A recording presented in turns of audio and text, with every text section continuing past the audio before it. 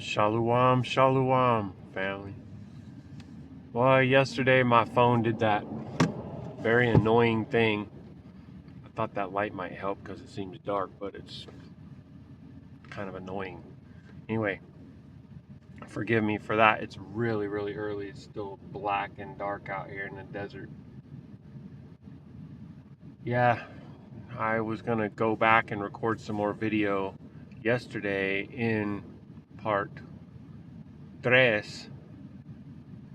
but my phone was doing some kind of camera update and I couldn't access my camera. I'm still not sure why it does that, how it does that, how it gets away with that. You should be able to access your camera whenever. It went completely inoperable for the rest of the day yesterday. And I was making my way to the second rest stop and it had me get off on the frontage road and go 3 miles. And then there was no way from the frontage road to the rest area. But if I would have stayed on the freeway, I would have got off like the big trucks were doing. And it was actually a really large rest area. It even had a playground for kids, and I mean like one of those kind of large complex of things, very color filled. Anyway, I've had different plans. He brought me here. I got here to witness this beauty, lightning. I got some slow motion lightning shots on my other phone, and I'll probably upload them as like shorts or something that my bond wants me to. I guess I probably will actually. Saw a really color filled grasshopper. He's so cool. These amazing mountains all around. I mean, I went through a torrential downpour / monsoon, like big trucks had their hazards on and were going 40, like they were like whoa, and I was like right there with them, just like, okay, let's just keep her steady, get right through this. It was amazing.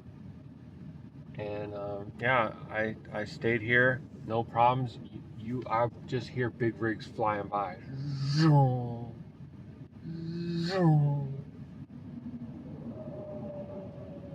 like that, if you can hear it with this mic, but all night. And there's about 30 of them parked along this side over there. The one I'm in is filled, both sides completely filled. And I went up to the little bathroom building so I could make my coffee. And it was just a kind little old Mexican man there.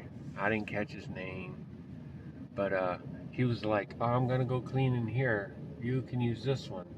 And then he checks and maintenance, okay, because yeah, you can go in there and we'll lock this gate so no one bothers you. It's like, okay, but I plugged my coffee pot in and it don't work. I'm like, dang it. So I go back to him and I say, hey, I just need to use the power to make some coffee. Oh, come on. He takes me back around the building, opens up his little office / shed. And yeah, he's very kind. I palal that to Abba Baruk, that man, for his kindness. Anyway, I am feeling like I could be ahead of schedule. I looked and it told me that the sun was supposed to be up, but I must be. I don't even know. I'm confused, man. I'm in Texas, but barely. Like yesterday, we literally went from Texarkana, right, to Van Horn. If you look on a map, and I made a little video of this too. Maybe I'll upload that as well. I don't know, but as from one side to the other, the fattest parts of the state, we just went crisscrossed the entire state of Texas yesterday. And it's not like I haven't done it before. I've done it before, but I wasn't keeping a logbook, and there's issues with that because you got restrictions with your logbook that don't allow you to just go as far as you can, kind of thing. So gotta be pressing on here. Looks like I got a stop in 2 hours. That'll be grab more fuel, coffee, maybe shower even.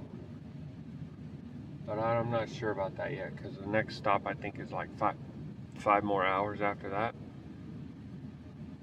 And I might just go there. But then after that one, the rest area for the night is only like 30 minutes away. So the truth is, I feel like it's going to end up being a much shorter day. Yesterday was pretty much pegged, man. I got all the way down to like 30 minutes. And if I recall, not the Texarkana, but the night before that, which would have been the Thursday, right? Yeah. I had like, I think less than 15 minutes. So I've been maxing out my log trying to get this trailer dropped, and as soon as I can drop it, excuse me, is Monday anyhow, and then see what I can get next. I really just want to get back up home for a bit. I really miss my family. Just want to hold them and hug them and tell them I love them. And hi guys, if you watch this, I love you, right? Miss you, and a palal that you are having a Baruk Atah Yahuah. So I was gonna just show some of the stuff in the back, but it's a hot mess. I mean, this blue right here is my sheet, and this is my air mattress. But everything goes on there when I'm not in bed, and when I go in bed, everything kind of has another place that it goes to live. A lot of it up on the dash. And I'll place a large fan. I place a fan right here that's cools and mists, and that helps a lot. I didn't run the truck at all last night, and you know, it was 100 degrees when I was coming down I-10 until that storm came, and it went to 80 degrees. Like, incredible, just incredible. I got to hear Father's thunder, and it actually just makes me like, I get all geel, like, woo, I love it. You know, I want Abba to come with his wrath, man. And which makes a lot of sense. If you were the wife and you were in a scary, abusive environment, you'll be wanting your husband to come back and ride back into town and take care of business, right? That makes a lot of sense if you think about it. Well, as an Extian, I did not understand Yahuwah, and I did not understand scriptures at all. And they weren't teaching me nothing, because they don't know a damn thing. They don't know anything, for real. It's crazy. They sure talk a lot, and they never get to the meat of the matter. Yahuwah's coming back to deal with the wicked, and permanently, for the sake of his beloved. And hallelujah Yahuwah for that. So I'm pretty sure that I can go ahead and get us rolling.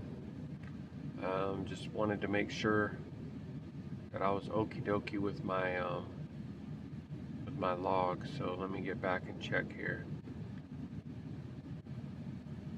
So on Saturday night, I had 4 hours, and then here it's saying I had 7, 8, 9. Something's wrong with the timestamps is all it is. Exceed 14 hours. Well, I didn't exceed nothing, you stupid fool. This thing is a trip, man.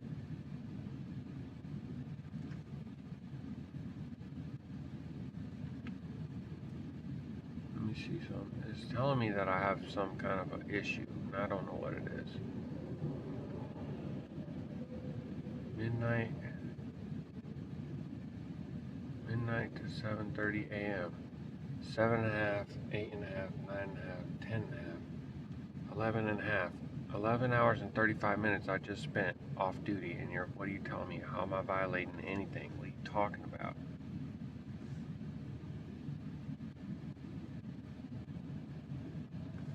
That's so weird, dude. I don't understand. I'm sorry to be doing all this on the camera, y'all. I didn't really think this was gonna be a problem, and I don't understand.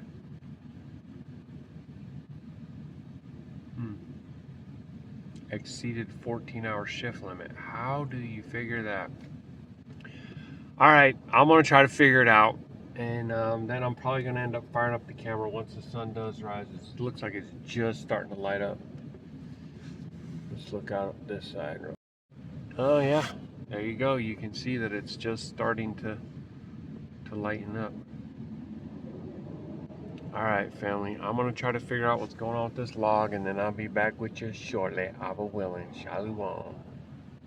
Oh, for El Cajon Quatro de Quatro.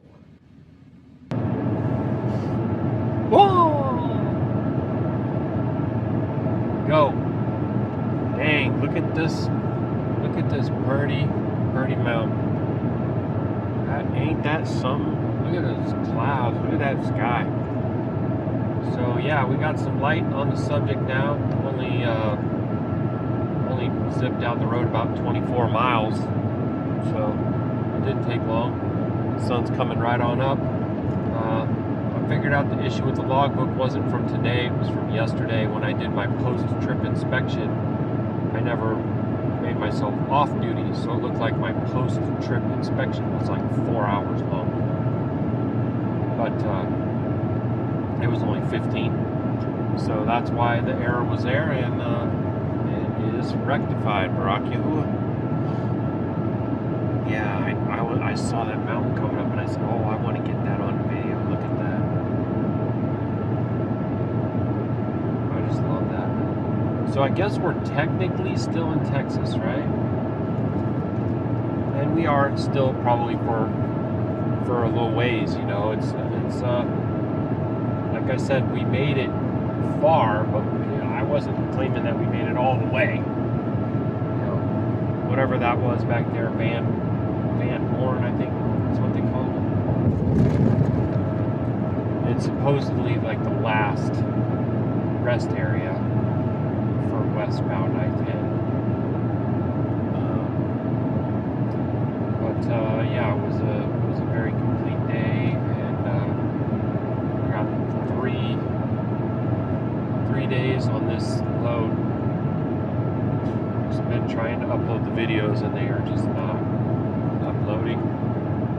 So who knows when they will be, or if they ever will be. They could take this whole thing down tonight. Take it down in the next 2 minutes. Who knows? Yahuah.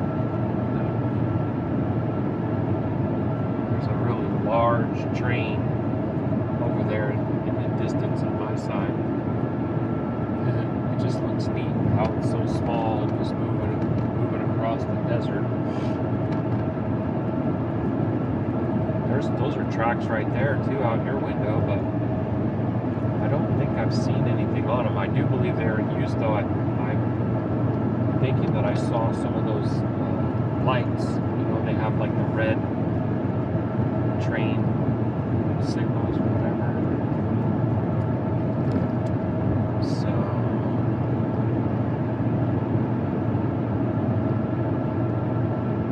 there's wide open spaces out here, man.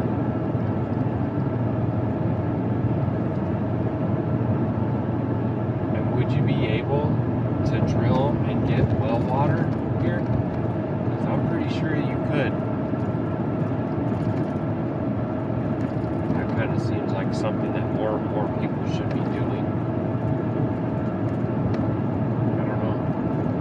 Tap into the living waters like Yashar'Al, building those wells.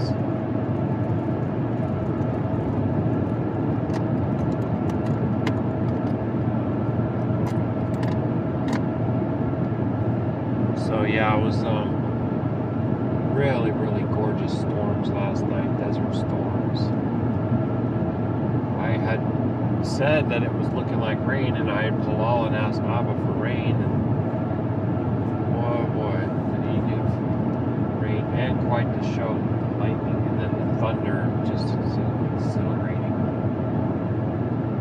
I love hearing the thunder and getting excited, and like maybe in the past, when I would hear certain thunder, especially really strong and right overhead, I would be like anxious about it.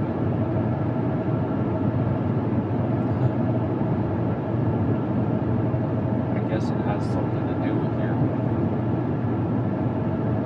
relationship with the Creator, right?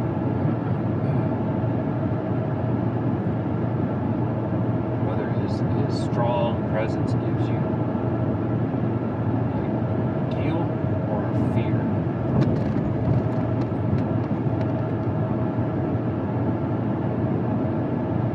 Even that is a great reason to give thanks, to not be afraid of Yahuah, in that way. To be in awe and in reverence of his might, his power, his majesty. That's Qadash, that's great. But it's like my Shaw and I talk about this sometimes. Hi baby, I love you. Isn't that a pretty sky?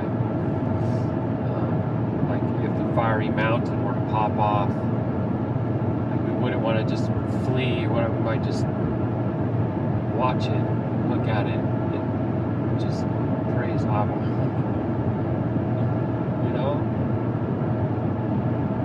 I'm curious, like, what other people think and what other people would say, like, do you think that you would be legit,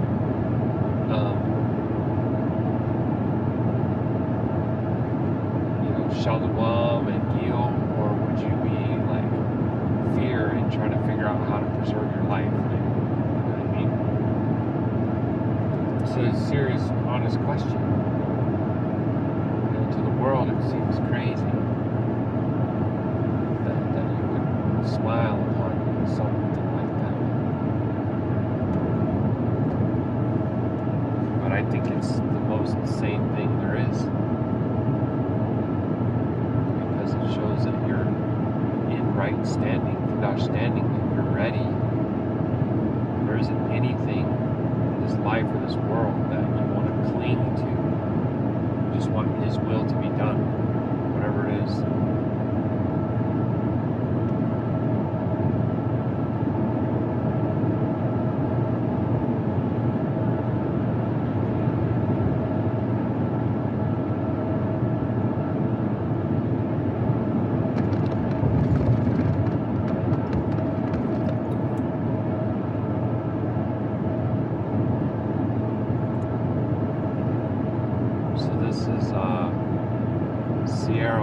Sierra Blanca, which is White Mountain, right? But it's also got feminine. It's very interesting.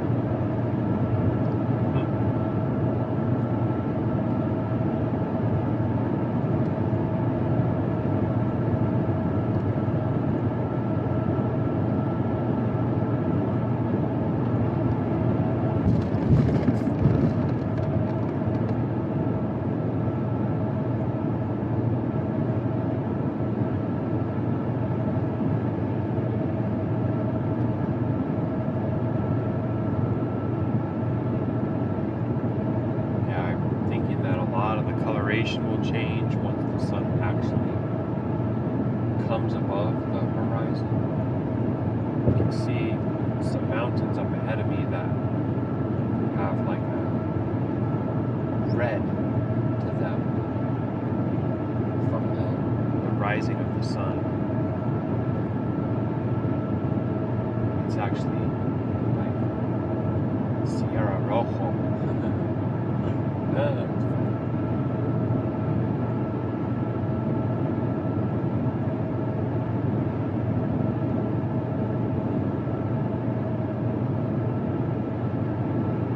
So there's apparently a prison around here somewhere. You see those types of signs a lot, where it says prison area, do not pick up hitchhikers or some such thing.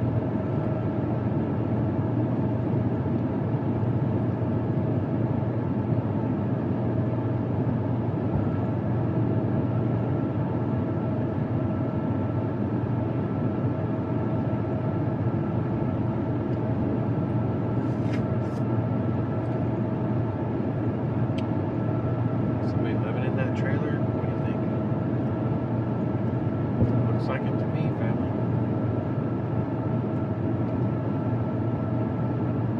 Definitely saw a lot more rough housing.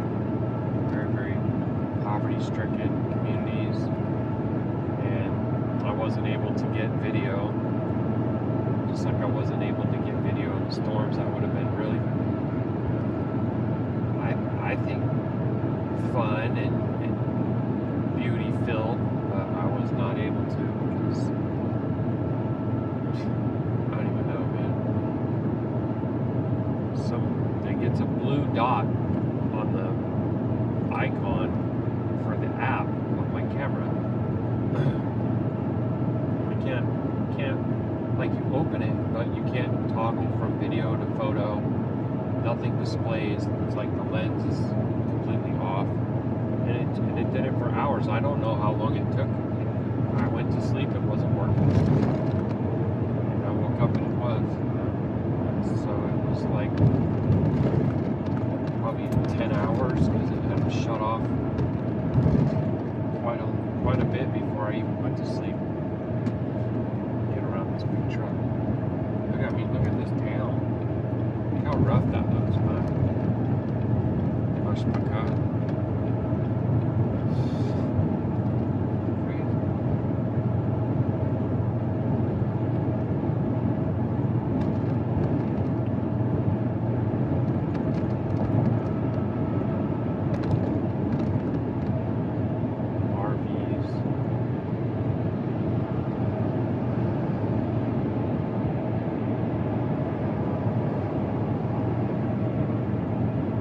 So there's apparently a lot of trucks that are on East 10. See how these guys are all just lined up here because there's a spot? Well, it's been like that for like the last 35 miles. Every single place that I see that they could be, they are. There was like 15 trucks at the scenic overlook. Ain't nobody overlooking nothing there. They're sleeping, man. They're just trying to find a place. When I was in California, it was really, I couldn't believe how much it made, it's like if you're thinking about being a trucker and you see that, you're like, oh, I wouldn't want to deal with that. Imagine it being, 1, 2 o'clock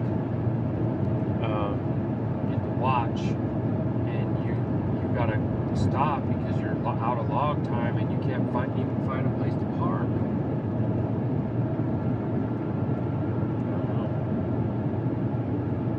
I don't know it.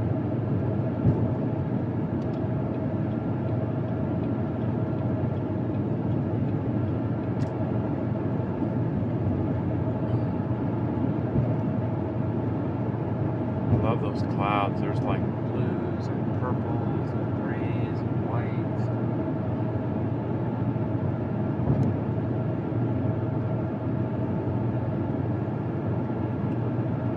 Oh, Las Cruces. I remember staying at the rest area outside of Las Cruces with the Roadrunner. That was a pretty great place. Man, I don't know. Close second now, I'd say.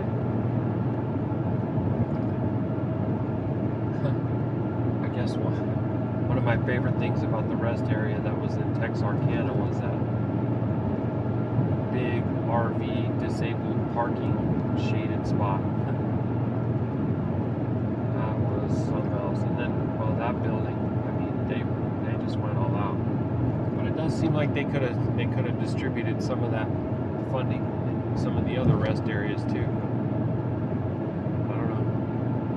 So it's an interesting triangular shaped building on this little hill right here. It kind of looks like it's a, I don't know. What do you think that is? I thought it might have been some kind of rest area for a moment there, but it looks private now.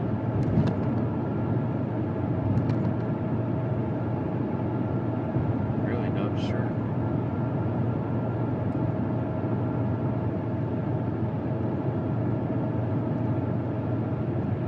Looks like we might be going through a little bit of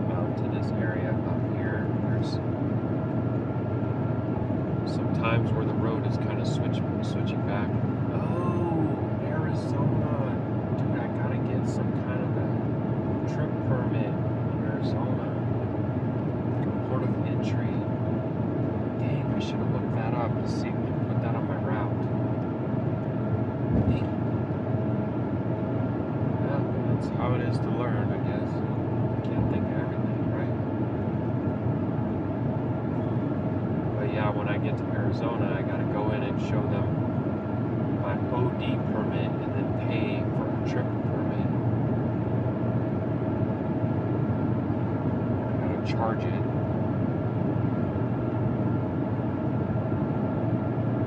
And then I gotta submit for reimbursement.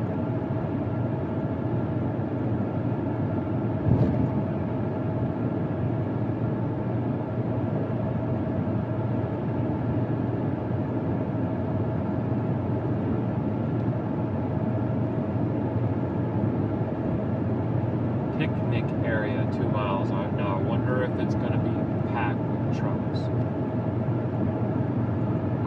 My thought is yes, but we shall see. It seems to be a lot more on the eastbound side. I don't know. Well, maybe they're bringing a lot of freight out of California or something. I don't know.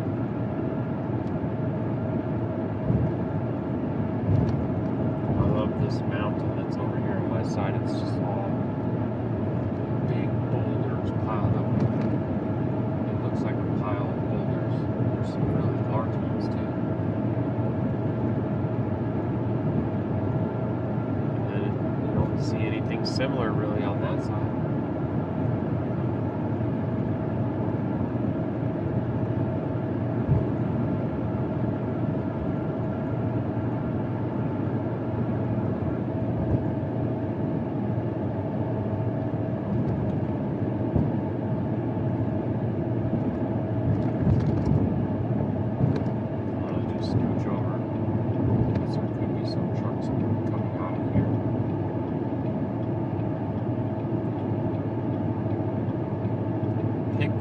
Area, no restrooms.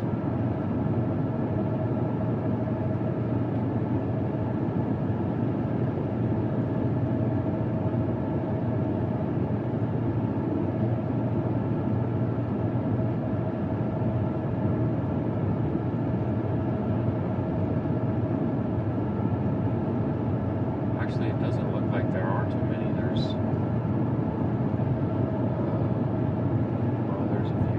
These are like teepees. I do halal that you're able to see them. They're kind of cool. They're like little teepee picnic table. There's a few trucks right there.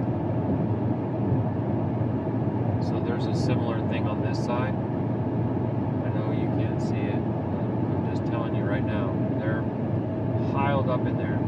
Both sides. Filling the entire thing, bro. Like, trip.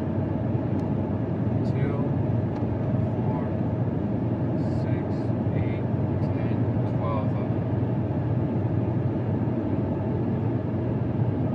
I like that black and red Peterbilt. That was really pretty. Okay, slide back on over.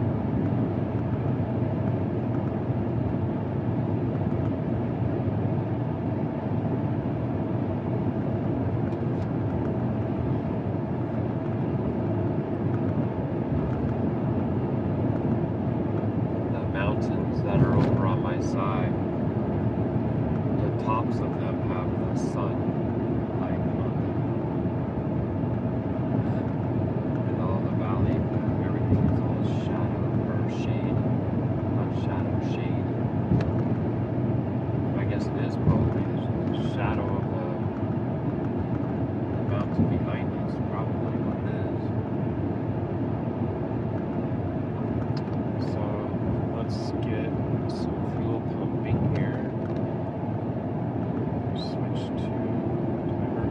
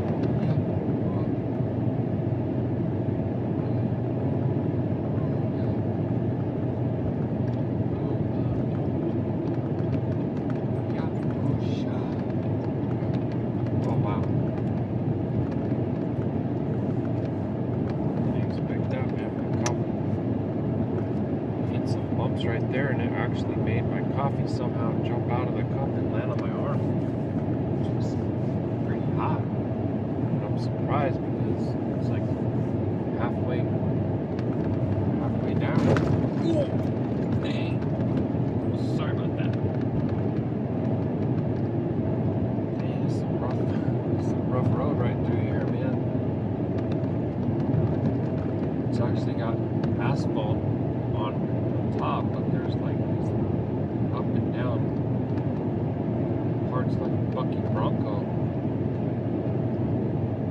Just get you jumping a little bit. Get your jumping bean going.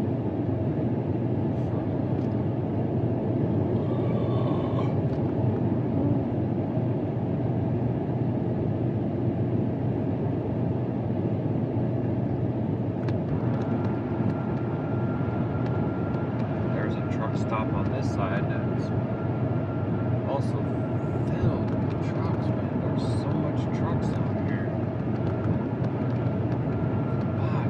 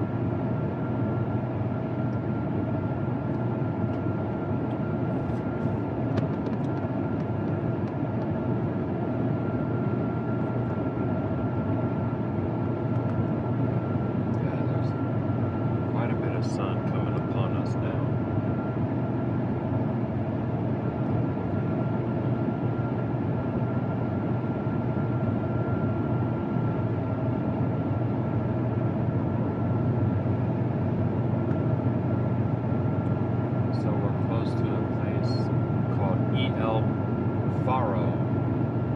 F-A-R-O. I wonder what that means. Faro. I'm trying to say it as A-L, not E-L, right? It's kind of a trip because, you know, they say that it means the. So they're just saying, oh, that's the box, the drawer, the table, the this, the that, right? But if it's actually the name for Baal, then it's saying that it belongs to him, like that it's his box, that it's his drawer, that it's his table. Just like they do in the Unwee. Anyways, they say devil's this, devil's tower, devil's thumb, devil's fork, devil's slide, everything, right? It would be appropriate to say Al Pharaoh, anyways, because it belongs to Abba, everything.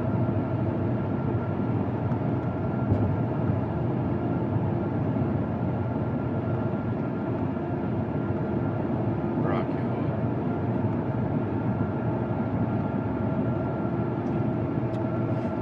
So it looks like we're on this straight for a while, and then it's going to do a slight bending to the right is what it looks like. And when it does that, you might get more of a glimpse of the sun, but it's just going to be so ever so temporarily. Juarez is showing up on the map as one of the big, I guess, towns coming up. Is that New Mexico? I'm not sure.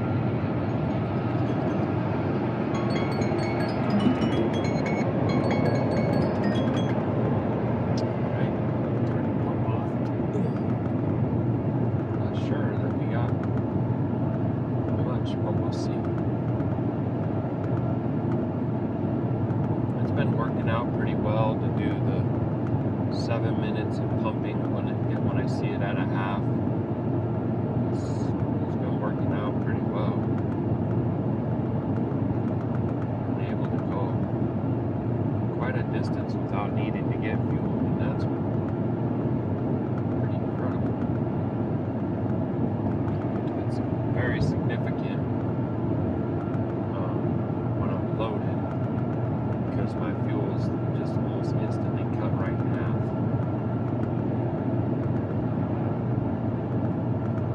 Technically, probably even cut more than in half. No.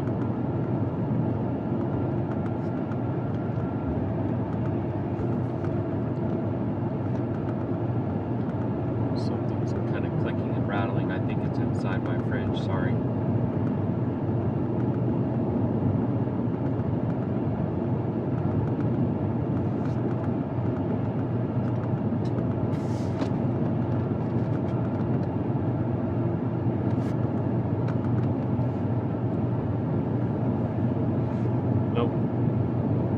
Shower chair rattling against my leg.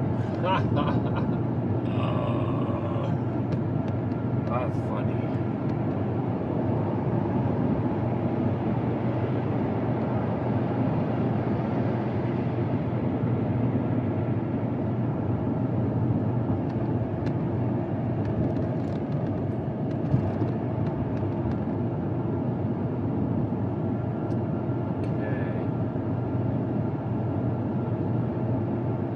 There yet, but getting close to that little bend. Oh, you see the train out there? I wonder, is that coming on the camera? You guys see the train? There goes a bunch of those shipping containers stacked too high.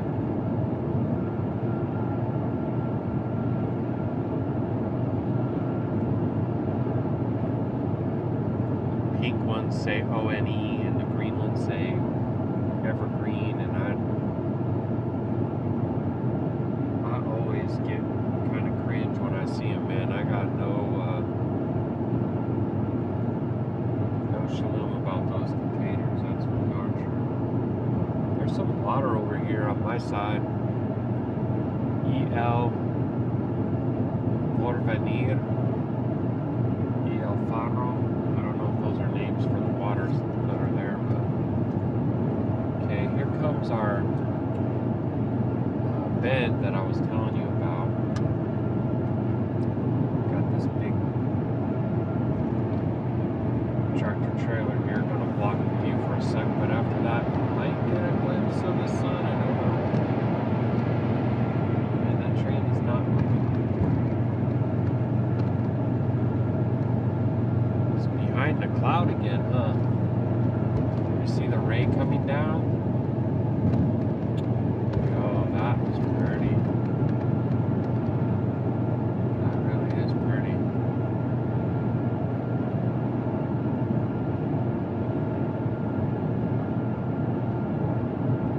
El Paso.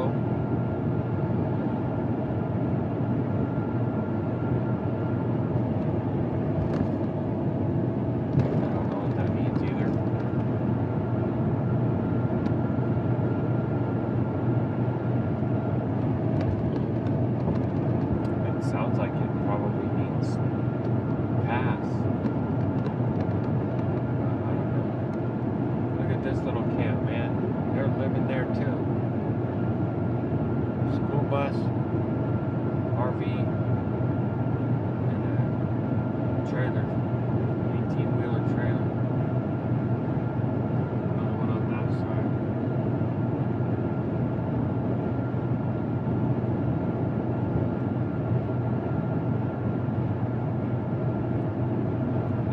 Back on this side. And that one too. Crazy, bro. Oh, really? You waited this whole time and then you're gonna jump out right when I'm here? What sense does that make, dude? That's what I'm saying. Some of these folks driving truck these days have no road etiquette whatsoever.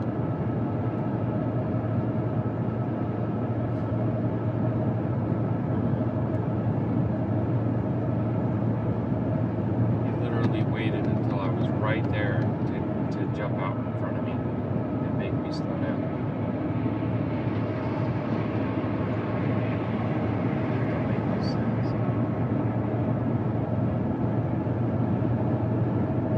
And how fast is going now? Like, you could have sped up and signaled earlier and passed with speed.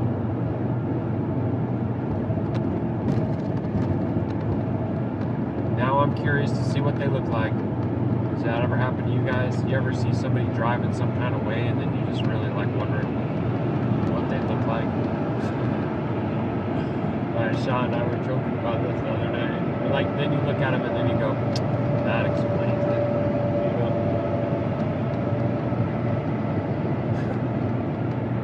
It's kind of funny.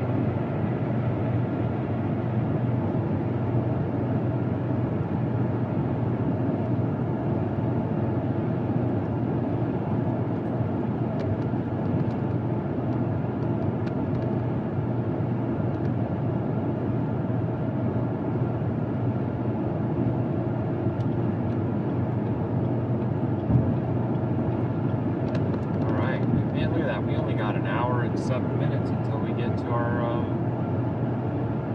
stop. Don't even really need that much fuel, but I want to get it because I knew that it was one of the better priced places, and also because I have like 5 hours. So I don't know. I'm not sure exactly how much miles, but I know it's over 5 hours. So topping off now will be well to ensure that I can make it to the next stop without having to, like, supplement. Actually, half of the 1,000 has already been spent on fuel too. That's what's so crazy, man. Yeah, it pays $3,600, but look how much of it has to go towards fuel.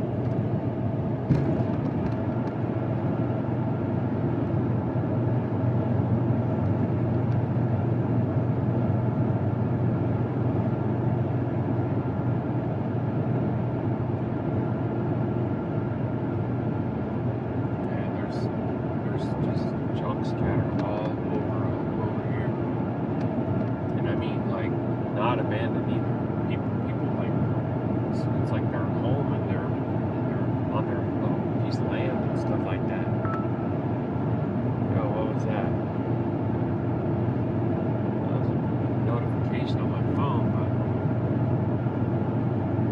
you know what it is? It's the weekly. That's why I don't reckon it only happens once a week.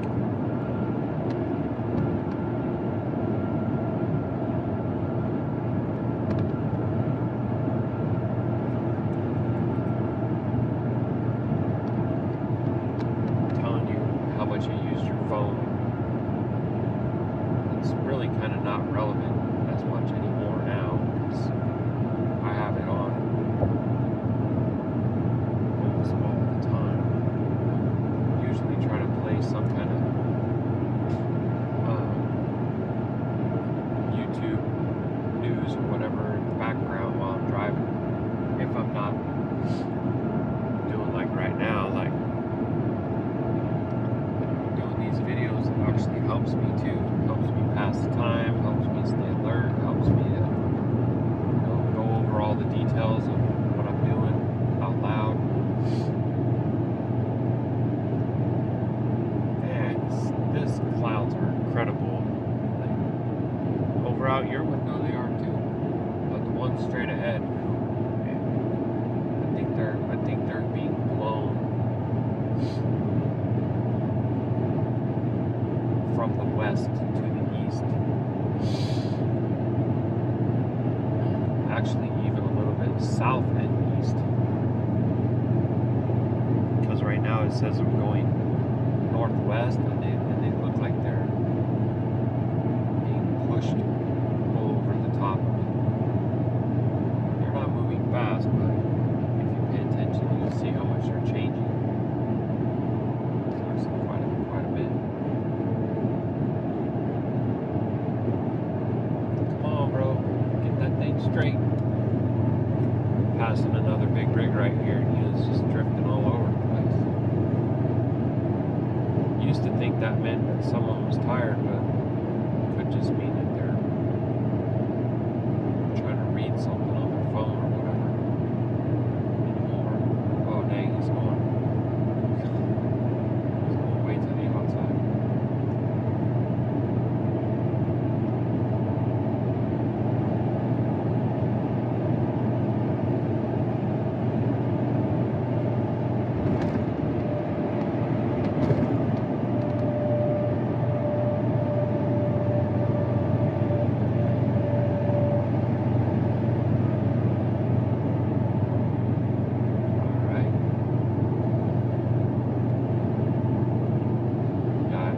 It's really incredible the amount of big trucks out here. I mean, it's like probably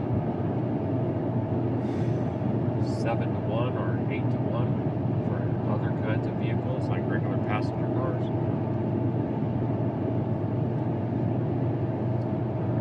It's amazing.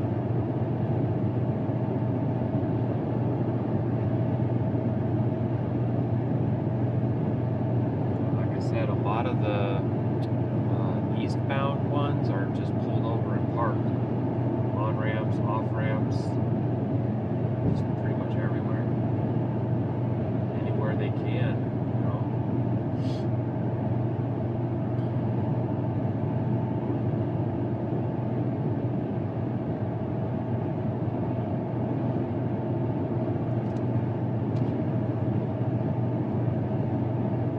Still trying to sort through in my thoughts what I want to do about food and shower.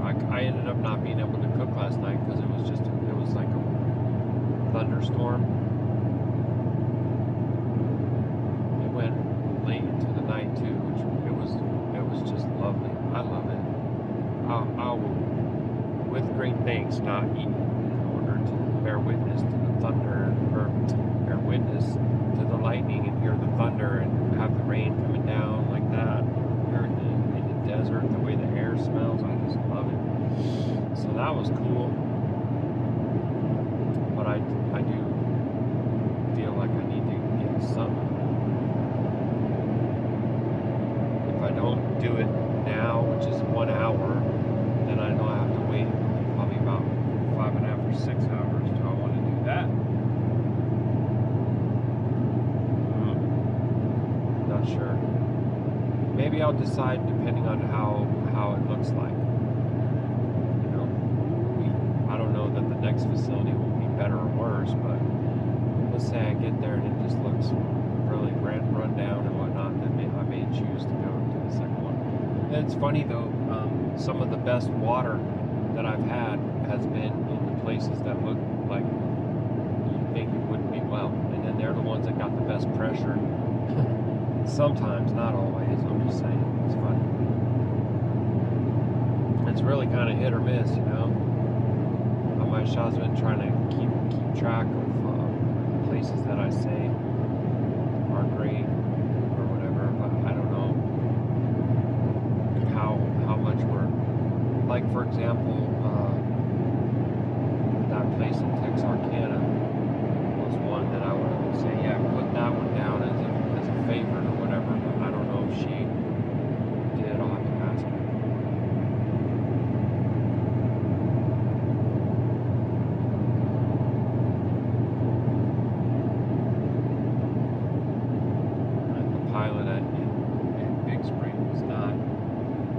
Not well, I'd say.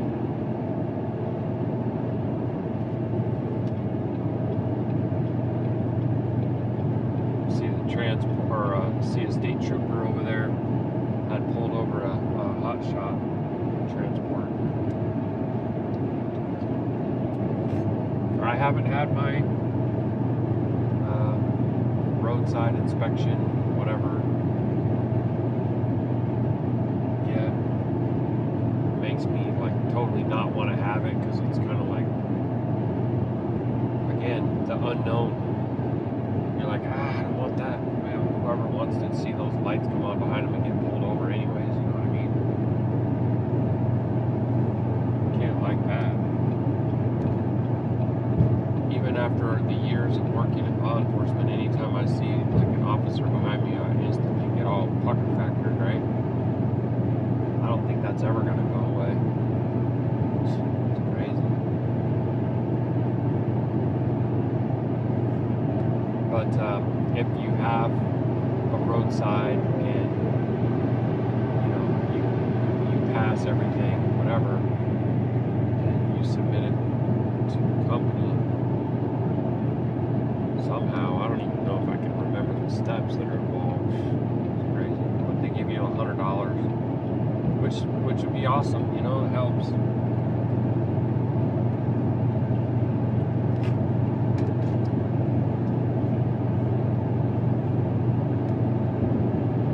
I don't know exactly how long they keep you,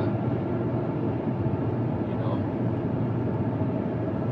This always gets me. Why do you need to turn right in front of me and then put your brakes on? There's no one in the other lane. Came right in front of me and put your brakes on. Are you serious, dude? This is unreal. Right? Unreal. What the heck? Look, now they're gonna speed up.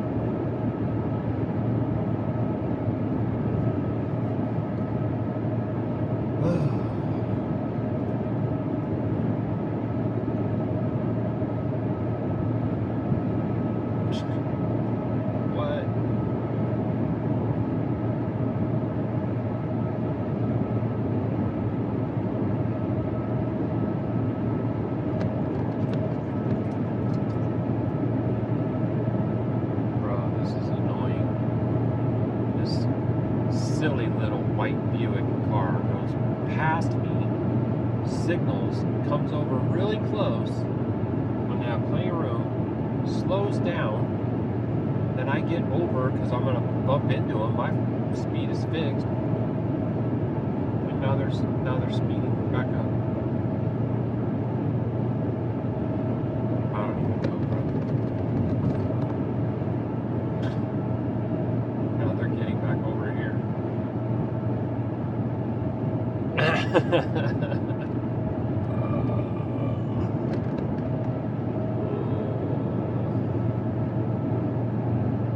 Oh dang, that looked like a desert dog down the side of the roadway. Just got hit. This is crazy. Oh, big truck coming over too.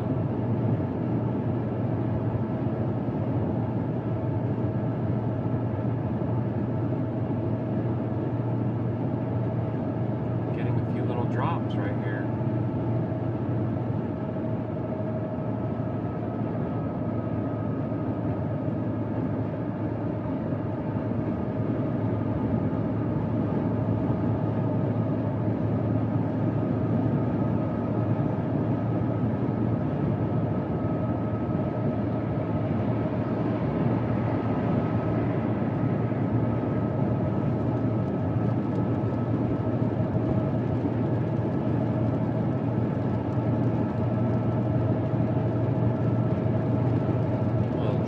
Going on. Still bringing in that fresh air from the outside.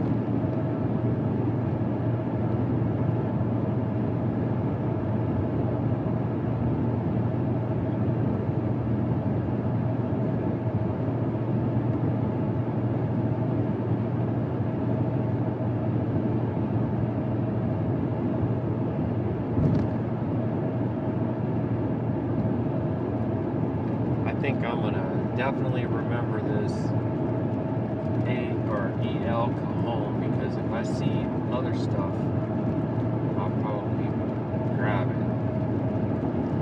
I've been in favor of the route so far for the most part. I mean, you always got things that you got to deal with, right? Silly drivers like that white Buick right there, and construction and stuff like that. But passing through areas like this, I'll take this over any kind of congestion or city traffic any day, all day long.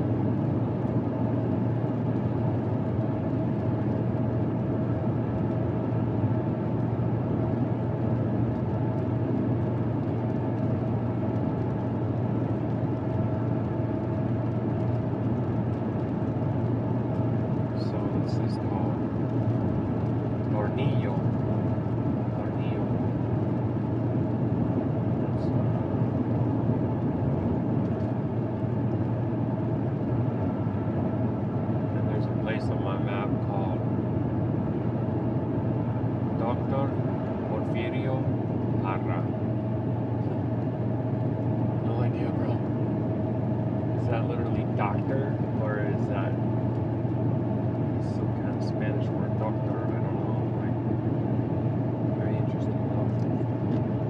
Spelled like your DOCTOR, doctor. And I don't know what Porfirio is.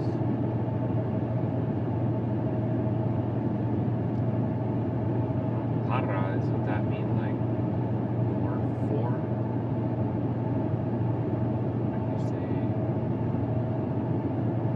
Eso para comida, for you to eat. I don't know, something like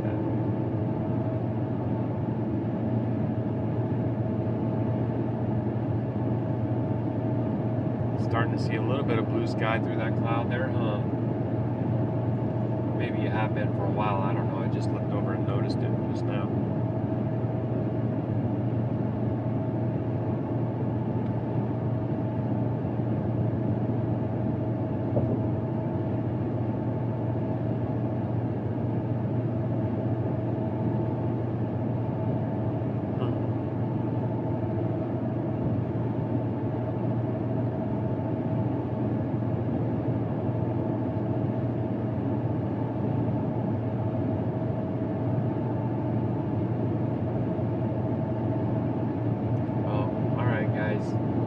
That's a pretty well chunk of just scenic desert around the time of the sun's rising. I wanted to try to capture some of that beauty there. I'm going to go ahead and stop the camera for now and save some space for some other things that we might see throughout the day.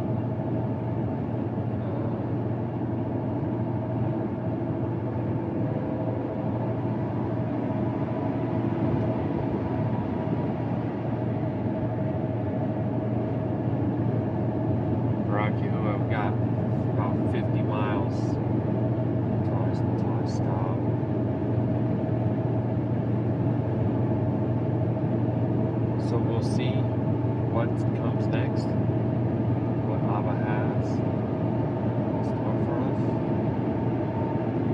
It's still going to be a pretty filled day. Quite a lot of miles to go today. Really curious to see what the rest area is going to look like.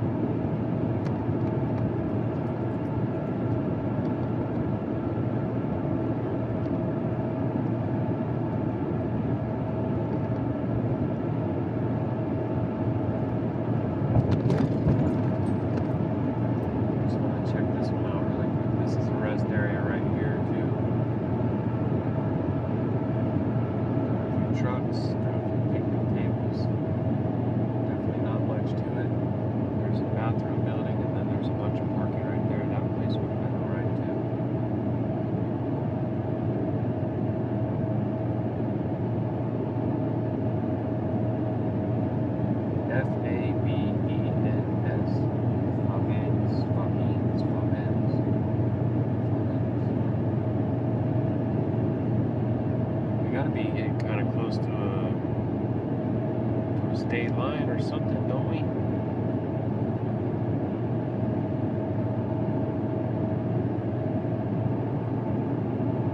don't know. Yahuah knows it. I don't know. Alright, family. Catch you back here in a little bit, alright? Shalom, shalom. Oh, and Baruk Atah Yahuah to you and yours in our Ruach Ha'Qadash. Hallelujah.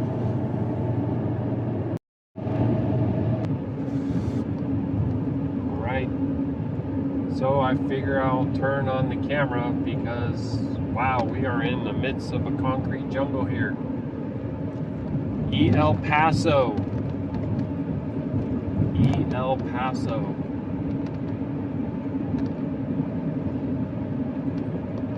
Let's see what we got. There's a giant red X.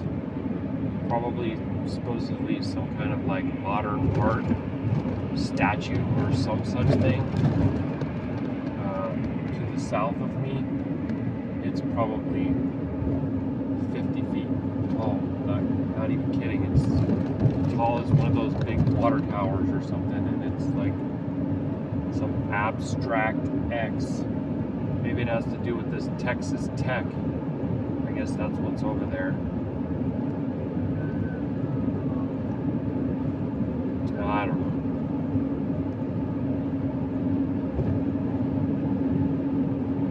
They do have some pretty interesting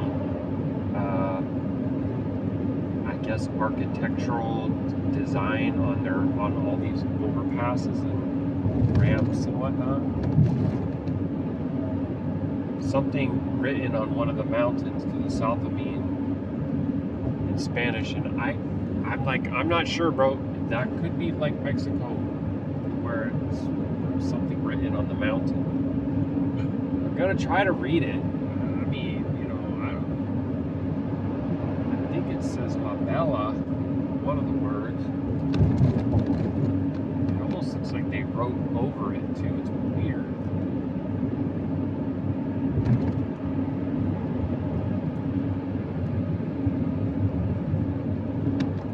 There's a lot of stuff obstructing my view, so I can't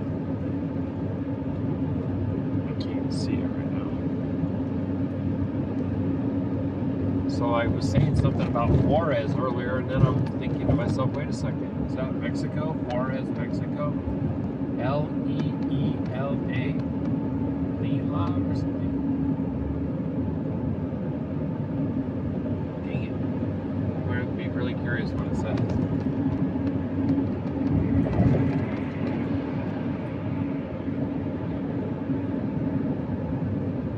What the heck? You see that weird face on the building? That's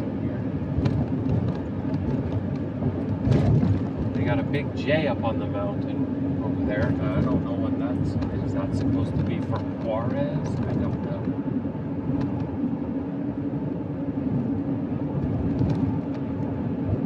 Hey, there's a lot of stuff here though, man. This place ain't small, that's for sure. New dog in town. Looks like a freaking demon, dude. Hello. Train station.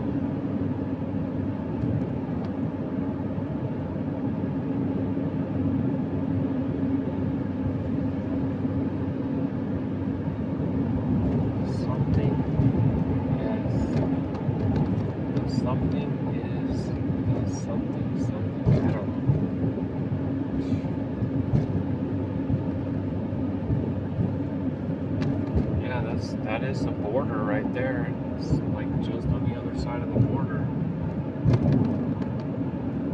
It's almost like Mexico is trying to tell us something. It's like, I don't know if that's true, but it's just what it makes me think of.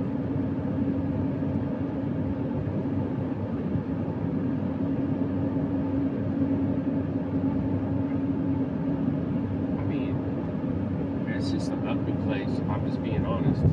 It's really ugly, dude. It's freaking chaos. So it looks like most of the large buildings are going to be on my side, so you probably won't see them, but there's, you know, probably a dozen tall buildings. Definitely not one of the largest cities that we ever see, but it's also not small.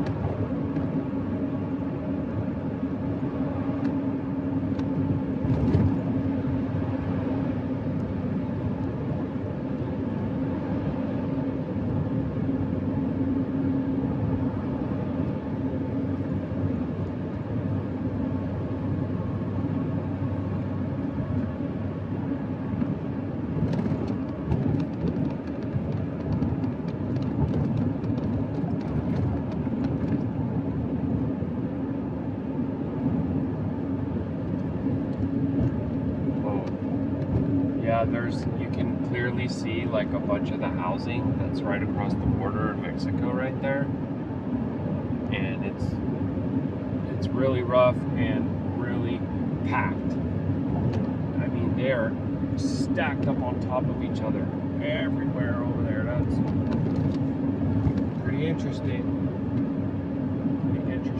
Love to be able to speak to them directly and see how they feel that things are going for them, you know, their economy, their government, whatever, you know.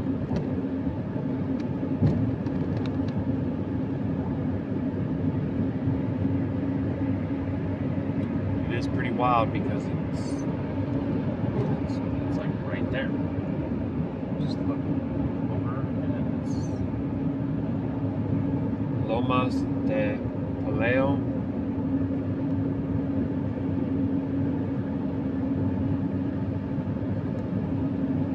I just saw a portion of what I guess you would call the wall, portion of the border wall.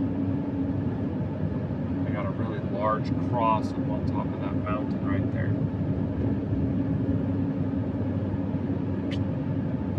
So sad, bro. It's so sad. Everywhere. It's everywhere.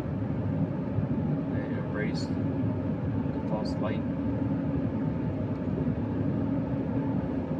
Babylonian Trinity everywhere.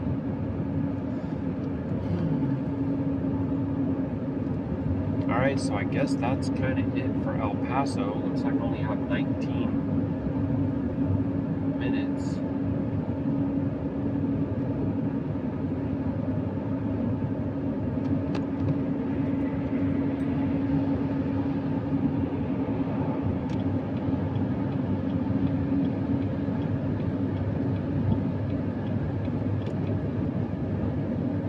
Exit.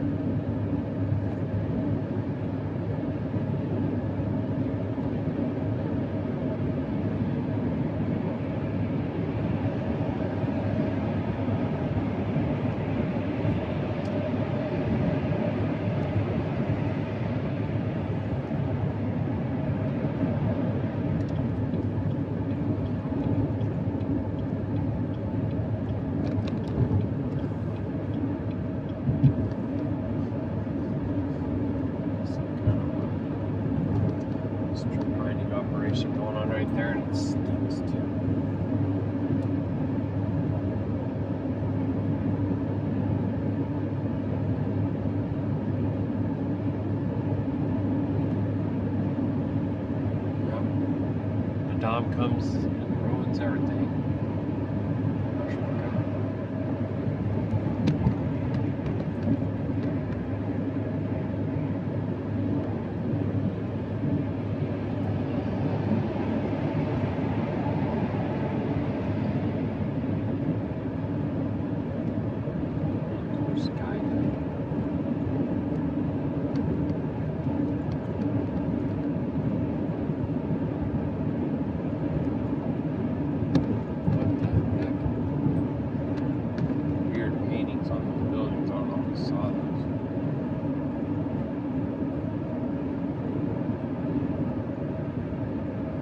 Anthony, because that's where I'm going.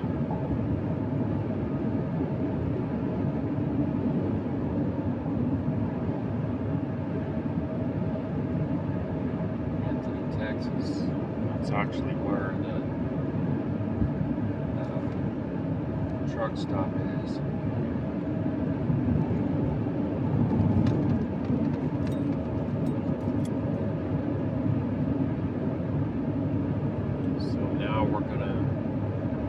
Start wrapping around towards the north just slightly, and it'll be New Mexico that I'll be looking out my window at instead of Old Mexico or the original Mexico.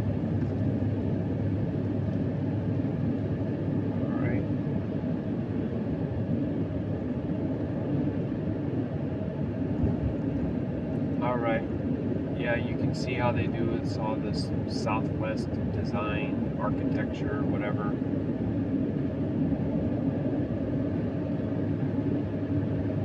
They want to try to beautify the freeway system and the overpasses and whatnot like that. I guess it's better than nothing.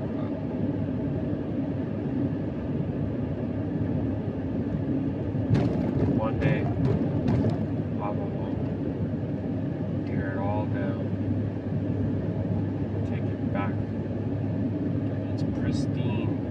undefiled, clean, renewed earth. I can't wait, man. Baruk Atah. Alright. Be back with y'all soon, Abba willing. Alright? Shalom. Shalom.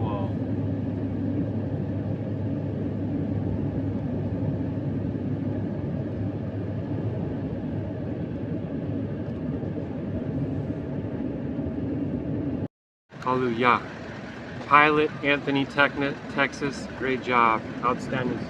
Great parking here. Plenty of room. Clean shower. Hot water. Just what I needed. Baruk Yahuah. Let's get back out on the road, family.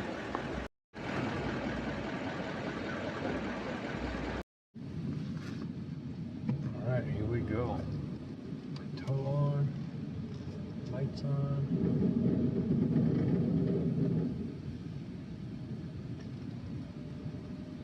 Alright, 140 miles down, 416 to go. And some more actually, because the rest area is going to be about 30 minutes past the fuel that we're headed to next. So the only thing I didn't do was eat. And I mean, that's all right. It's still early for me. I usually eat after I had my second cup of coffee, which I just now got. So, but the main thing, honestly, was grabbing that shower, because that was overdue. I feel a lot better. I was here not too long ago. Actually, it's kind of funny, right? I went to a camping world in Anthony, Texas, which is actually just right over there where that big flag is. You probably can see the big flag right there. Just look down the freeway right here on the left side. You see the big flag? That's a camping world in Anthony, Texas, which is where I was not too long ago.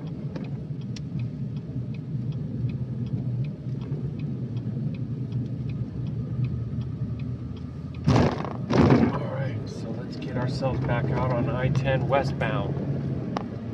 We're gonna go cutting across New Mexico and Arizona. You know, I don't know if I'm tripping, but didn't I need a permit for New Mexico before? I thought I did, bro. I don't know. Maybe I'm mistaken. I don't want to make a mistake like that, though. Let me see if I can find out what's up with that real quick. I need to do my check-in call anyways. Boom. Boom. Permits. Arizona.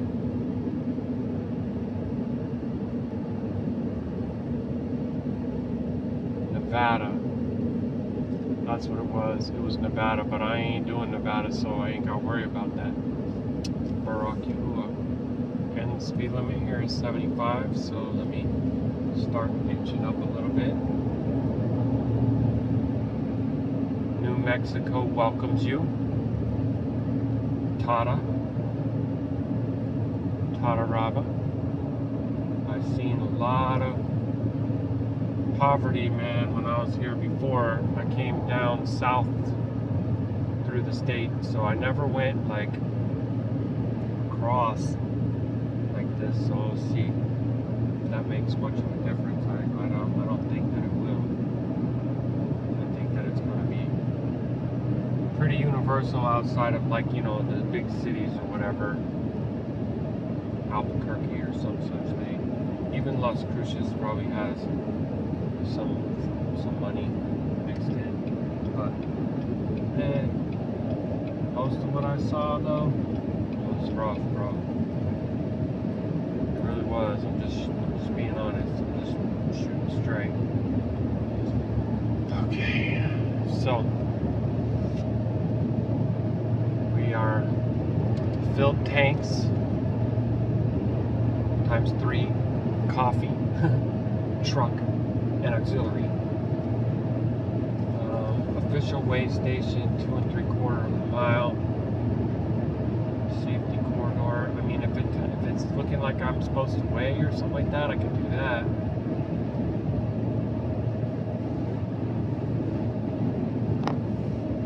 Let's see if I can tell what's going on with signage. Maybe I'll hold off on passing this big truck. All trucks and commercial vehicles next right. Let's just do it. I'm commercial vehicle. Let's go. Trucks follow in-cab signal. I don't know what that means, but that's because I don't have that. So it makes sense. It says it's open. 1 mile. Let's get it. Let me see if they're going to be some crazy Jezebel wanting to give me a hard time, like in Washington. All trucks, buses, tow bars, dealer plates, livestock haulers, next right. All rental vehicles must stop port of entry. Port of entry. Dude, I don't know, man. For some reason, I feel like New Mexico was...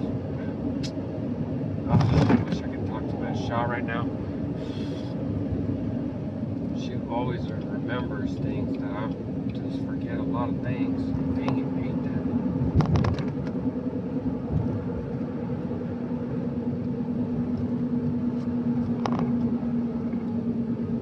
I forget a lot of things, family. I would definitely say that is, my memory is like one of my weaknesses for sure.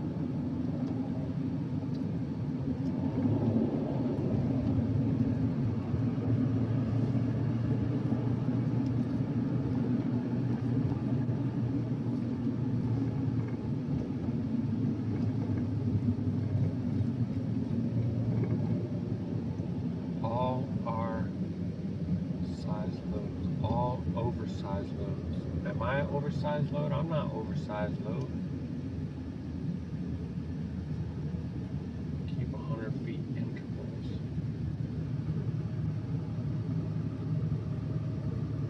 And if I can approach a building to actually talk to a person, I want to do that.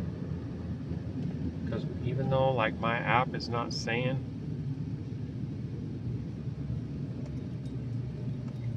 It says Nevada.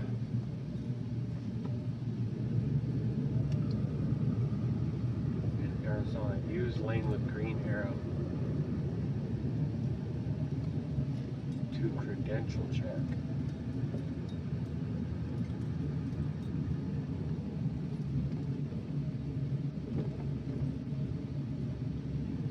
Arizona, definitely. Nevada. So if there was one for New Mexico, they ain't telling me on my app, and that would be really not cool if that was the case.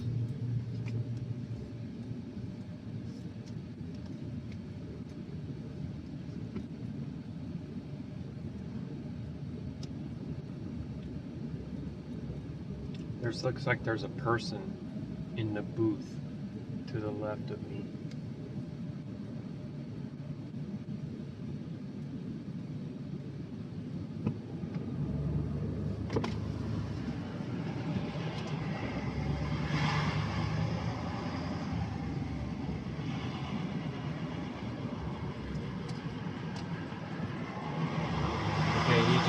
He just gave me thumbs up, like he didn't even lift his head up from his phone or what have you.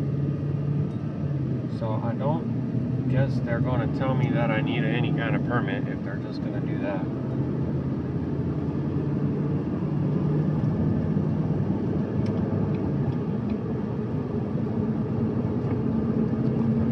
That's so weird, man, because when I took that load to Anthony, Texas, I'm pretty sure that they were telling me that I needed it in Mexico. And I was looking and looking and looking, and I never found one. And of course, it was all the way down here by the time I saw any kind of signage that said port of entry. You know, I-10 runs east and west across the very bottom part of the state, so I never encountered anything until then.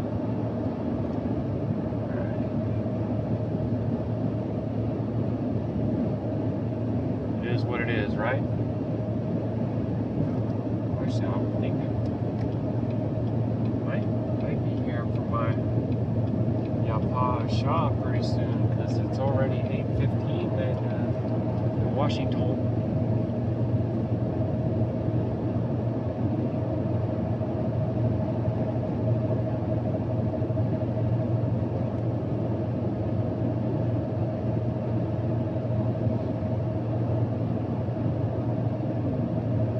Cloudy. Still pretty cool. It says it's 80 degrees. I ain't gonna complain about that, that's for sure.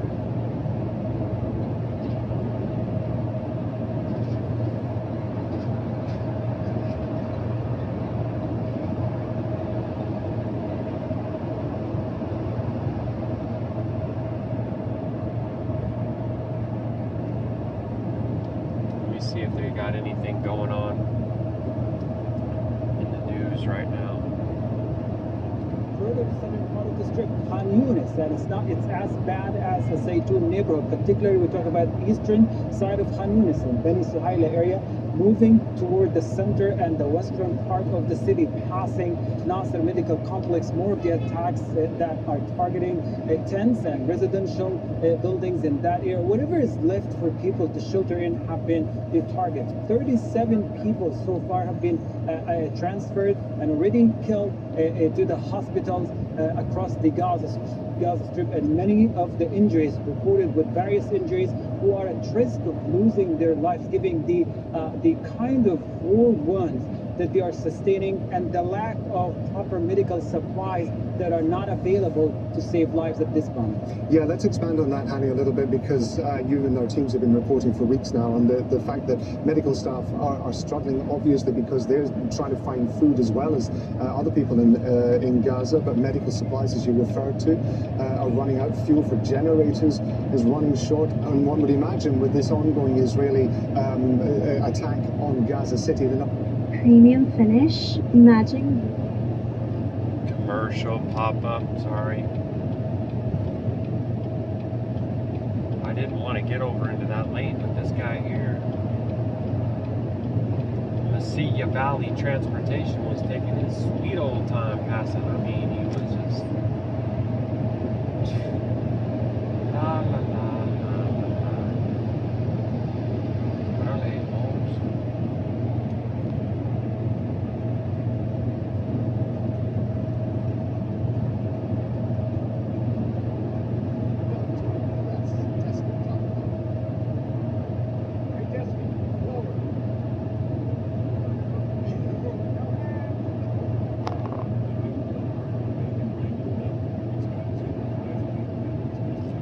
More commercials, lots of commercials. And there's some rough housing over here on my side. Wonder if you're going to get any of that on your side. That was an interesting little house right there. Destroyed, the critical facilities are destroyed and pushed out of service. We're talking about just one major department that is running now, running at a very low capacity. That's the intensive care unit. But without the medical supplies, it's running below the minimum level and find it very difficult to save lives inside this intensive care unit. Just from what we did a few weeks ago inside the intensive care unit, we see many of the people, we were told these patients are not going to make it, and this was just in the past 2 days. 3 of the people that the doctor we interviewed pointed out, they were announced they did this morning and had to be removed from the intensive care unit. That's the situation inside the hospital. In terms of the human capacity, doctors are finding it very difficult. Not only the ration supplies, and some of them are not eating well in order to do operations well, but they are also struggling with the physical capacity. Fuel, for example, is not available to keep these critical facilities running, and with the intensification of attacks on the Zaytun neighborhood, more cases arriving to the hospital and just putting more pressure on a already dire situation inside the hospital. To a town near you. Honey, stay with me because I want to bring up some satellite images of the areas in Gaza that we've been talking about. This was the Zaytun neighborhood before the war, and this is what it looks like now. Buildings razed to the ground, forcing thousands of people to flee. Now, Israel broke a ceasefire in March, and since April, it stepped up its destruction of residential areas. There's another massive derriere over here. They got these black and white cows packed in, just shoulder to shoulder, bro. Nowhere to go. Standing in with their heads in the little thing, metal frame, so they could get some of that feed. And then just stomping around in mud and poop. It stinks. It's gross. That's what I think of when I think of folks that put, you know, regular market cream in their coffee or drink the big milk brands from the grocer. It's crazy. Bustling streets and market generations have grown up in this particular market. So it used to be normal to see children playing in the streets, families gather over coffees, street vendors with their loud voice calling for the products that are selling, as well as the morning shops opening their shutters in the morning. But today in the neighborhood, just within the past 7 days, almost a week since the beginning of the military operations and the destruction of homes, and Zaytun looks nothing like a neighborhood. And we're talking about streets and alleyways and neighborhoods that carried the memories of generations have been buried under the rubble. The sound of life. Morning is, for example, is schools bells, morning assemblies, as well as the call to prayer. That all happened. Three big billboards in a row. I wonder if he's making any money off of his clients. What do you think? Woo.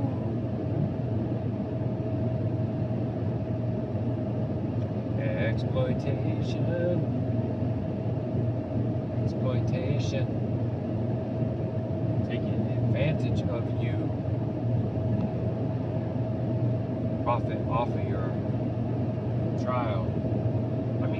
Struggles.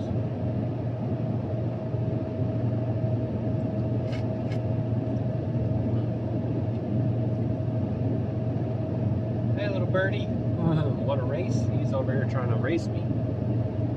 You're fast, bud. You ain't that fast.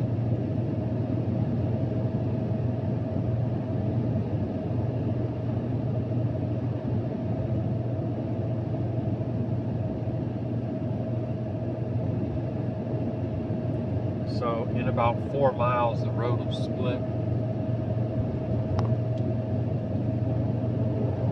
We're going to be going to the left, staying on 10 West, going on the south side of Las Cruces. And there's some other roads going up along the outer side of there. I don't know the name yet. 25 is what it is. I think I was on that the last time. I was on that the last time. That's right. Captives, as well as Israeli troops, Same Australia reports. After 680 days of war, more Israelis are saying enough. Troops still deployed, captives still in Gaza, the conflict dragging on. Frustration is growing with the Prime Minister's repeated promises of victory. More examples of people protesting against their government. Calling a strike and blocking roads to demand Benjamin Netanyahu reach a deal with Hamas, something he has so far refused to do. Today we stop everything to save and bring back the hostages and soldiers. Today we stop everything to remember the supreme value of the sanctity of life. Everybody's thinking that they still have some ability to influence and fix it. But you don't. You don't. Those days are past. Those days are gone.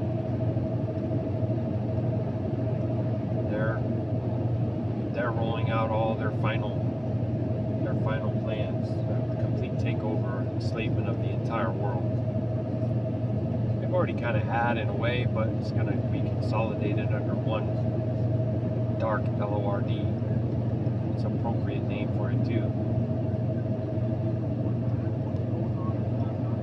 Not on the political endgame, which does not exist, but just on the hot side. In Israeli media and public discourse, there is little talk of a political solution or even acknowledgement of the extreme suffering caused to Palestinians in Israel's name. As Netanyahu pushes to clear Gaza of its population, and as his military continues to commit war crimes and to perpetrate genocide, the vast majority of Israelis are calling not for an end to the occupation or an end to the starvation and killing of Palestinians, but for the protection of Israeli lives. There's a collective responsibility. The Israeli society is to be answered for this now, because Israel is a democratic country. And Netanyahu is an elected official. So there's a collective responsibility for the Israeli society here. So it is not one person's war. Here's another one.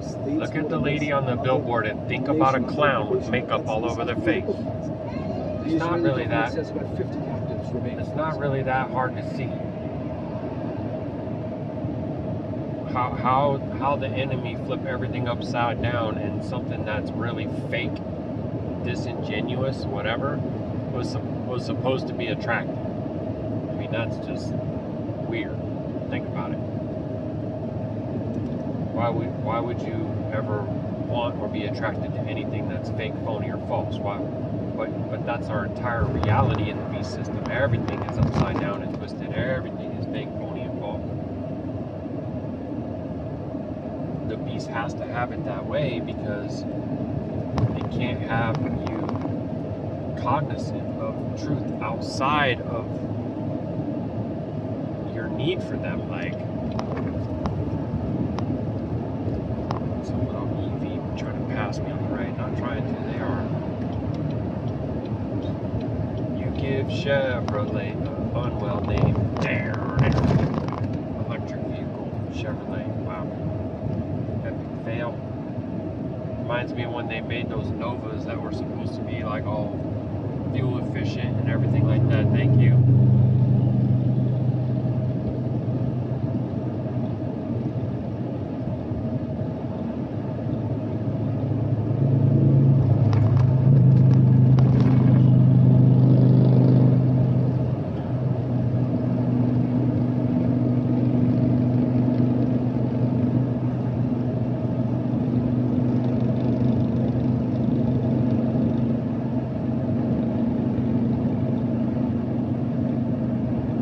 Mexico Department of Agriculture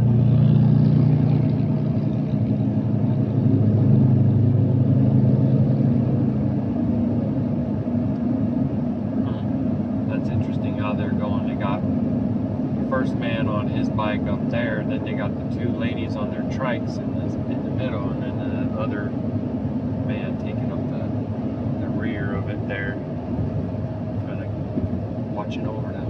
That was great.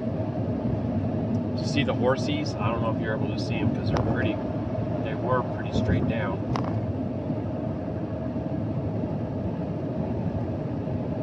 So this is technically, right, Las Cruces, like the south side. South side! There go that Whataburger tempting me again.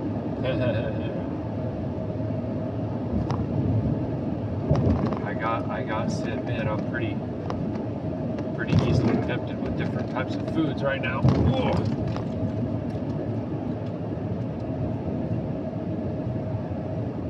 There's a big mobile home park, lots of folks living there.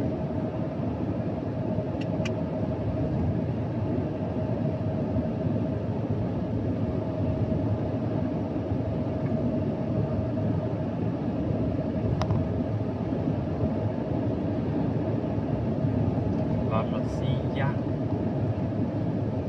La Masilla.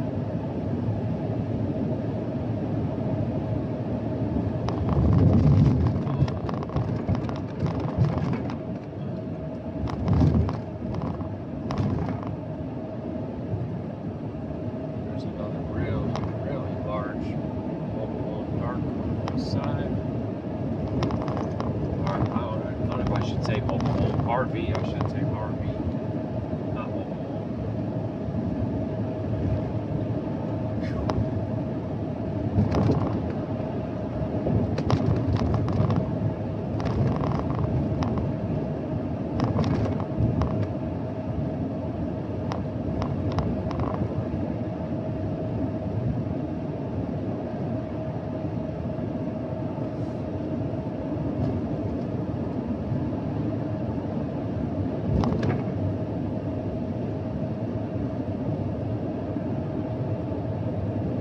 See the valley expanding all the way out, housing and everything. Even as we wrap around, start making our way towards the west side, you'll see there's it's all developed over here too. It's actually a pretty large valley community.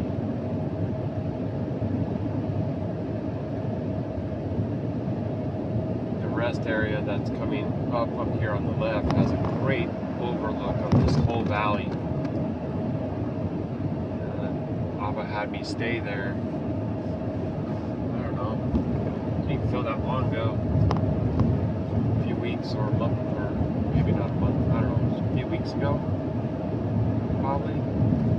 And it was thunder and lightning all around the valley too. It was so pretty.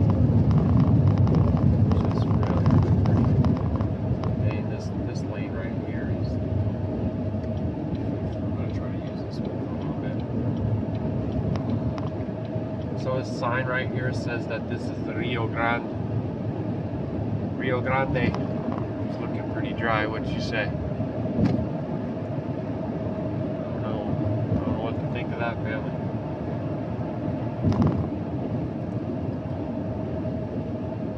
Different types of rivers drying up.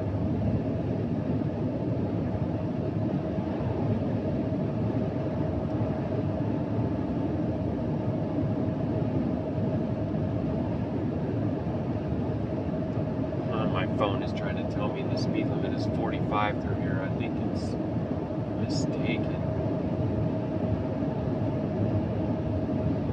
Show me a speed limit posted.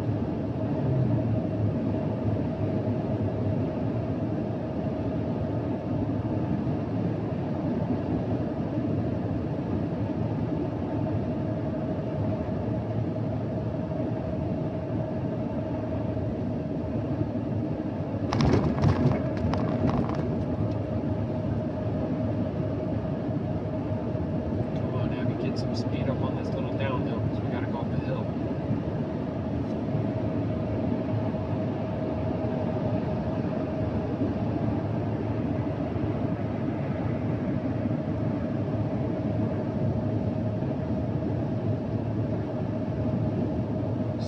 waiting for that speed limit sign.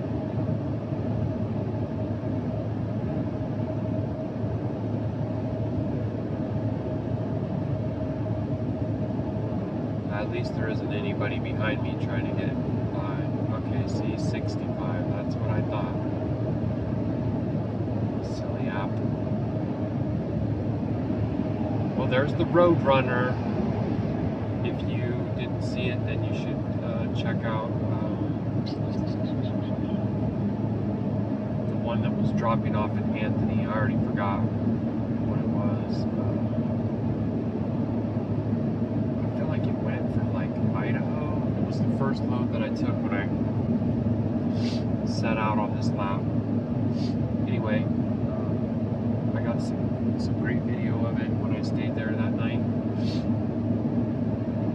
They had water, picnic table, clean bathrooms. I mean, that place was the number one. It's definitely a close second, if anything, now.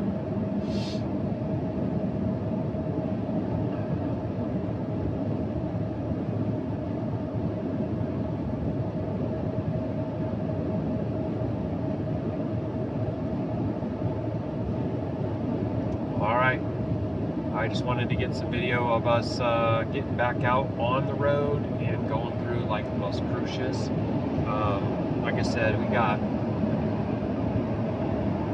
probably about 415 maybe total miles to go today still.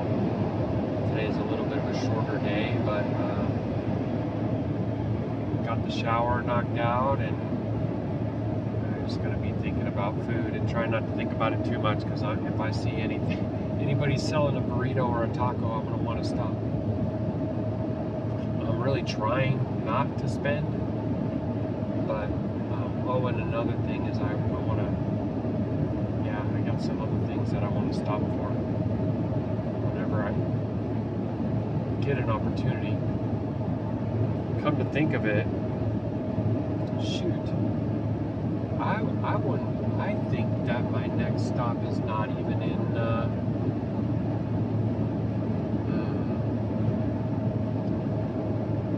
I guess I'll need to take a little bit of time to try and research, because that next truck stop might be in Arizona, which is not well, because I need to stop in New Mexico and in Arizona.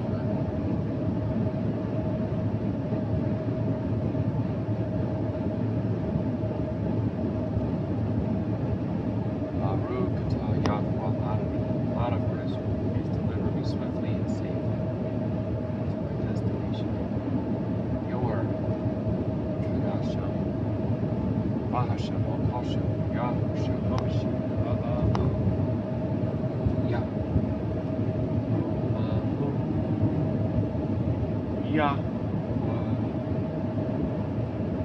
Alright, be back with y'all shortly, Abba willing. Shalom.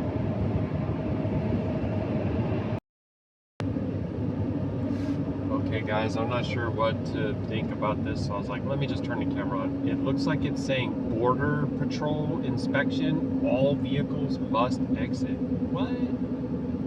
Let me see. U.S. Border Patrol inspection station, 1 mile, flat, they're flashing. You probably pick it up a little bit right there, I don't know. Left lane closed ahead. All trucks must exit. Oh, bro, what's going on here, man?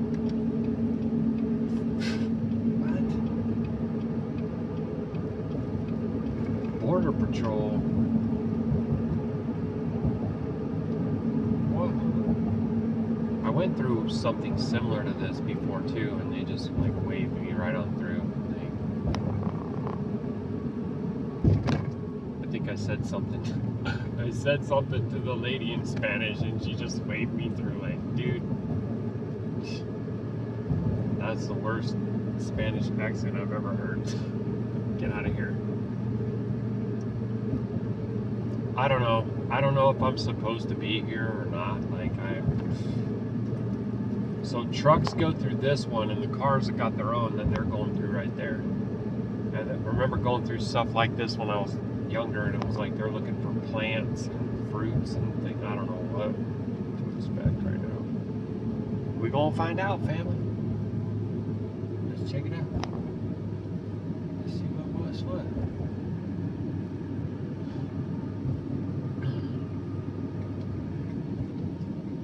Okay, I gotta get over because there's only one lane open today. Tell me to dim my lights. No, I did. I'll turn this one off. I'll turn this one off too. I want to show respect. So the outside lane is for buses, because they just created another separate lane for buses only. But he ain't even stopping. I ain't going to be stopping neither. What's going on?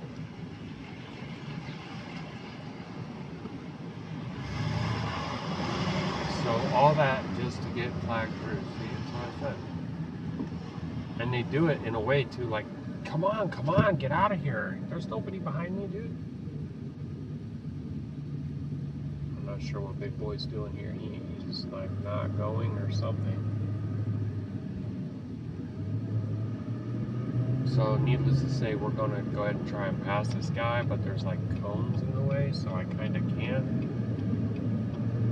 But he's actually like trying to stop or what? I don't know. Probably because he's got some flammable stuff on board. I don't know. Alright, well, you know, I just said, hey, let me fire up the camera, the video, just in case it's something interesting and it ends up being a big old nothing burger. That's how it goes. I have no idea why they're forcing literally every single vehicle to go through there if they're not even like talk to the driver at all. Seems weird. Alright, there we go. And I will be back shortly, God willing. I don't know if you can see those mountains off in the distance, how there's like shade and light on them. They really are pretty, but you probably would have to like zoom in or be looking on a large screen or something.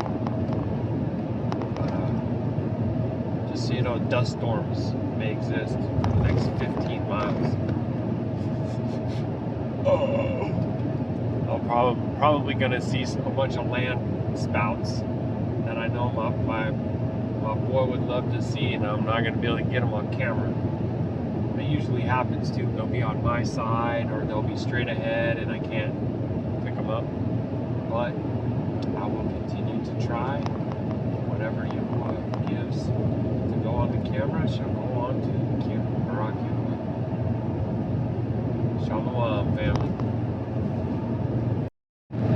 I just wanted to try to capture this train. This is the second one that I've seen. It's not moving. It's just sitting there on the tracks. Every single car graffitied. I don't know, man. I was just telling my Shah, I feel like it's like post-apocalyptic looking around here. Everything is just dead and deserted. For a couple hundred miles now, I've been looking for a place to stop so I can buy a New Mexico refrigerator magnet souvenir for my Shah. And there is that. It's like nowhere. They have these billboards that tell you like, come and see the thing, or you know, authentic pottery and jewelry and this and that, and then you look at the place that they're trying to get you to stop at, and it's just a little gas station. It's so bizarre. It's kind of like they've been begging for people to stop and contribute to the economy, but they haven't. It's just like this out.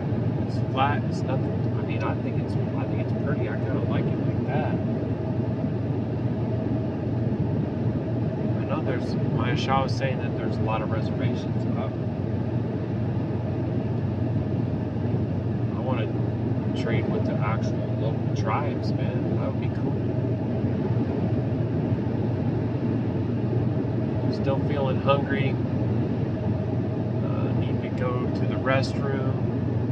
Wanting to get a magnet. Need to get some honey. I don't even know if is there local honey here. Is anybody keeping bees around here? I have no idea. Anyway, I don't think there's that much left in this state. I don't know exactly how far the border is, but you know, this sign right here says mile 49. Maybe that means that there's only 49 miles left for the whole state of New Mexico. I don't know. Oh, dust storm for the next 45 miles are possible now, guys. Look at the landscape. No wonder why, right?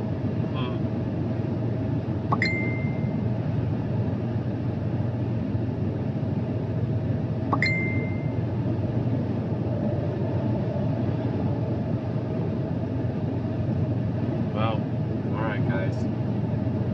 Just wanted to show you that. I mean, literally the second train. I almost feel like there's another one coming up here too. I see something. Why are they not moving? Why do our trains all look so ghetto? Why are all of our roads under construction all the time? Why are all kinds of rest areas closed down? Why are all kinds of way stations closed? Like, what is up with those things?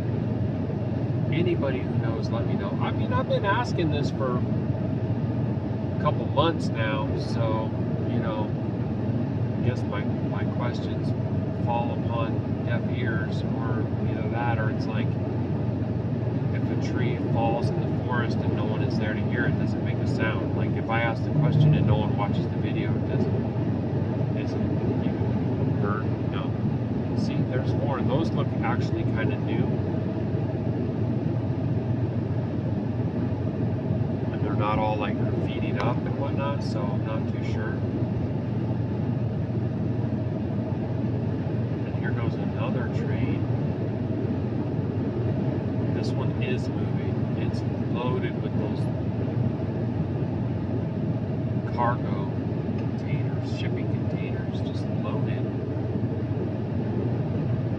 But it looks like it's going a little bit northeast from here, so you might not even be able to see that.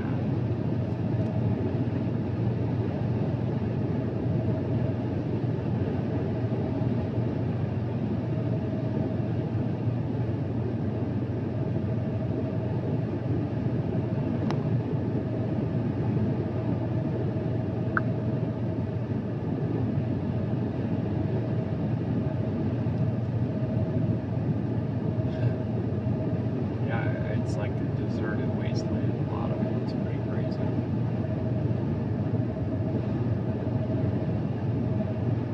Let's see, right lane closed in 1 mile, so we'll just start switching over. And the big boy truck is going to have to get over, and I'm just going to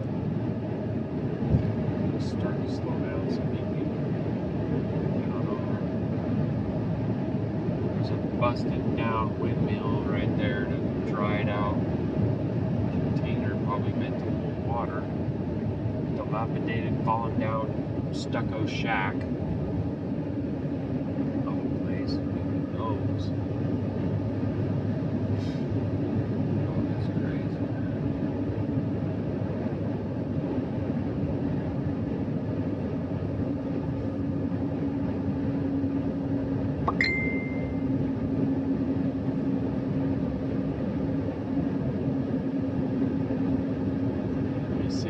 I was curious to see if there's another mile marker. Yep, so this one says 44, so I think that's how far it is to the border. So it could be like chance, there's a place called Lords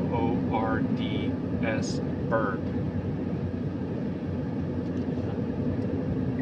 Can't like the name, but that might be it. That might be the last stop in New Mexico before I get to Arizona.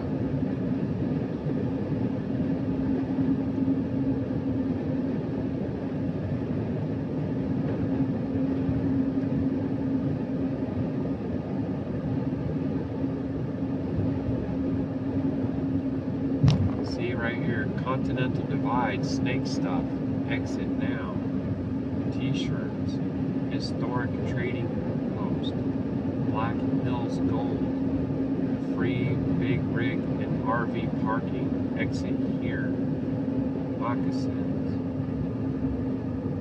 And there's just like these billboard after billboard after billboard, like trying to get you to stop there, and when you look at what it really is, you're like, dude, really?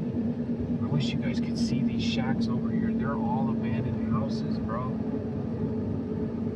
There's a bunch of stuff where you would keep cattle right there, like red metal pens and stuff, but it's abandoned. There's no one there.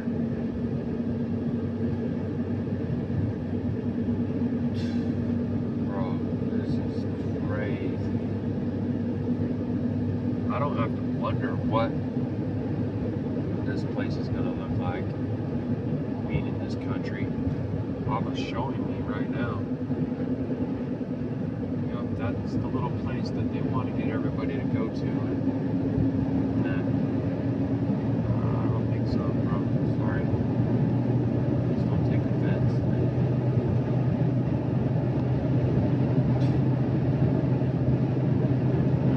Right lane's going to be closed again in a while, so I'm trying to go ahead and get past this truck.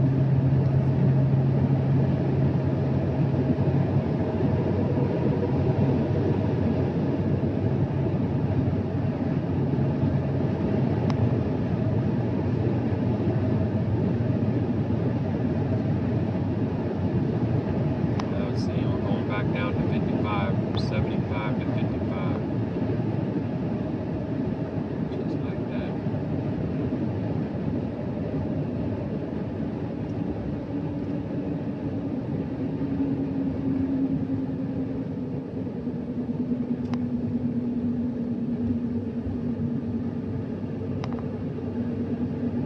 Yeah, it looks like we might catch up to the train though.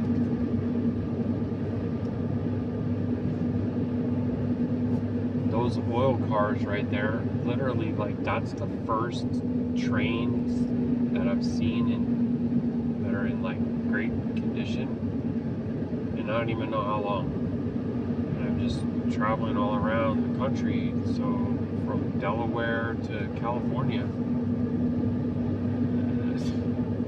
I mean, you know what I'm saying? Michigan to North Carolina, but even Arkansas, Texas. I mean, I haven't been to the southeast, but I've been pretty much everywhere else. Pretty much everywhere else. Colorado, Wyoming, Minnesota, Missouri, Michigan, Montana, Idaho, Washington, Oregon. Oh, Oregon is horrible, dude. Horrible, like Mad Max. It's just a joke.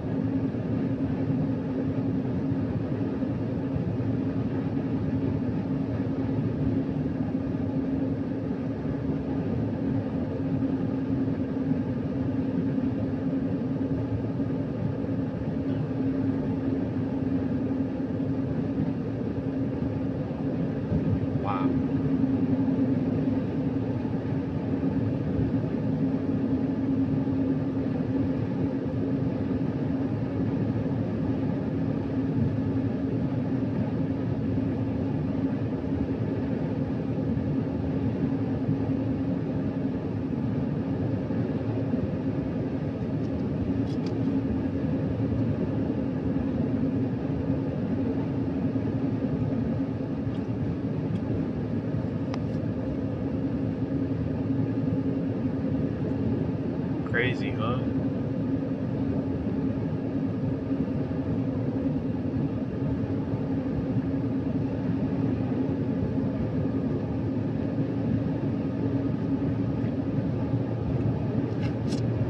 Not bad deep.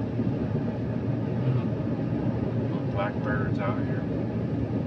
Lots of blackbirds.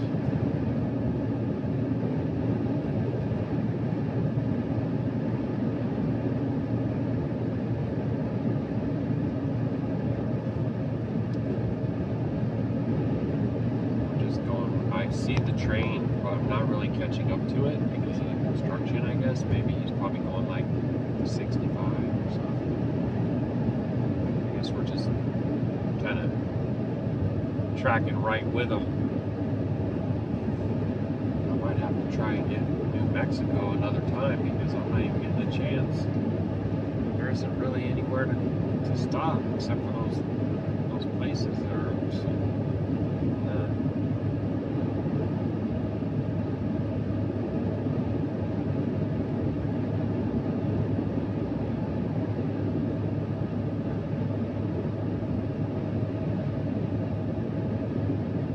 really kind of surprised too, because the pilot or Flying J is what I usually look for, and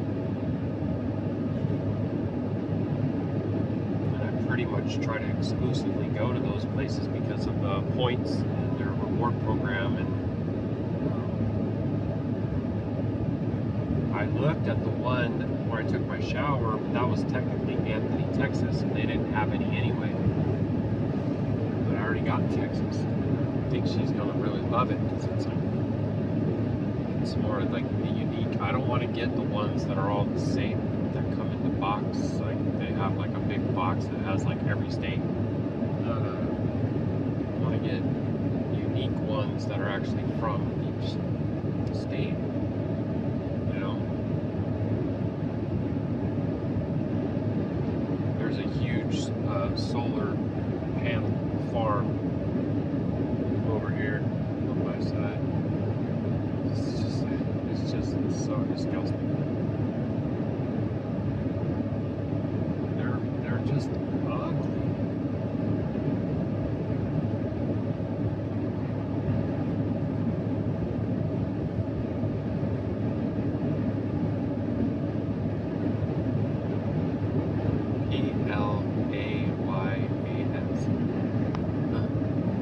Layas. But it looks like slang or something, like playas, like a bunch of playas in the game. All right, so I think the construction's gonna end. Hallelujah.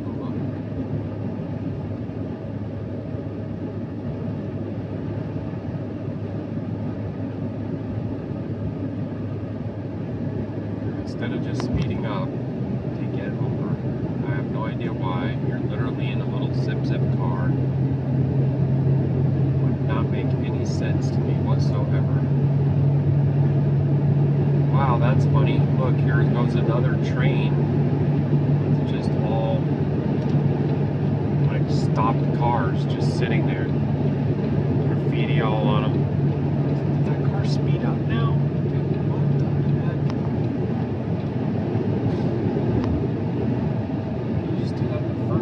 Now he's gonna pass me in a minute. Total NPCs. Yeah, look at that. Those look like the kind of cars that you see filled with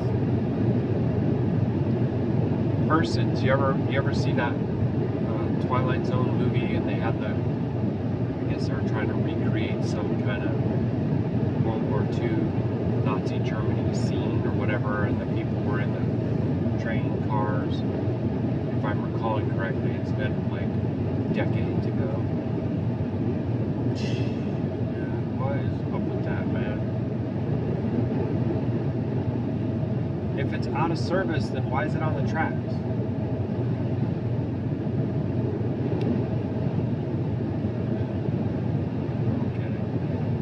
don't get it, guys.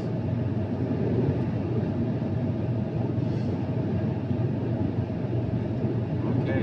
There goes the mile marker, 33 miles remaining. for me to try to find a pilot or a Flying J.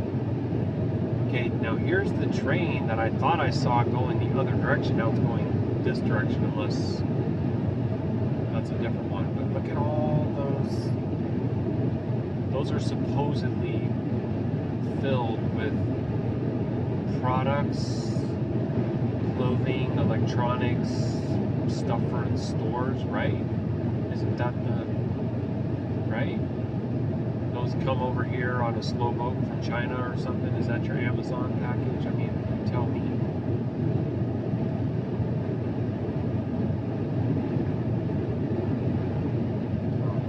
I personally just can't like it. I really can't. I'm discerning different things than that. Types of things that the elite Luciferians of the world trade in.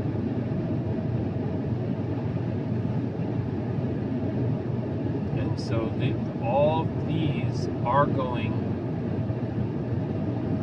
the opposite, right? They're going south and east, and I'm still catching up to the one that we're following that's going north and west. So they just passed each other, basically.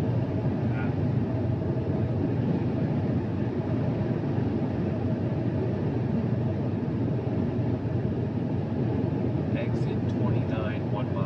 Well, what's that exit 29? We're coming up to that whole LORDS berg.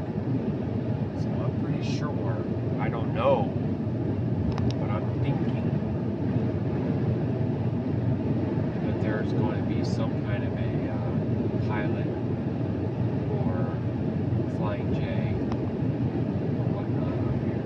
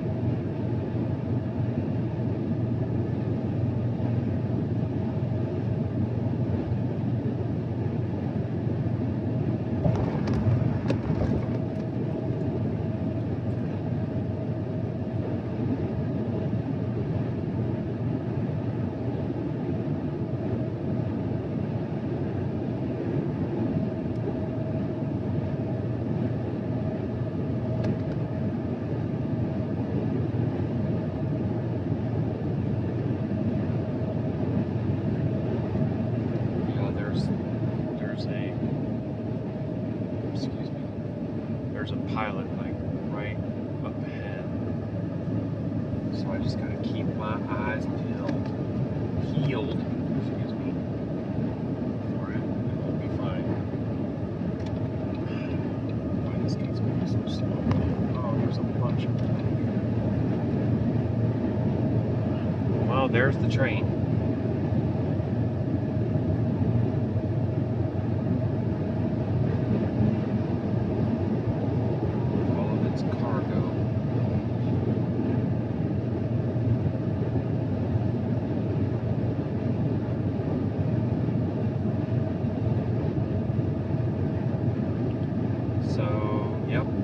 Try to get off. I'm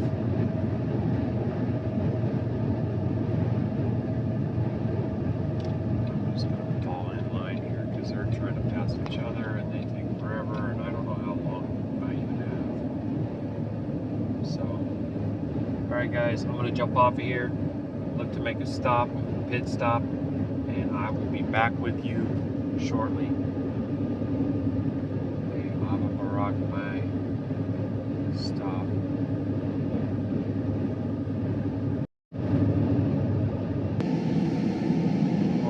Well, you know, Ruach Yahuah, because this last stop, Flying J, LORDSburg, New Mexico, had actually a few different choices. So, Baruk Atah, I got what I came for. And yes, I did get spicy wings also. Kind of my my weakness with this truck stop. But I wanted to try to get something to tide me over until I stop tonight. So here we go, right back out on the road again, boy. And we're gonna get back up on 10 West.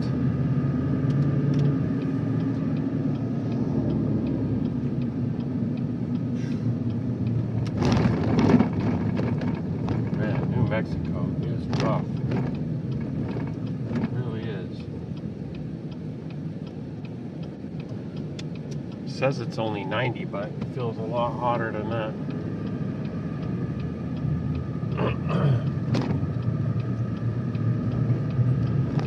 A lot of this is closed down. Like, you can't even cross over the freeway to the other side. It's completely shut down. You can't see what I see, but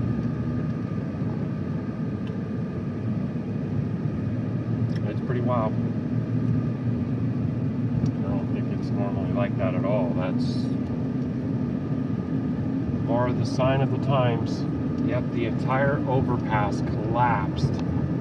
Dude, that's crazy. Well, I shouldn't say collapsed. They could have taken it down on purpose because they want to replace it or some such thing. All trucks, commercial vehicles, next right. I mean, I went through the... It says closed anyway. I was like, I just went through your scales a couple hours ago, bro. Like, come on now. Let's not get crazy. But it's not even open. And if you're wondering if I would have gone in there, yes, I would have. If it was open, I would have gone.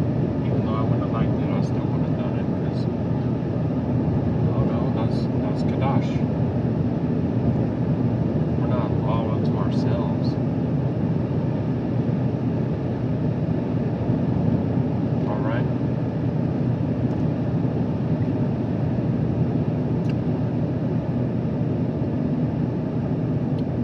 Silver City, next exit.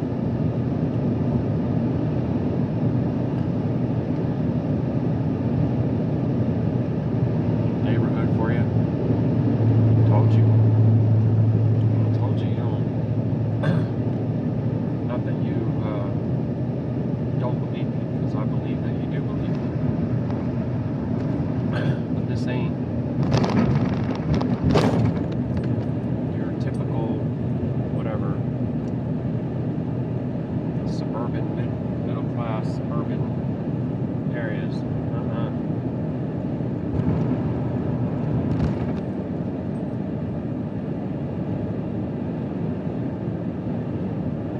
It's like few haves and majority have-nots. That's what it's more like. Alright, let's see.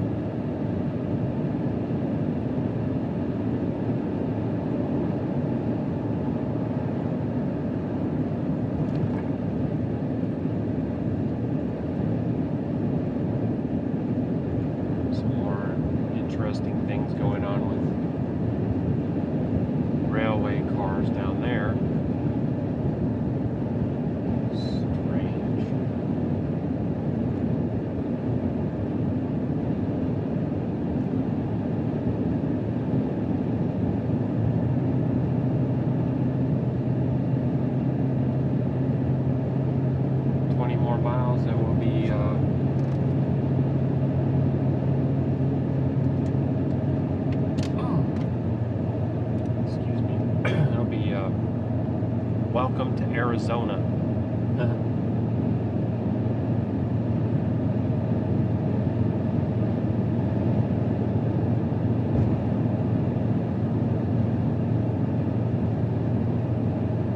And the thing with Arizona is, like, I'm supposed to get a trip permit at the port of entry, so I looked up port of entries, and it says they're all closed. So please tell me how I'm supposed to get a trip permit if the port of entry is closed. You know what I'm saying? And you tell me I have to do it in person. Like, I would have already done it online and you would have already gotten my money. Right? That's how everybody else is doing it. I say everybody, but it isn't everybody. Also, I think New Mexico is another one that does it like this, where you got to go in person.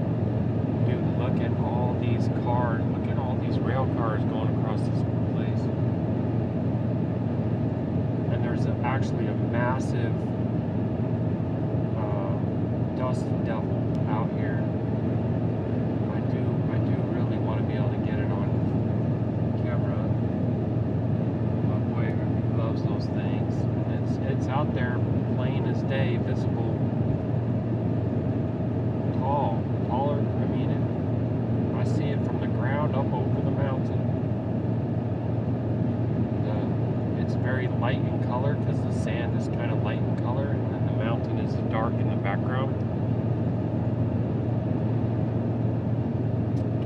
So as long as it doesn't dissipate,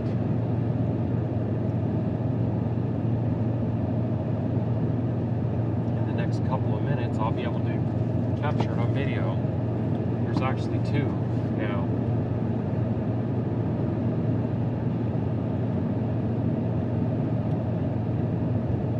And no, you still cannot see them.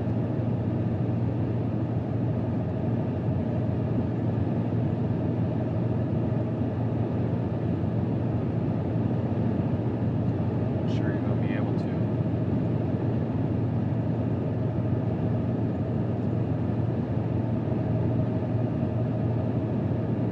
Something happens, either it dissipates or some other hill blocks the view, or the road turns the wrong way, all kinds of things. I can see three of them right now.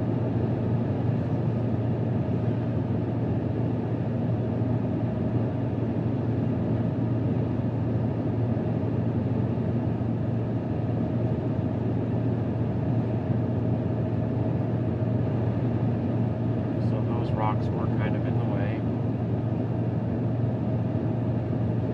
Okay, there's one. Now there's two out there that you probably can see on the camera.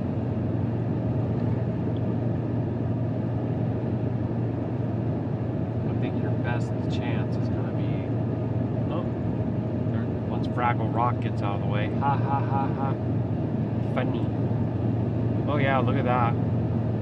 1, 2, 3, 4, 5, 6.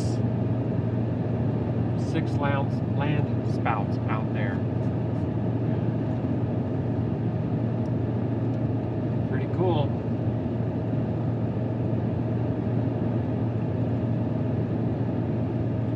Although that you do see them.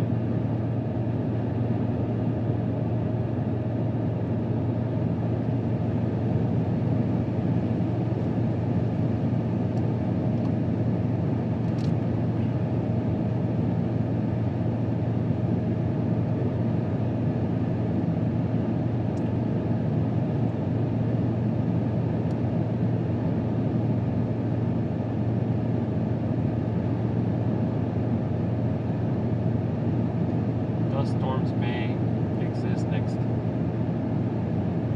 miles.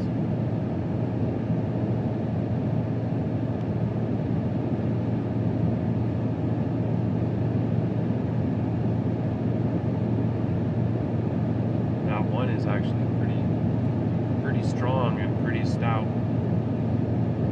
You probably can see it straight on out.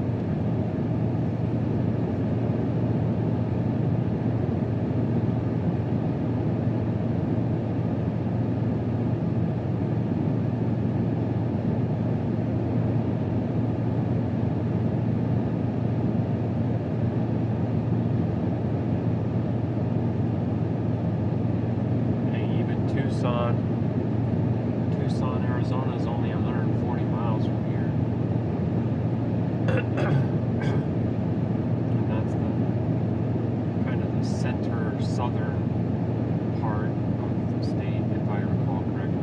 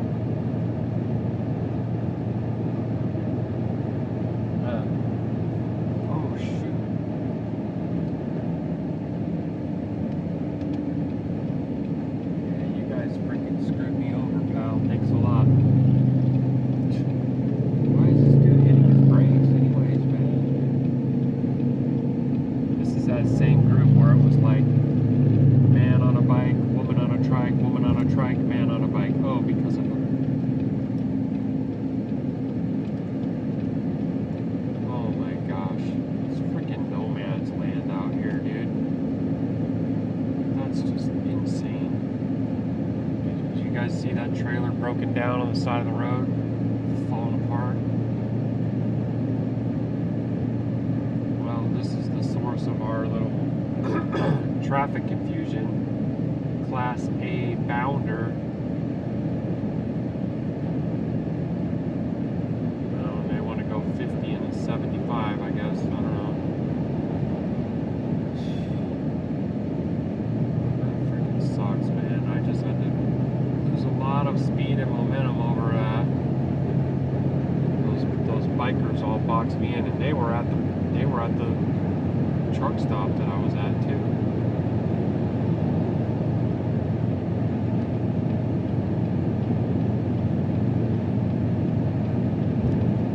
There's a really, really pretty rock up here. Only 5 miles away from the border. I don't know. Maybe it belongs to Arizona. I'm only joking. It belongs to Yahuah. Dang it. But I don't know if you're gonna see it or not, or what's going on with that. And then we got some more trains. So we got one train a-coming and one train a-going. And you're gonna likely get to see both. But yeah, look at these box cars all graffitied up, and the base color is rust. Is that what do they paint them rust, or are they just rusty? I mean, I'm wondering. Continue to ask the same questions because I never get answers.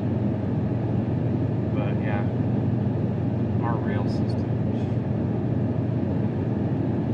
It's quite a thing there, dude. Quite a thing.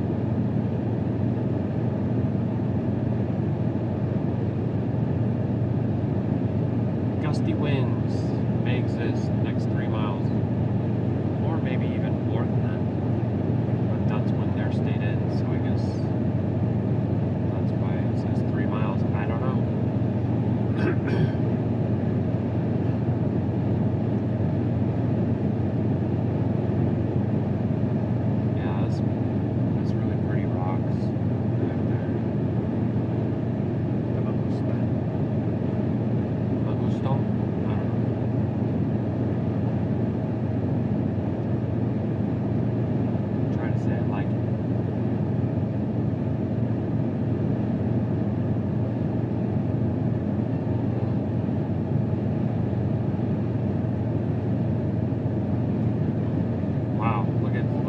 structures down there. Look at that.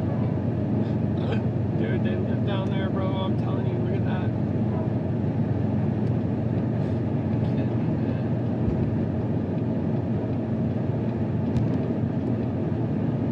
Come on, bro. This is like... Alright. Starting to see the rocks? Now there's a big truck in the way, but maybe right after, you're going to get the view. Oh yeah, look at that. See, I find that kind of stuff right there to be filled with beauty. Yapa.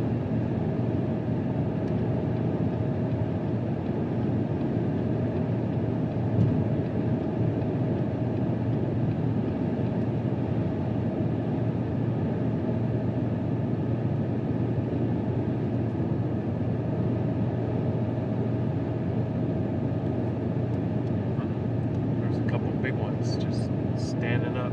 That one looks like the cleft of the rock in the land where Masha struck me with his staff.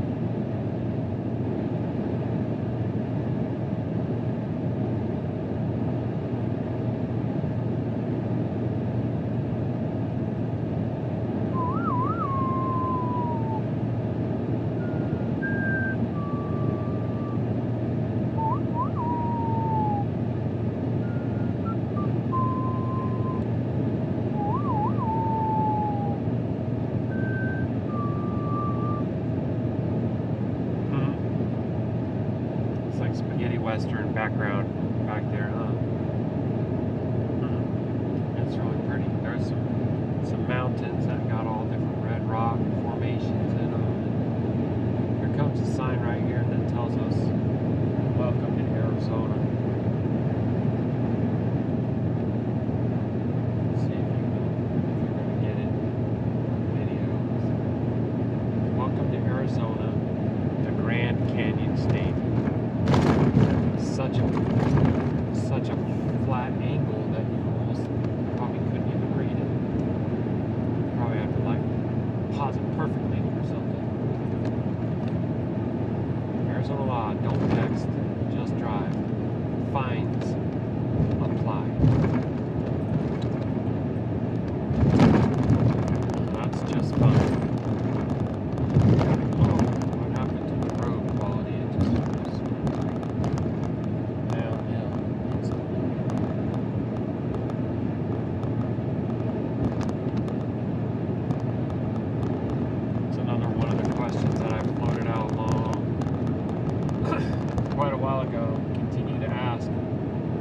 are these not federally funded interstates? Because that was my understanding, is that they're federally funded, but some states have tolls, some don't. Some states take better care of their roads, some don't. So I was just kind of curious about all that, how that works and whatnot.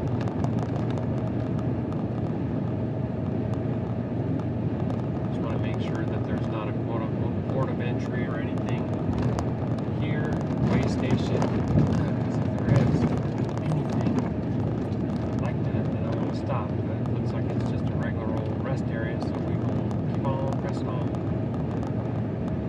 We will give it an inspection though, drive-by assessment, see what it all looks like. Looks pretty average to possibly even below average. A lot of trucks there though right now. Kind of blocking some of the view. But it's alright.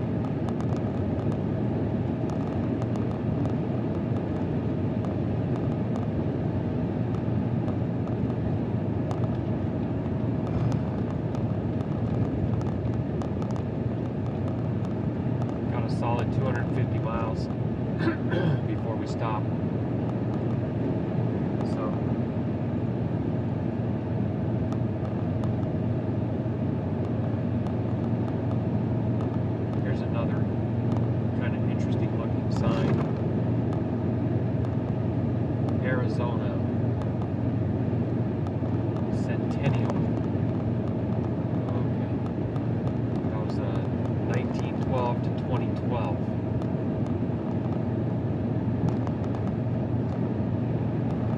Oh, here's a way station. Way station. 3 miles.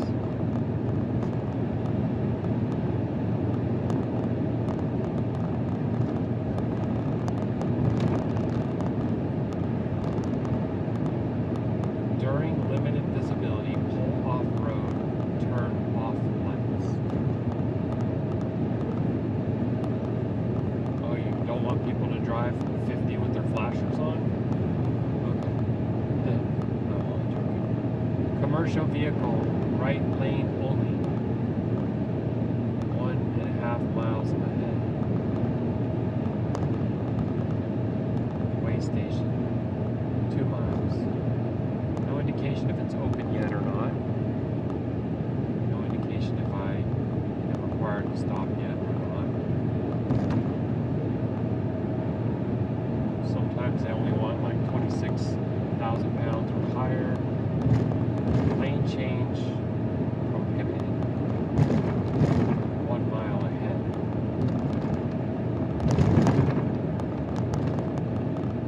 So just like when I told my old manager that company has not had one successful human trial, he said, stay in your lane. Stay in your lane. I saw a plane on the horizon when I was in New Mexico. It was on my side of the road, so I didn't bother to fire up the camera, but I could clearly see it.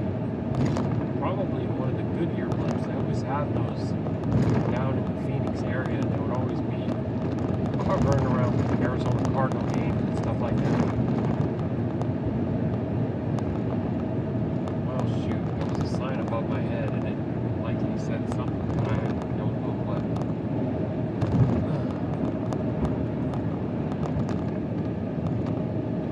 My default thought is that it's not going to be open because why are you not showing me anything on those signs? They're just blacked out. They were on there for a second, and now they're not. And the truck in front of me's not getting over.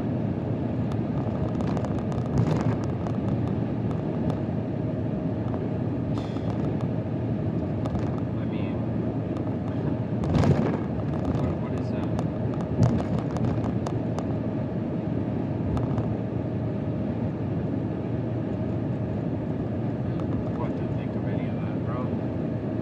Big rigs are down there or going down there. They're all just continuing on. So I guess it's closed. It's also Sunday, so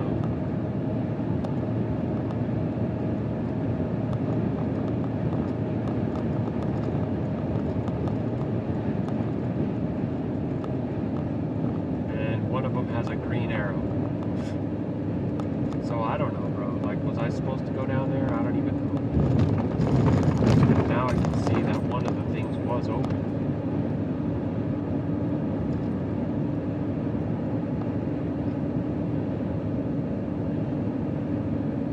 Have registration, Arizona trip permit, it said.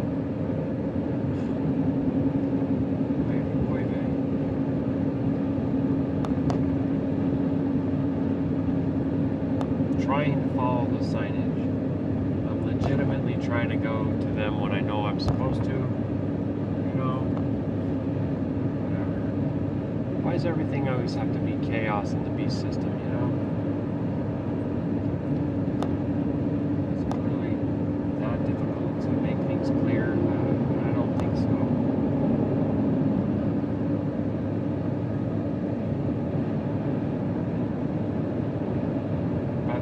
If you're supposed to buy your Arizona trip permit in person, then how are you supposed to display it at the weigh station when you haven't even gotten to a place that you can purchase one yet? See what I mean? It doesn't even make any sense. It's so crazy, dude.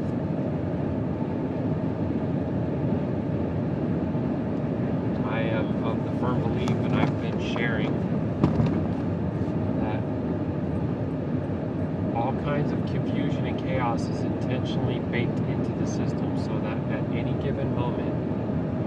person can be found to be in error, in violation, in penalty, fines, whatever. Right? Just like it is in the corporate job market where, you know, pretty much everybody has at least one write-up on their file. So, you know, nobody gets a perfect review, that kind of thing. Like, well, there's always room for improvement. You guys see all that rubble? It's like concrete with pieces of rebar sticking out, just piled up over there. What's that all about? Oh my gosh, look at all the junk everywhere, dude. Did you guys realize that this is how our land looks like?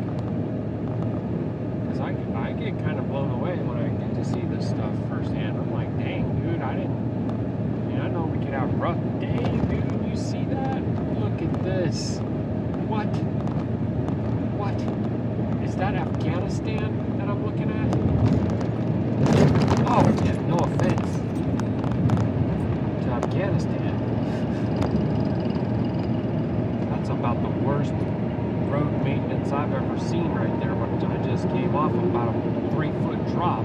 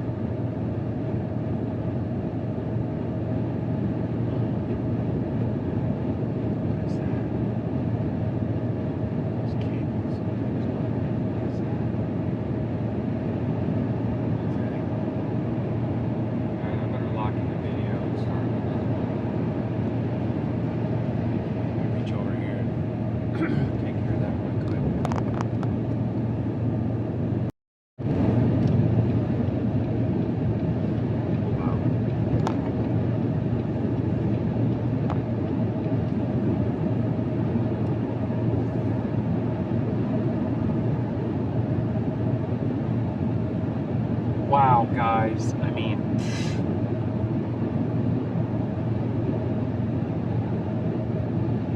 that was horrible.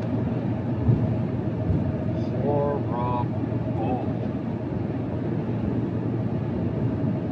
They call it San Simon, San Simon, whatever.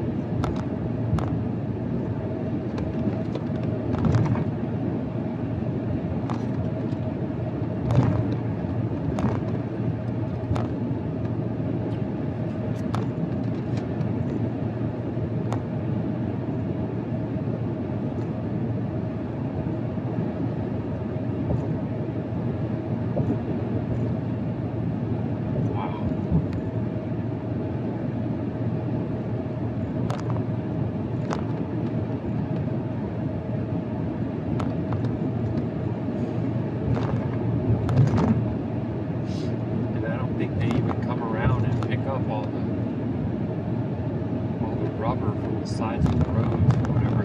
There's like blown tire debris all on both sides of the road, just everywhere, all over the place.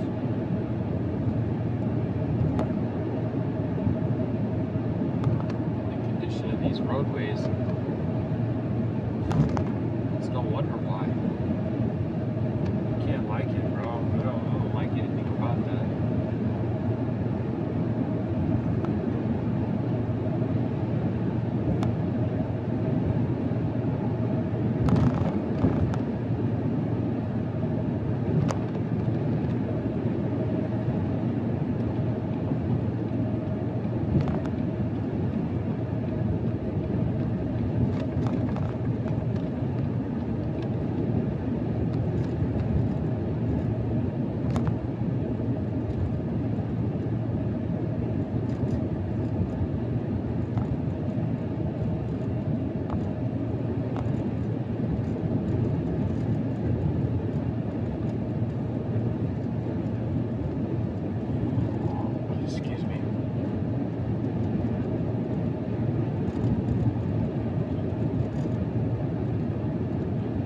dust area, 20 miles. Yeah, blowing dust and blowing tires.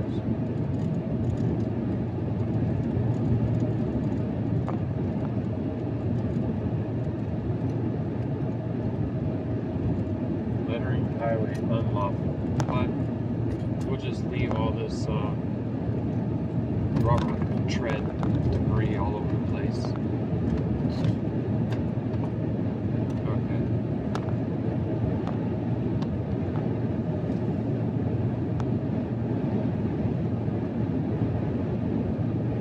And there is litter everywhere too.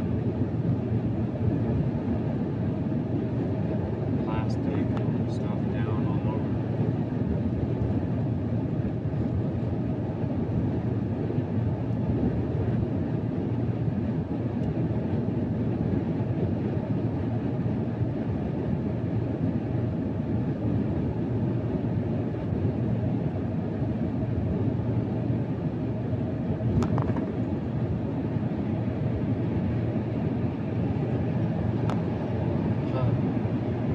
I think this is a bato that we passed earlier, man.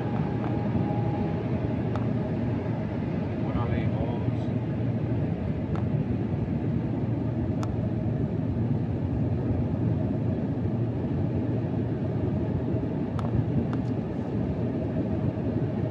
I don't know that I want to go over there actually. Did it get smoother? Looks like it's a little bit. Try it out. I don't like riding in the passing lane, but I don't want to be over here where the road's all jacked up either.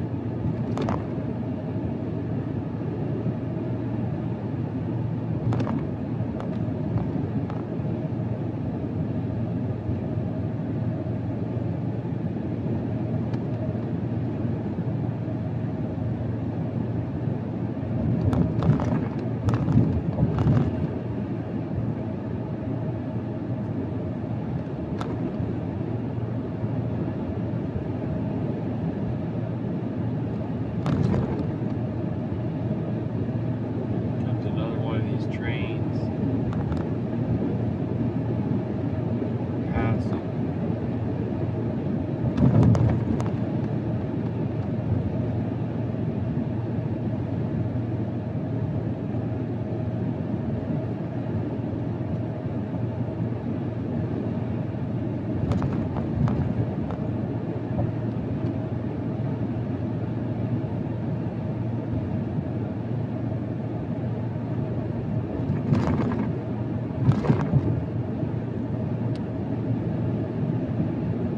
See now, even the rail cars that carry the shipping containers, look at the coloration of them all.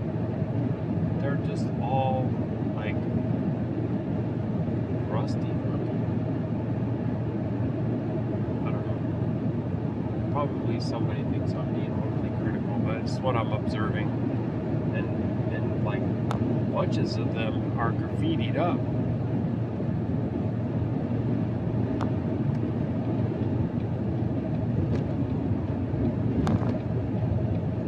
They don't care. I don't know.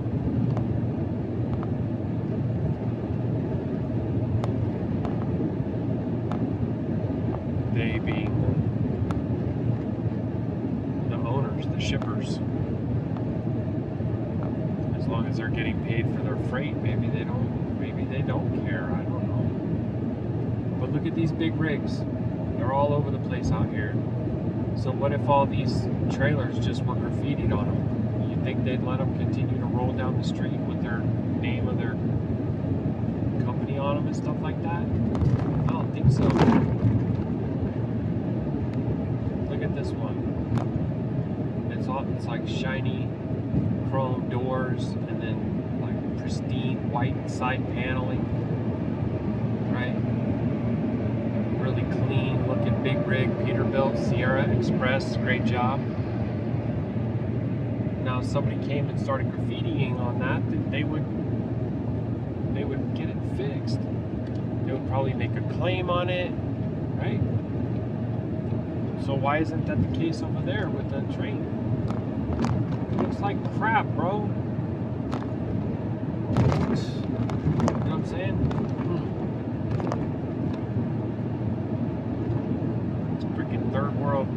worse. You know what I mean?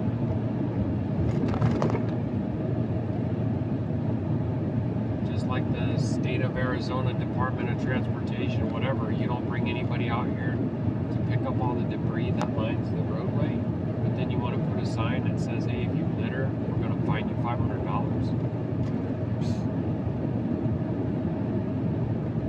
Okay.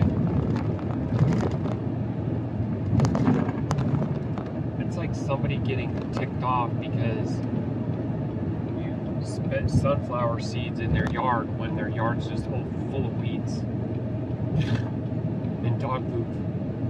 And then they're like, hey, don't be spitting those sunflower seeds in my yard. Like this nasty thing right here? Oh, is that what you're trying to preserve and protect and everything? Okay, I can tell. Tell how much you care about it.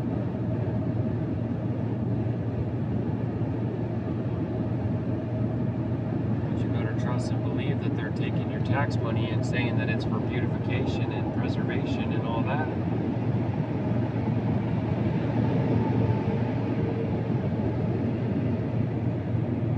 Better believe it, pal.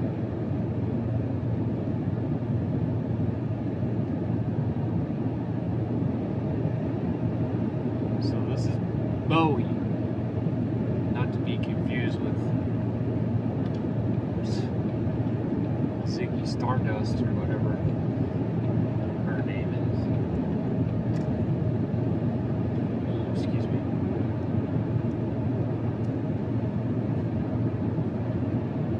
Oh boy. So yeah, what are you supposed to do? They tell you that you need a trip permit, but then you can't get one.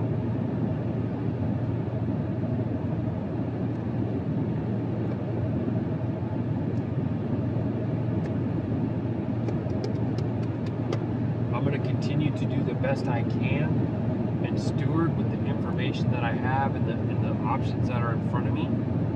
Okay? But I can't sit there and beat my own self up because their system doesn't make any sense and they don't have clear communication or things aren't, in order. I can't see how that's supposed to be what I'm supposed to do, you know what I'm saying?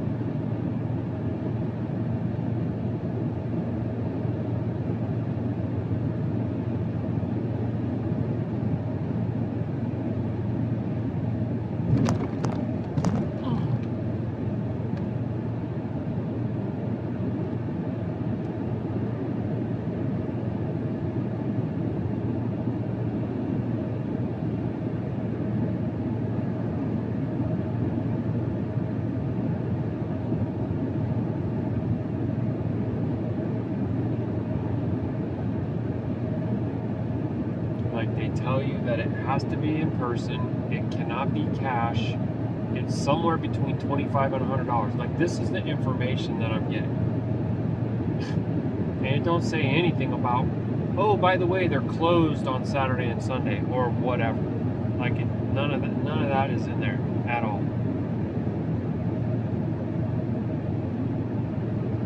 And every state does it differently. That's another thing that drives me nuts. I got my driver's license is from Washington right now, but it works here.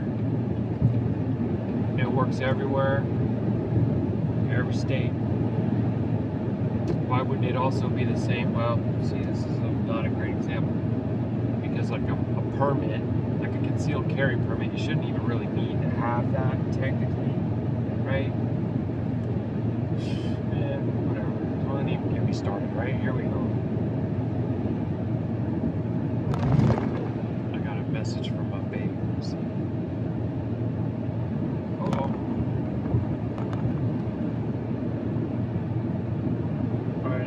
message from my Shah. I'm gonna go check it out.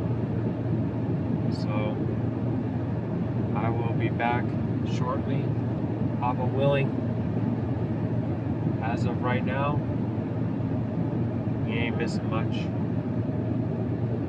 You ain't missing much at all.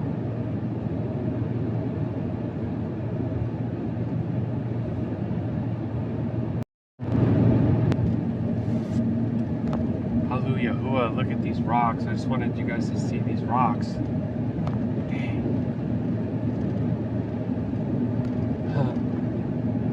Those are so cool. Oh my gosh, look at these ones. Oy. Wow, dude. They're amazing. There's a bunch on this side of the road too. I mean, those are super cool. Wow. Love it. Hallelujah. The works of your hands. Oh, wow.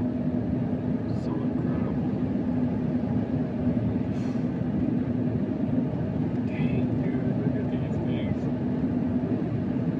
There's a giant one just teetering on top of another one.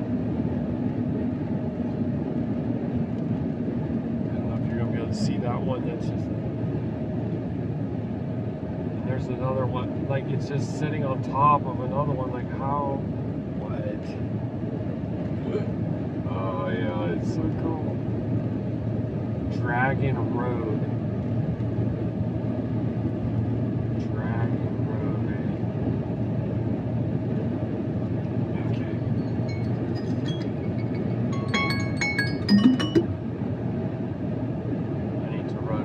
Back-to-back pump action because I looked over and saw that I was at a quarter of a tank in the truck, and I was like, oh shoot, because it went right past half and down. It's because I've been stressing out about this stupid permit, man. I don't have a problem getting your permit. I don't like driving through your state thinking some officer's going to stop me and be like, where's your permit? You know what I mean? But can you like go ahead and have the place open and clearly signaged, and so I can like go in and actually buy a dang permit, bro? Like, what the freak? You don't let me make advanced arrangements. You tell me I have to do it in person. How far into the state am I? And I haven't seen one. Well, I searched online and it said they're closed. Freaks. Seriously, dude, not cool. Not cool.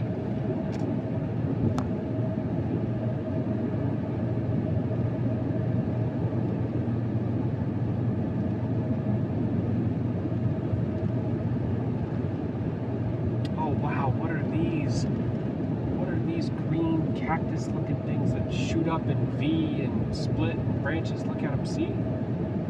Wow, those are some crazy type of desert plant, I guess. Those are cool. There's a lot of cool plants around here, actually. Wow. Wow. Arizona beauty right here. And the clouds that are straight ahead. Let's see, are you getting, oh, you don't have clouds yet. Oh, there goes some popping up behind your mountain right there. Those big white puffy ones.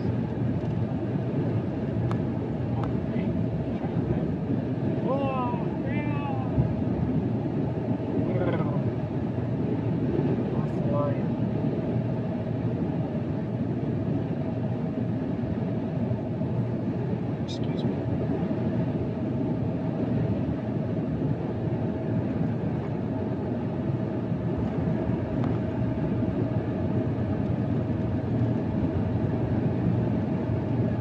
I don't know what to think of that.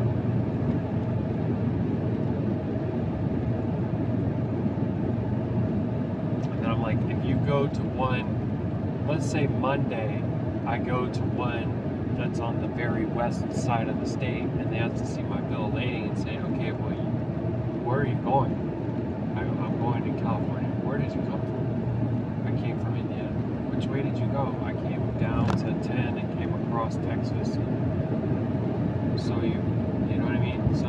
actually driven across the state here just now. Well, because I wanted to get it on Sunday when you guys were closed. Like, what do they expect me to just to park at the border and wait an entire day? Like, I don't understand. You know what I mean?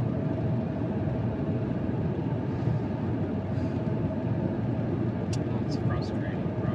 It's frustrating, Abba. I never cared for what they do. I never cared for their ways and what they think they know. Just,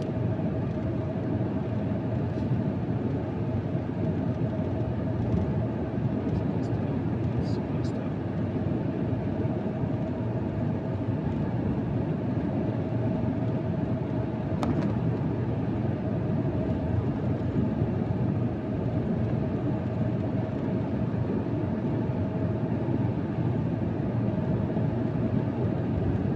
I went ahead and looked up the phone number and called it. And it rang about 6 times and went to some voicemail. It didn't even clearly identify itself, which just confirms to me that it's closed, you know.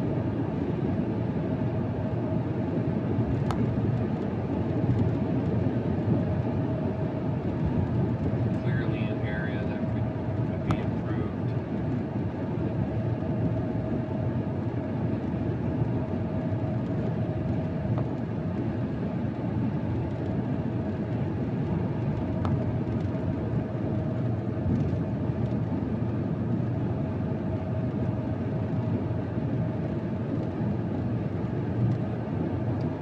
Well, those were definitely some pretty rocks right there.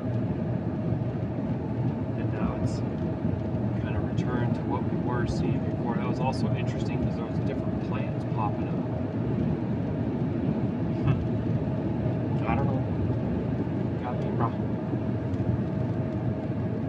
Anyways, let me get back off here for a while. We're coming up to a town called Benson. And just trying to make our way through Tucson. I got 170 miles to go before our next stop, which is a truck stop, although I can't recall.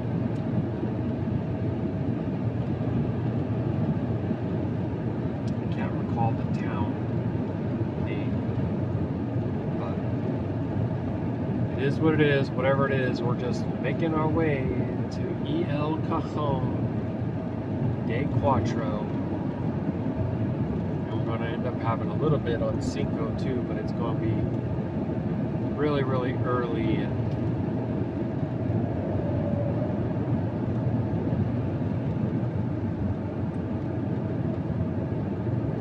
extreme high risk of brush fires.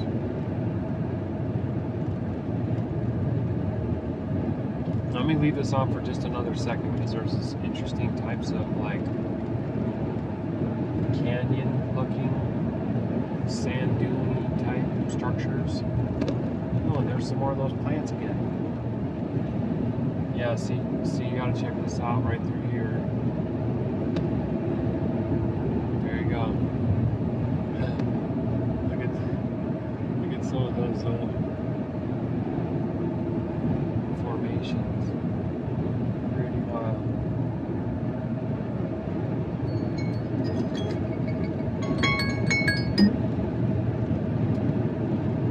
Alright, yeah, I definitely wanted to get some of that on the video too, but just saw it coming up right as I was getting ready to shut the camera down.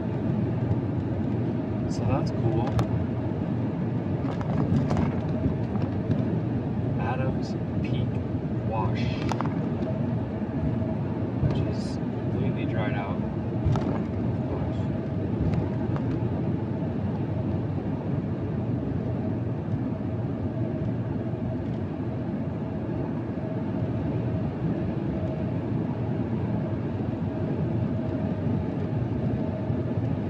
Oh, this road goes to Tombstone. That's interesting.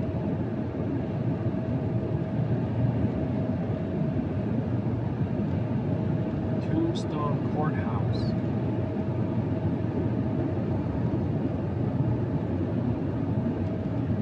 Yeah, see, Tucson's only 44 miles from here.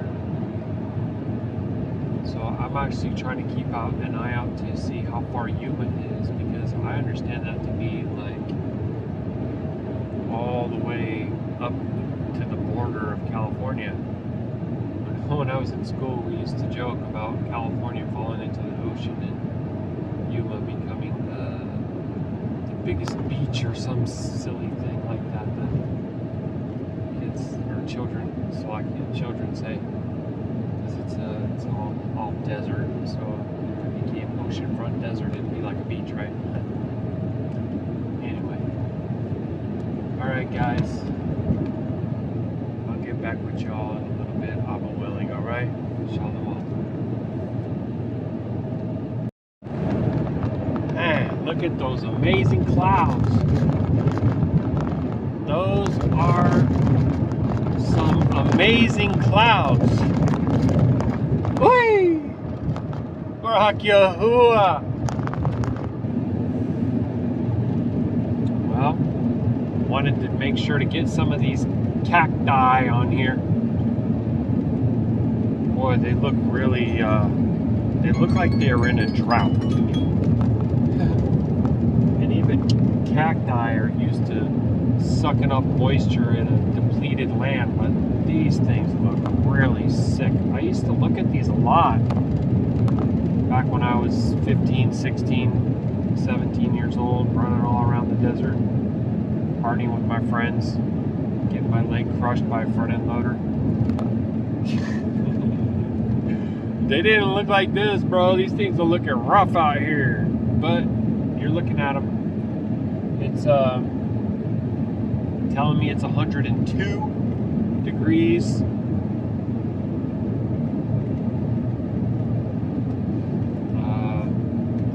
Kind of feels hotter than that over on my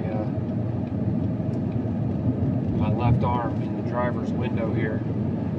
But I have my little visor up and I'm trying to hide behind it. It's just not big enough. Oh, it's funny. So yeah, it's definitely deserty out here. I recognize this landscape quite a lot. I used to run all around on a three-wheeler. We would go up and down the Agua Fria river bottom and the new river bottom. In fact, I was wondering, does the Agua Fria river bottom come all the way down here? I'm thinking it could. And see this road right here, it says 347 north to Maricopa. That's where I used to live, Maricopa County, Peoria, Arizona. That's where I went to high school. And it's funny, right? Because we were looking at the town I was born in, and now we're looking at, well, we're kind of far still from Maricopa. We're kind of far, to be honest. Basically, not really that far, I guess. We're quite a bit from Phoenix, and Peoria is pretty close to Phoenix overall, you know.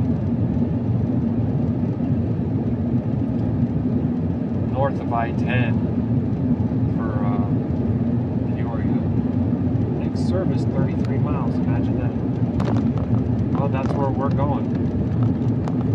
Telling me that our exit is 33 miles, and I show that to be a truck stop, whether it's a Pilot or a Flying J, I don't recall, but one of those.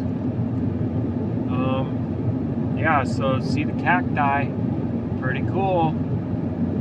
You don't see those every day. You don't see them at all unless you're from around, you know, certain areas, that's for sure.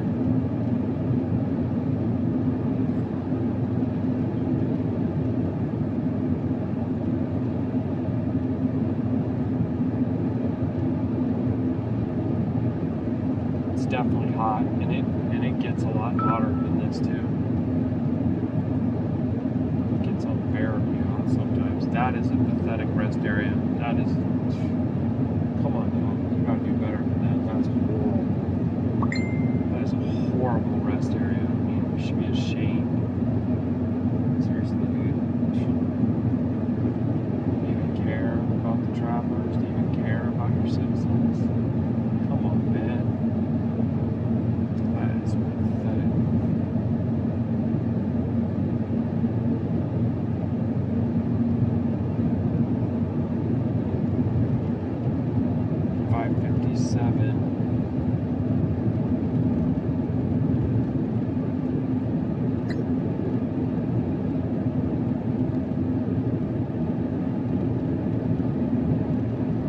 So I'm gonna top off some fuel because it's gonna be expensive in California. But I just wanted to say that not too long ago I had $1,000 deposited into the account. Okay. And now there's only like 374 left, so I already had probably 50 bucks in there. I'd say over $700 I've already put into diesel, and I'm not even there yet. So this is the thing that's really frustrating, right? Because I look at the load and I'm like, oh yeah, 3,600 bucks. I need that one right there. Boom. But how much of that has to go to fuel? A lot. And it ain't supposed to be like that, family. I mean, it's no wonder why we're driving around seeing all these people living in poverty. Everything costs way too much. And the so-called leaders, powers, authorities, whatever, always telling you that they're fixing this and that, and it's better than ever, gaslighting the crud out of us. No, it ain't. No, you don't. No, it ain't. You know? So, I mean, it is what it is. But what it is wrath being stored up. Alright, it's telling me that I'm in Maricopa County right now.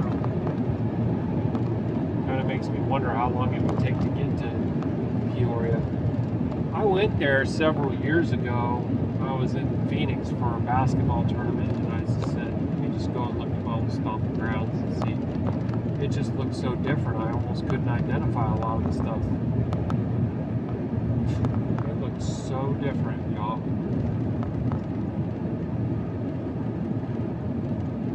So, probably not even worth it. Probably not worth it anyway.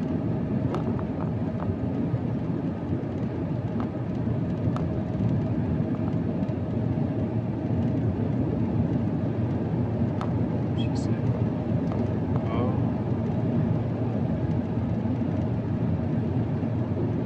oh yeah, yikes. Well, maybe it'll pick up in a little bit. I don't know. Dang, what are you gonna do? It doesn't look like you can go to Lake Stevens or Monroe.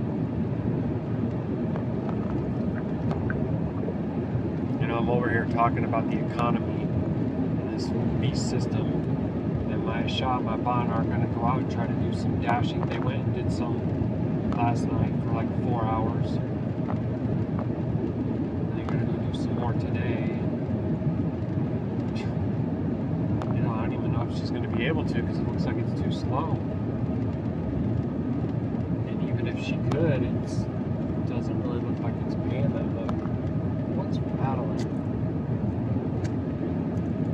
Okay, I guess it's this. It's so annoying.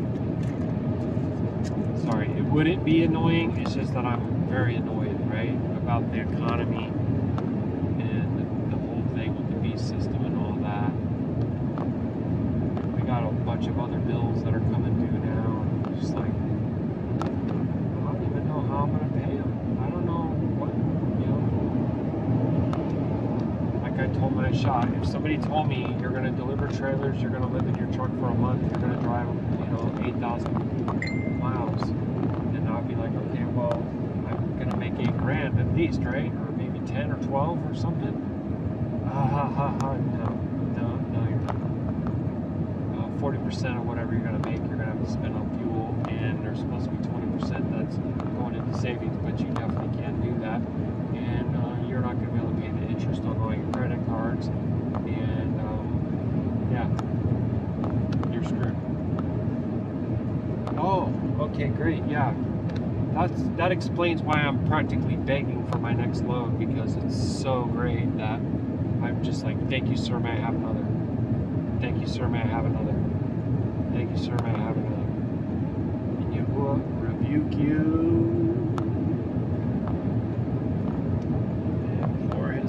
Athau, Cajon.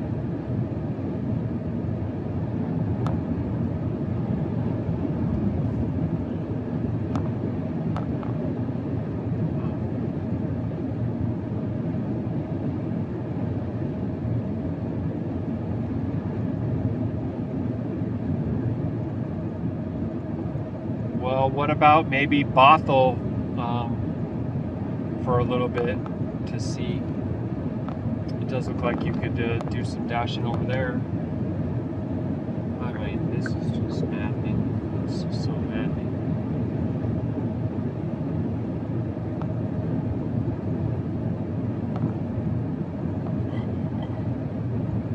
Okay, I got 23 miles to my exit.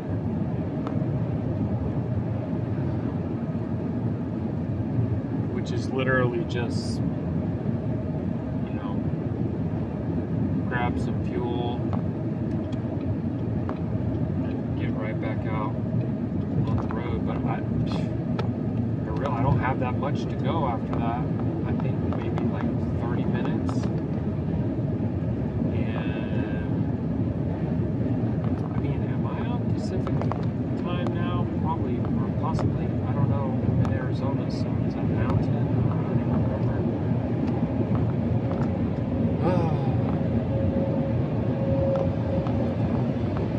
But it is 5 o'clock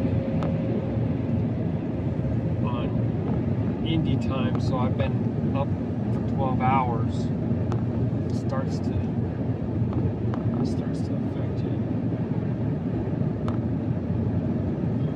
We've gone very far in the past couple days. I don't know exactly how much, because I have to keep resetting the trip meter. If I didn't, my miles per gallon would be very, very skewed, because I have to run this truck sometimes in the evening because it's so hot, which makes me really wonder about tonight. Like I said, it's 102, family. You know, this is pull over to the side of the road, your truck is overheating type of weather for, you know, a lot of times. So may Yahuah Baruk Abigail to continue to run strong, reliable. I can't like the miles per gallon that we're getting right now, though. It's only 8.9 after 525 miles. That's garbage. It is what it is. Like I said, this fifth wheel here, it might be short, but it ain't light. 10,000 pounds, you know, it's not really, really heavy, but it's pretty heavy. Right? So that is some of the landscape. And I've always gone and cut through trails and riding three-wheelers, and then, you know, boy, that was some wild times back then. A lot of fun, though. I really want to go horseback riding. That's what I want to do.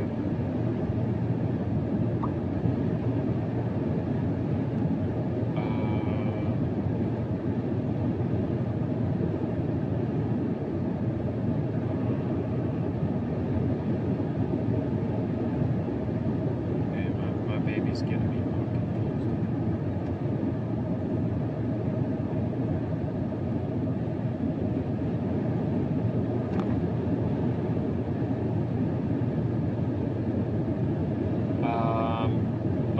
To Bothell, yeah, true that. I've done it before just to get started because I couldn't in other places. That's part of the problem with losing that platinum status, but it is what it is. And did everything just transition from busy to very busy just that fast? Huh. That's kind of crazy. She just sent me a picture, and some zones were saying busy, not even the ones that she wants to work. Ones that we would normally try to work in, she wouldn't even be able to go right now. It needs to be busy for you to do dash now. That's what we call dash now.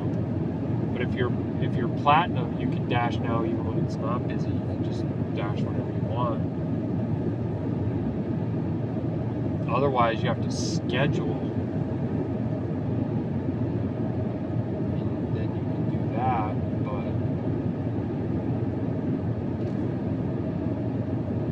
that she decided to do it up by like I think Thursday, and you can't schedule for because it's already probably booked up. You wouldn't even be able to schedule if you tried. You could try if there was openings, they would list them, but chances are they're gone. Usually, what happens is people are scheduling their dashes like maybe 4 or 5 days in advance, or maybe even a week in advance. And a lot of people don't think the platinum dasher is even worth it, so they don't even care to try to keep it. But I always did, and I always did think it was worth it. Mostly because it meant I could dash whenever I wanted and I didn't have to schedule. But I would never be told, you know, that I can't dash either. So, to me, that's worth it. Just that. Plus, what you got to do to keep it, it's not that big a deal. The main thing is don't reject everything. There's people out here, they're like, oh, that doesn't pay enough. Oh, that doesn't pay enough. They just reject. And they never actually get anything done. Because they're lazy. Oh. Did I say that out loud? Yeah, that's true. They are. You're right.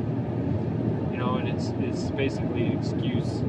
But they'll say that it's noble that, you know, advocating for dashers, that we don't accept something that's like less than $1 a mile. But it really isn't. It really wasn't even like that anyway. You know what I mean? Like, if I would do like $4 and $5 McDonald's and Taco Bell runs, and sometimes people would tip $1 or $2, but you know, you get a couple of them done in an hour easily, maybe 2.5 or 3 of them, if you're, you know. And then next thing you know, you get a $20 order. Like it ended up bouncing out for me to where I pretty much was making $20 an hour. It's not anything to be bragging about, that's for darn sure. But when you're just doing a little bit Friday, Saturday, and Sunday, you know, it's making like an extra $500 bucks, I think it's about $500 bucks a week. I'd have to give my shot to verify that for me, double check and verify, but I'm pretty sure that's what it came out to be. You know, almost an extra $2,000 a month, which, you know, is like making a large difference. I could be wrong though, because now I'm saying that and I'm like, dude, it wasn't that much. Maybe it was, you know, it kind of was. Yeah, it might be like $100 bucks, and like $150 bucks, $300. Maybe it was closer to $450, but that's not that far off because sometimes it was $500. $450 and $450 still $1,800. You know, $900, $1,800, boom. Right? And then yeah, some of that's fuel, absolutely. So maybe at the end of it was like $1,400 cash or $1,500 cash. You know.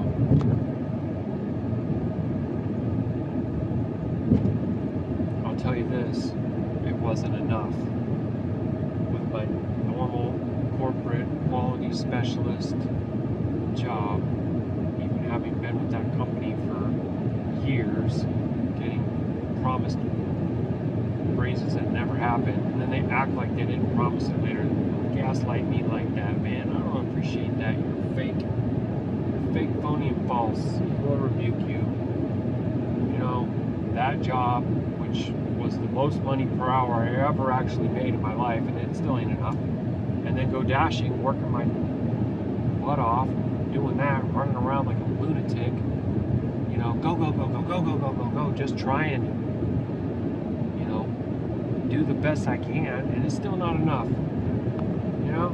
Give me a break, bro. Just give me an absolute break, man. And these cacti are sick, buddy. I am convinced. And that's probably the same thing that is the same thing that's affecting the forests. The deforestation blueprint patent agenda.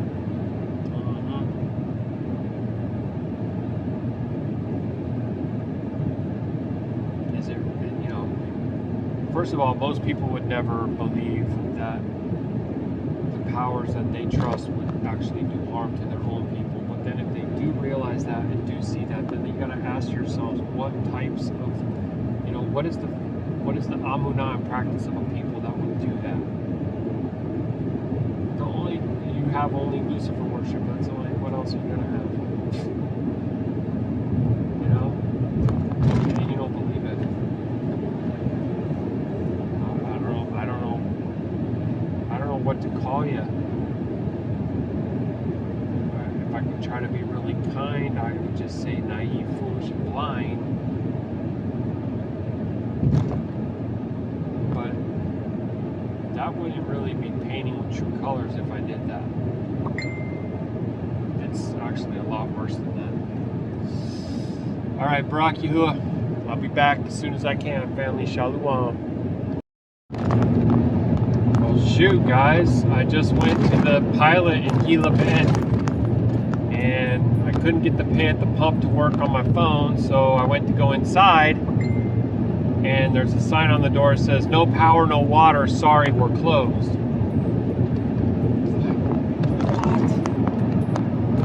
So, yeah, all I can do is load up and press on. I got a rest area that's about 30 minutes, and I got another truck stop that's about an hour.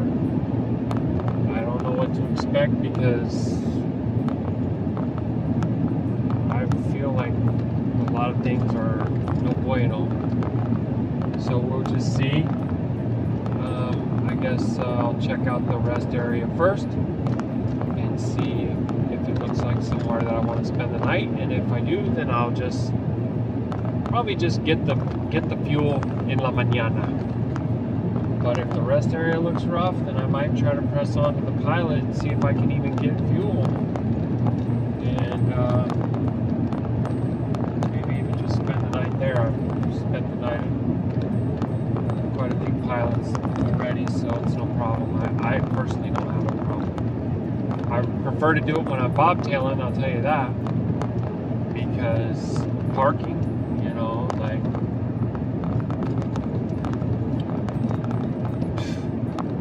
and I really needed to go to the bathroom. I'm like, really, dude? Like, wow. And kind of the same reaction that other folks are getting to, like, for them to have no power, no water, that's pretty incredible, I think. But it can happen, man. It could be legit.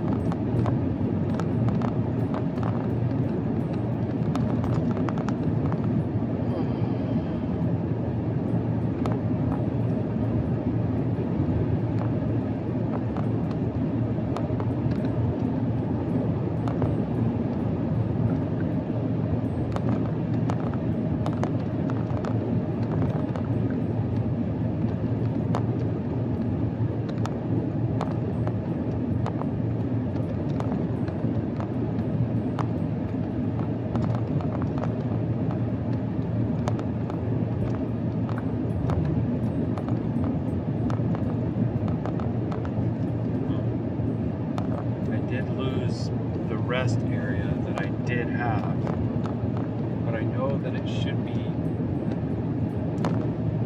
close to 6 p.m. It said 30 minutes.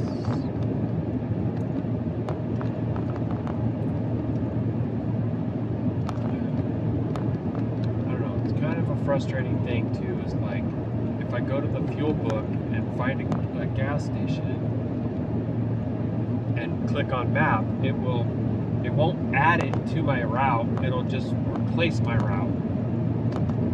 Just add it to my route. Don't take away my entire route. Thanks.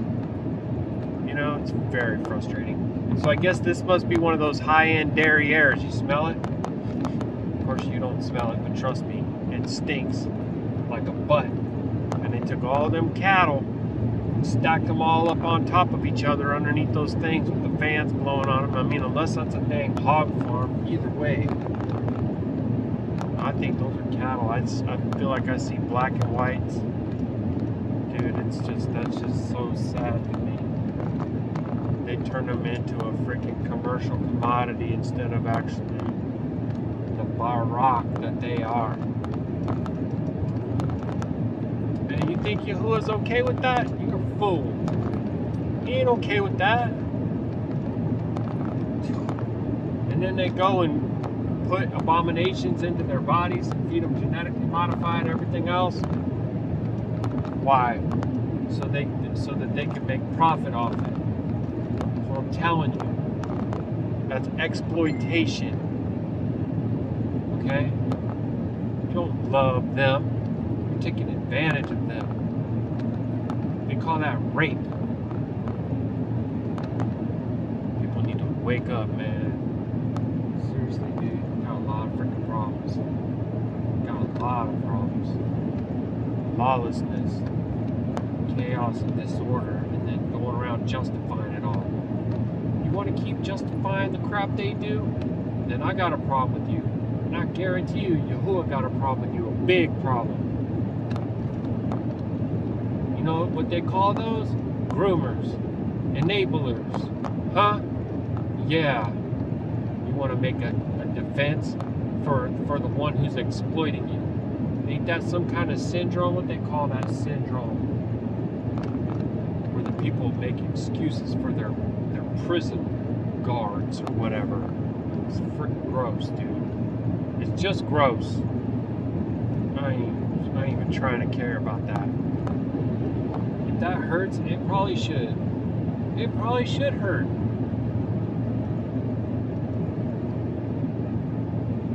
Oh, they're just giving them that injection because they don't want them to catch pneumonia. Oh yeah, what's in it? Oh, I don't know. Whatever it is, it's FDA approved. It's EPA approved. It's FBI approved. It's CIA approved. It's ADA approved. What are you, freaking kindergarten? What are you reciting your ABCs? What is that? What are you even saying? You even know what you're saying? I don't think you even know what you're saying. You want to continue to tell me to trust the people who've been exploiting and taking advantage of my people for generations. That's what I'm supposed to do?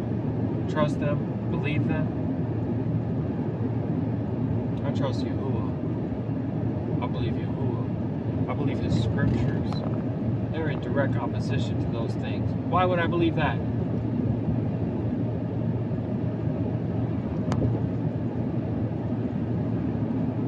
They're at enmity with the Ruach of Yahuwah. So how do you think that makes us? Opposite. Opposite. There goes a land spout way out there. You see it? You see that land spout way out there? There's a bunch of housing for probably migrant workers right through here. To be honest with you.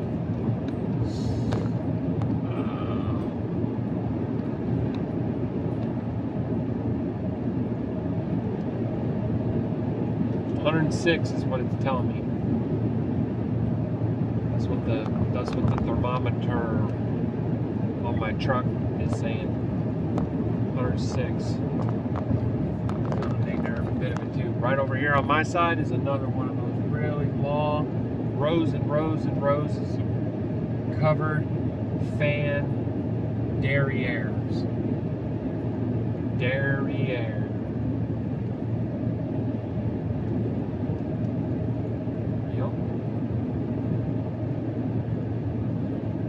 What I need to think of every time you see those little Keurigs, and then they have all those little plastic cups next to there that have all the different colors. You're supposed to just be like all oohing and awing over the sugar and the color and whatever. Unclean. It's unclean. Drink from a cup of devils, man. It's just a shame that it's so difficult to get your hands on things that are clean. It shouldn't be like that. It really shouldn't be like that, but it is.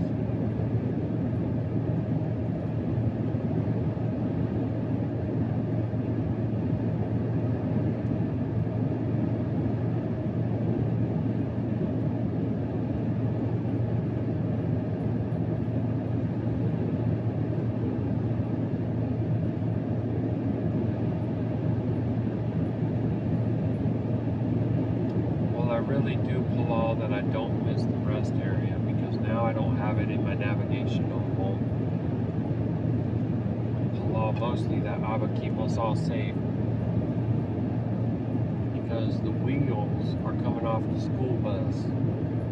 You know that stupid song, "The Wheels on the Bus Go Round and Round." Done falling off, dude. Painted Rock. Rock Road, that's what the sign says.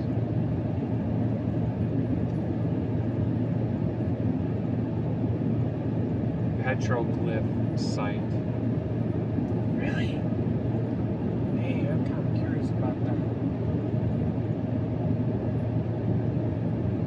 There goes another big dairy farm on your side. See that? Look at all of those poor animals, dude. Look how they got them stacked all up like that. Like they're a freaking assembly line on a factory. Gross. Yup.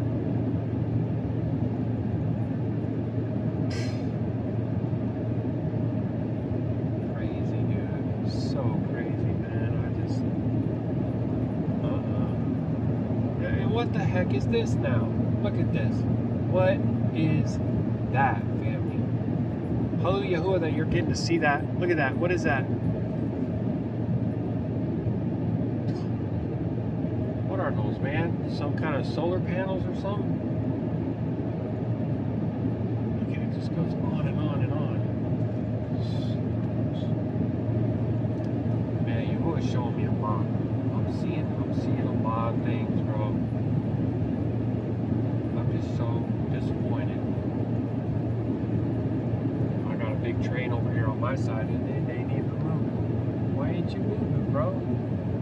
Got all those empty cattle cars. What you gonna put in those cattle cars? What is all that over there? Look at that.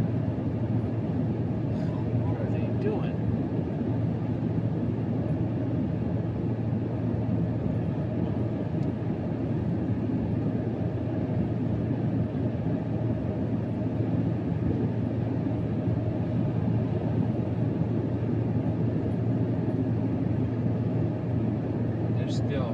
Still cattle cars, empty, all graffitied up,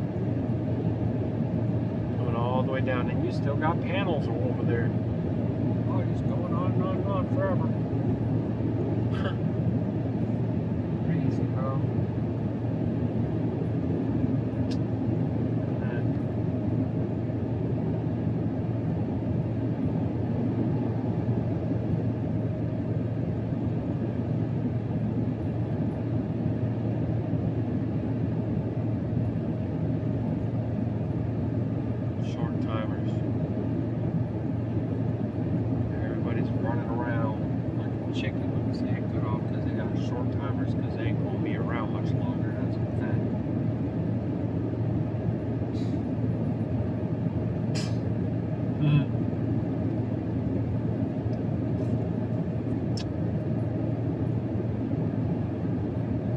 Like these mountains, so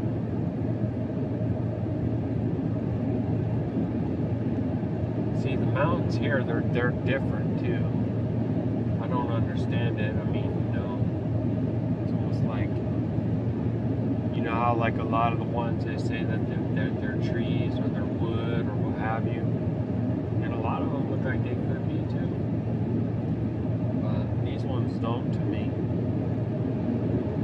They actually look more like they're in some kind of old lava flow. So, I don't know. Hard to say. Kind of reminds me of, like if you go to Sedona, the Red Rock, it's a lot of like the volcanic type of rock. Sorry that I said that. Just for understanding Salakia.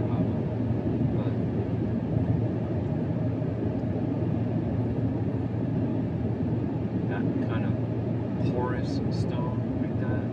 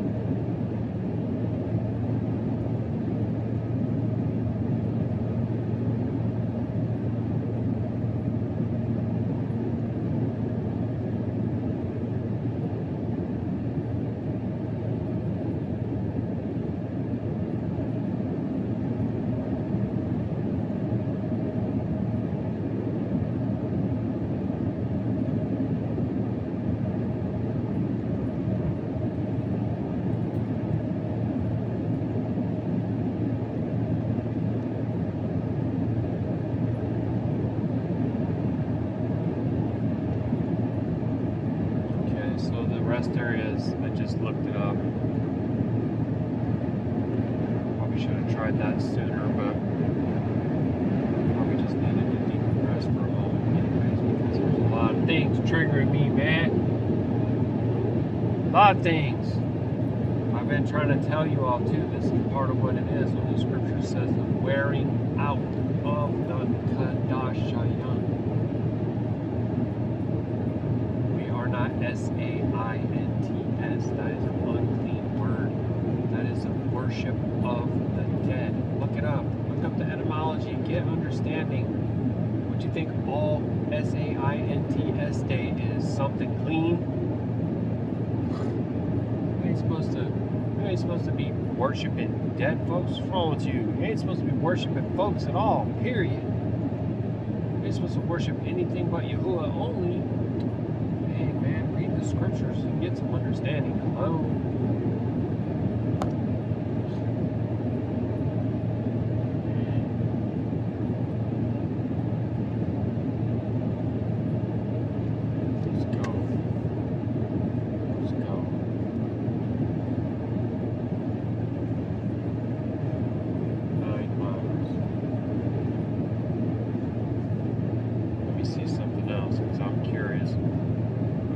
I got 2 hours and 22 minutes that I can drive, okay, and I got 4 hours total that I can work, so I do have like 2 hours that I could be on duty, non-driving time.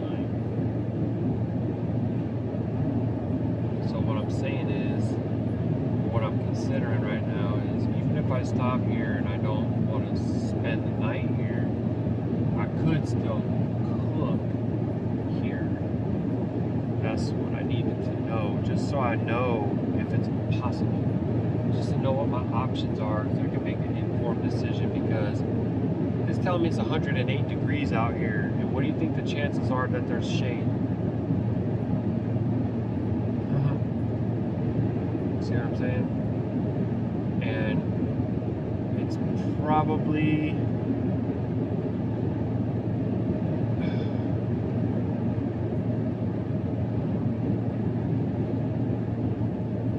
like it's literally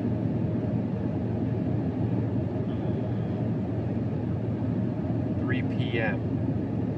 right? So it's gonna be a long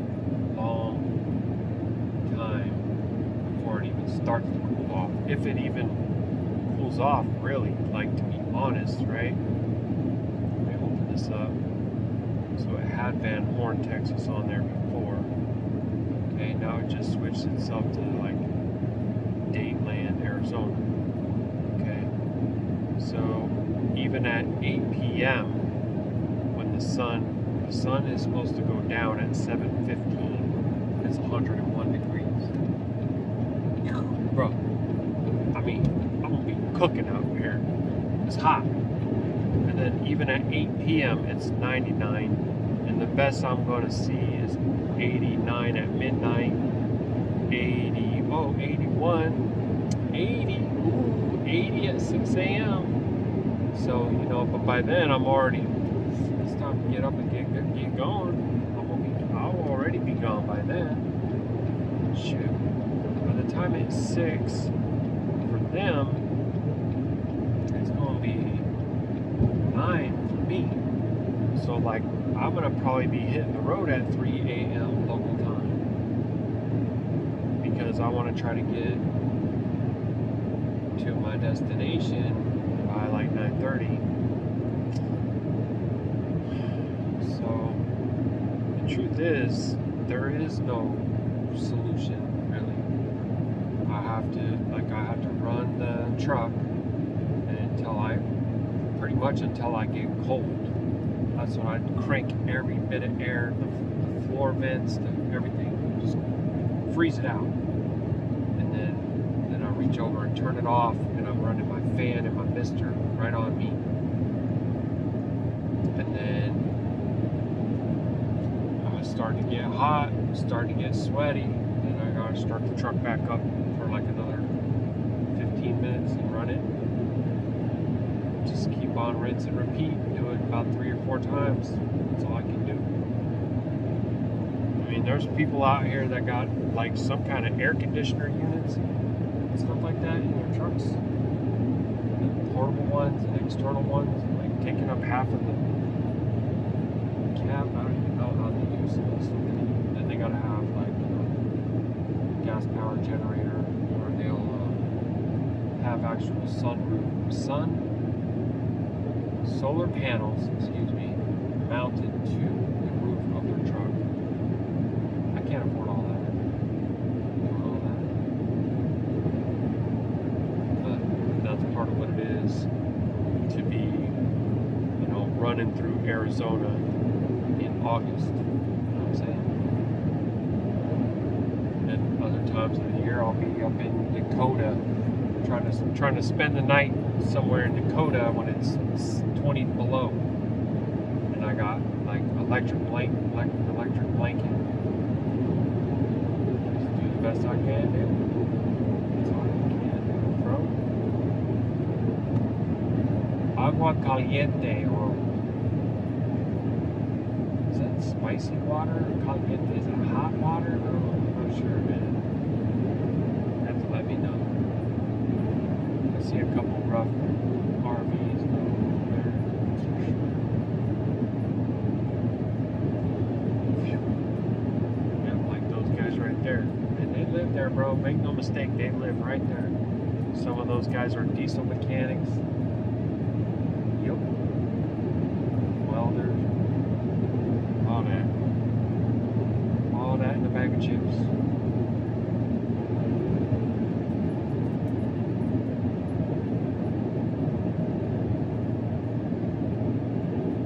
I wonder if those rocks would be Qadash for an altar.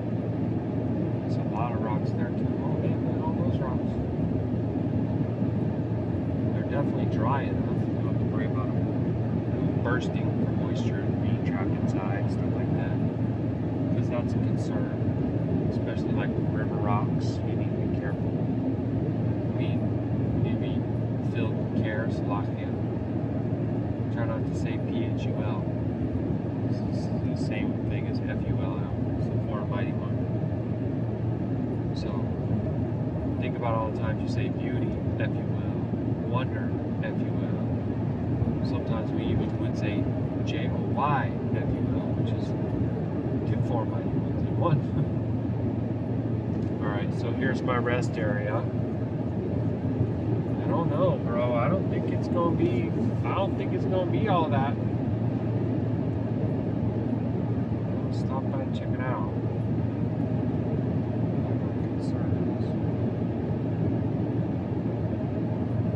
I was needing to go potty either way, man. Even if I just pull over and use my urinal or whatever. Some of these places don't even have bathrooms, so you never know.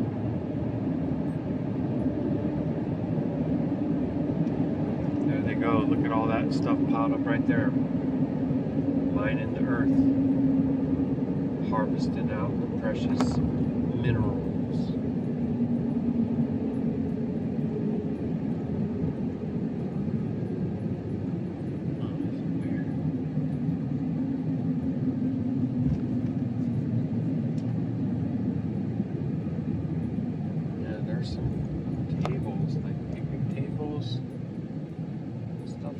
But to be perfectly honest with you, that looks pretty rough.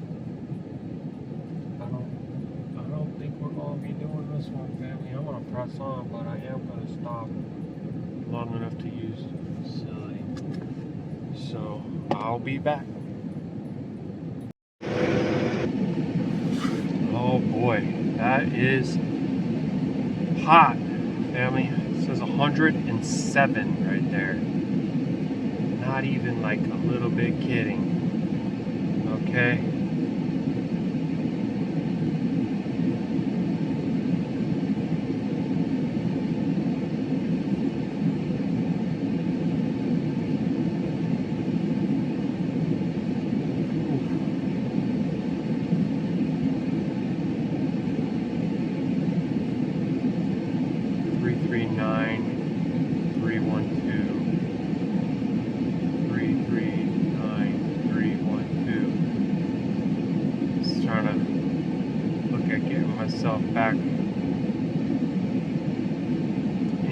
driving status here.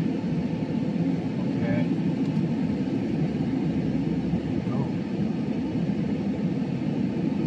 Baruk Atah Yahuah, man, I started taking some of my empty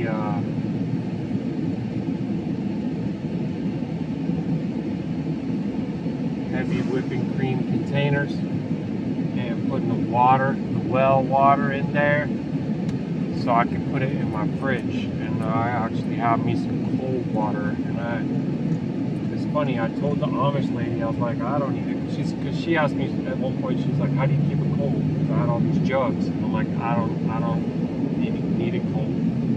She looked at me all weird, like, okay. And then I realized, like, it's a little bit on the earthy side when you're drinking it plain. Now, when it's in my coffee, it's not as much, although I miss the monk fruit. I hate to admit that honey in my coffee is not quite, it's just really not sweet. It just kind of like takes away a little bit of the bitterness. I don't mind the bitterness. I just kind of want it to be like sweet and creamy, you know? Not overly, but a bit, you know, how I enjoy it. So, needless to say, cold water, when it's 108 degrees, I had the truck off for what? 10 minutes? Get back in the truck and it's like, you know, it's freaking crazy hot right now, dude. It's crazy hot. I know all about it. I used to live in this, and I don't even know how or why or what, because I guess I didn't have no choice.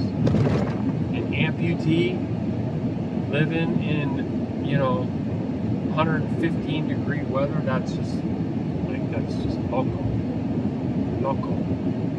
It doesn't take much for my leg to start sweating and break down. It's unfortunate, but that's kind of the weak, that's like my kryptonite. I've had a lot of things bother me about my leg, especially over the past several years, but now that I've lost, what, 90 pounds, and this is the best leg I've ever had, and it's great. But I'll tell you what, if it gets all sweaty, it's like farting around and slipping, sliding all over, and it's just like, it's a hot mess.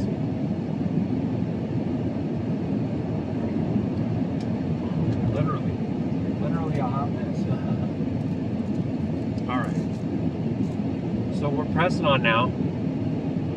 I wasn't even thinking about staying there. I don't know that I'm necessarily going to find anything better. I'm running away from an inevitability possibly here, right? Because heat, you know, the heat's going to just continue to be a factor. So I will look to see if there are rest areas in my future.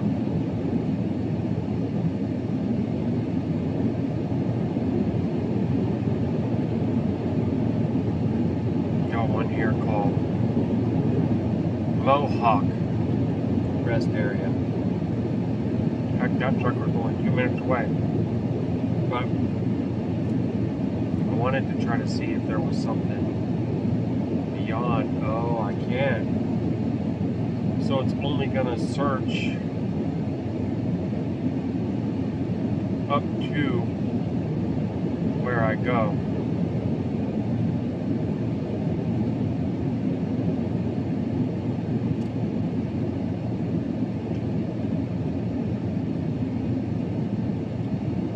Interesting. So there is one here called Mohawk, but it's also before the fuel. Let me see something.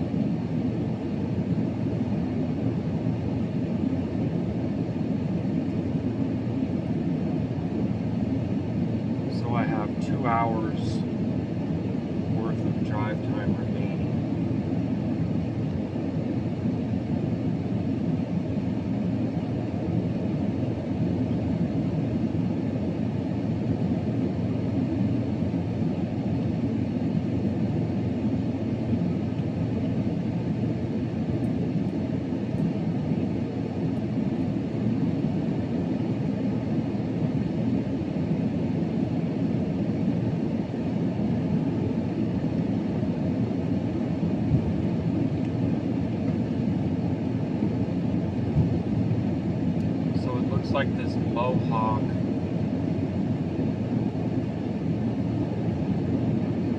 is, let's see.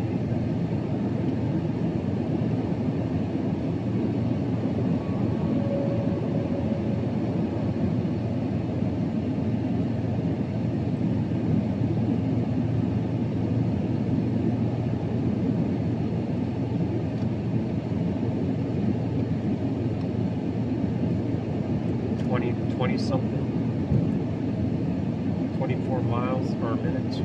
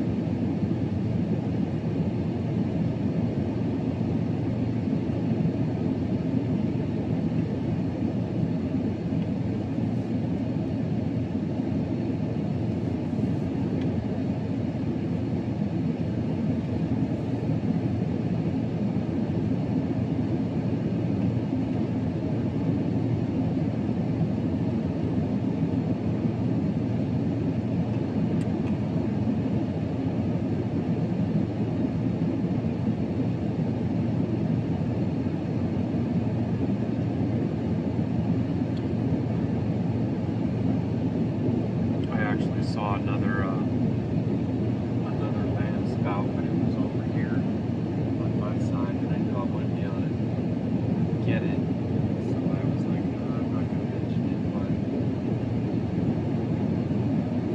what the heck, I mentioned it. There's quite a few of them out here in this area.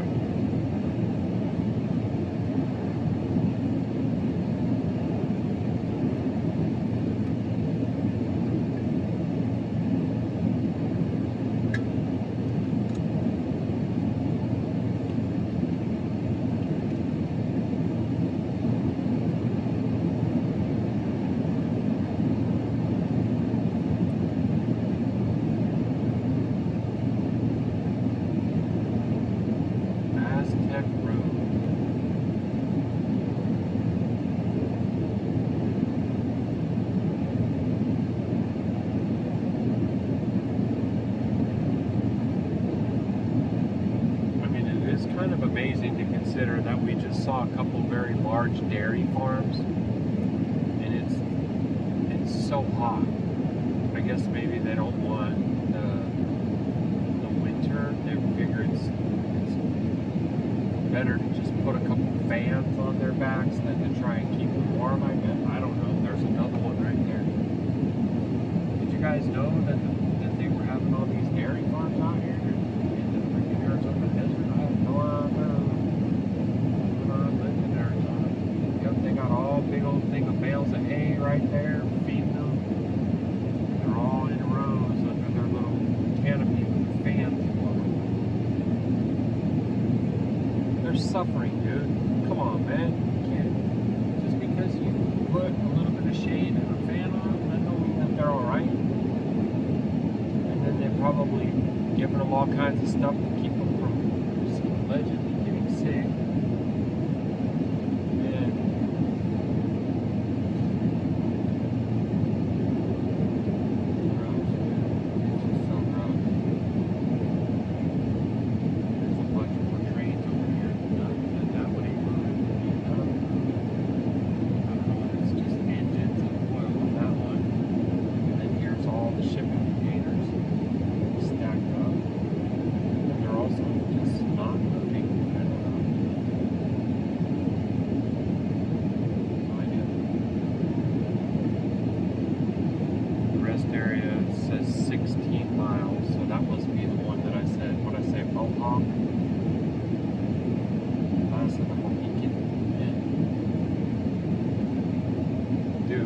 Get out and cook, and it's like 108 degrees.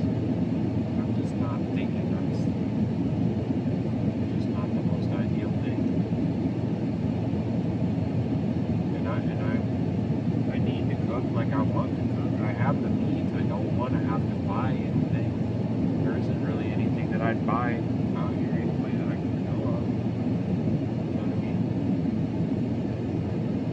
got those wings, or we were 5 spicy wings, and I usually end up regretting it anyways after.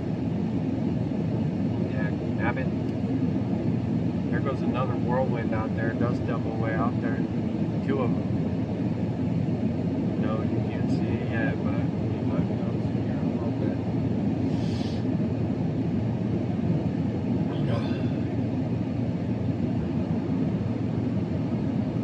Yep, there go 1, 2, 3, 4, 5 engines on the front of that thing. All those. I remember when it just seemed weird to see 2 engines on the train.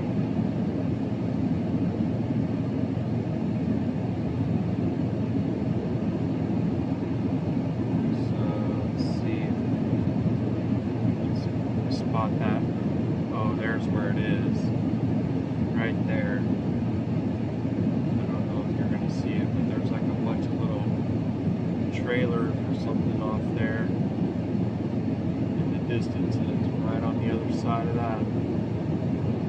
I want to know what this looks like on my TV at home.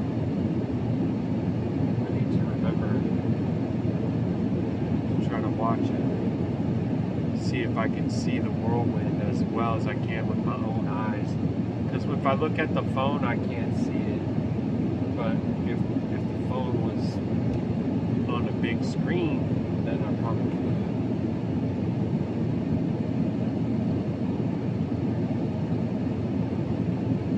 There's a couple broken down cars for you. And here's a residence. Legitimately live there, dude. Wow, it's amazing. Much respect to y'all there. And you got power though, I saw that, so.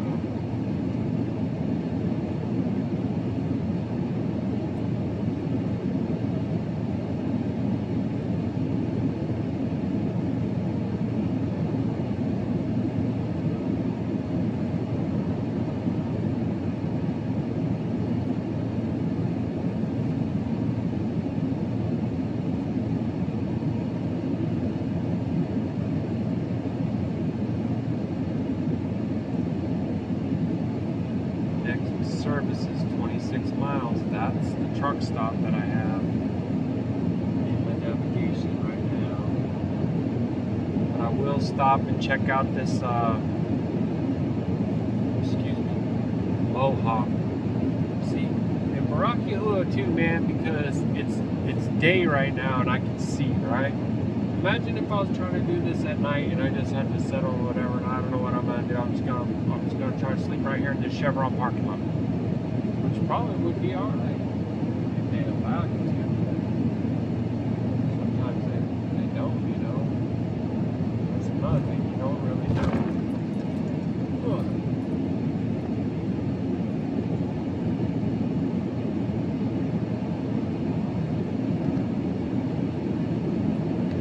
Yeah, these past couple days, the things that I've been seeing just make me sad.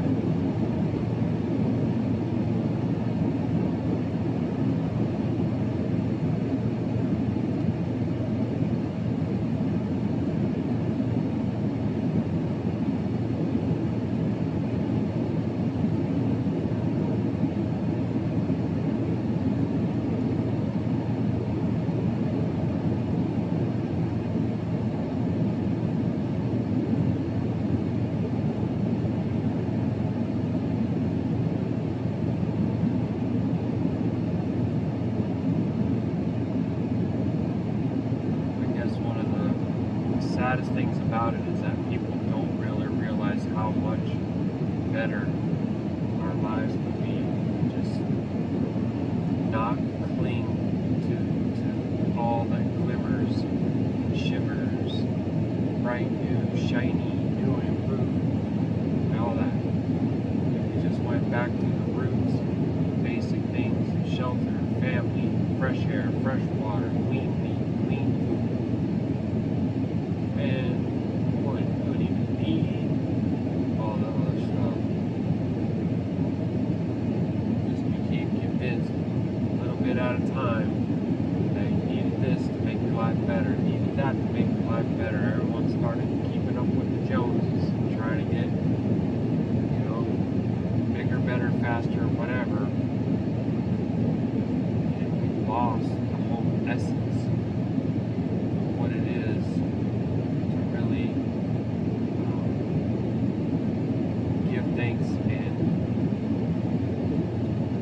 see. It's difficult to replace some words. That word E-N-J-O-Y, Yahuah, and his provisions. See, awesome, and everything became this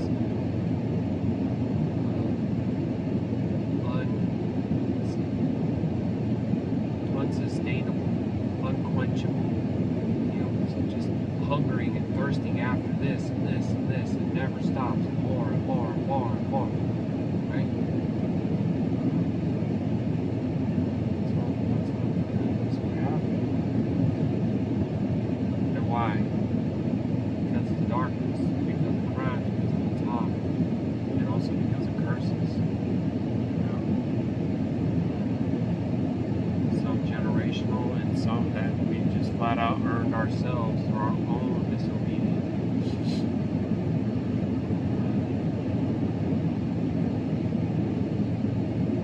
In a lot of ways, like letting go of things in this beast system and fasting from different things, like it's actually difficult. You don't think you can do it at first. And then the more and the more and the more you do it, and the more and the more and the more you see you are able to.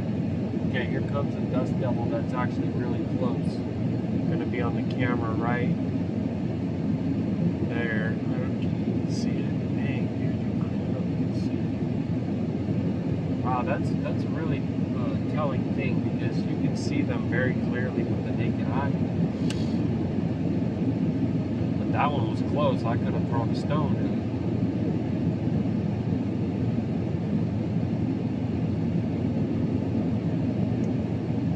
20 miles away from the fuel. How far am I away from the rest area? Probably a lot closer than that. There goes some dust blowing right across the road up ahead, but it's a little bit more dust blowing across the road. Man, that was the rain that we had last night. That would be sweet right about now. It dropped 20 degrees from that.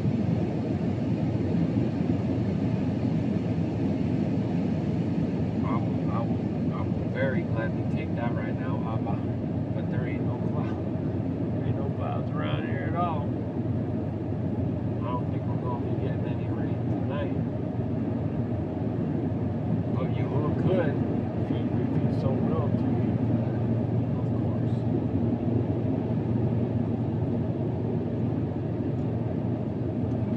Excuse me. Whoa, there's that little bit of that crosswind right there.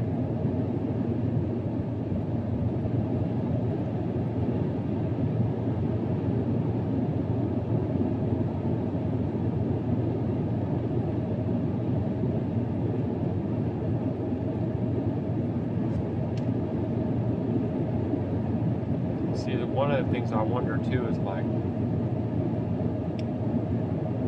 how, there's a bunch of blacked out areas on my map around here. Like those mountains to my left. I wonder if there's anything on the other side of those mountains, like, as relates to military. Anyway, I wonder how far it is to Yuma. You know what I'm saying?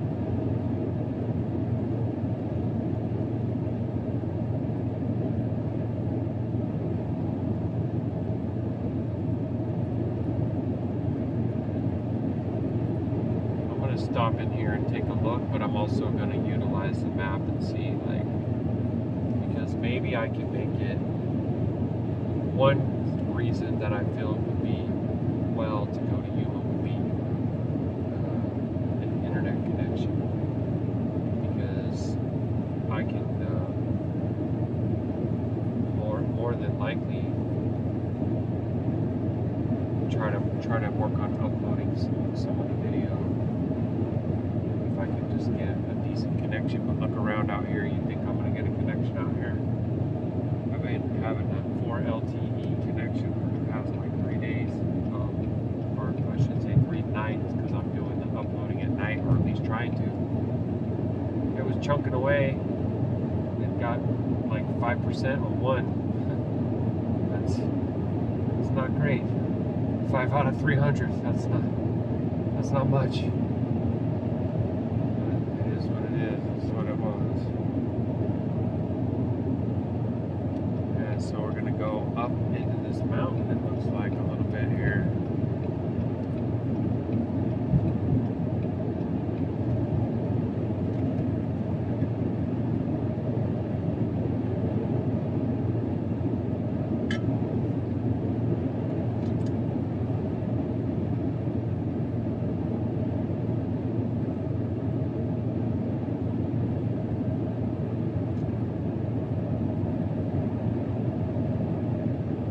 Rest area 1 mile. That's rough. They got a RV trailer out there covered. It's like septic or something, water. I don't know. That's rough, my brother. It's rough. But it would be cool at night. Real cool.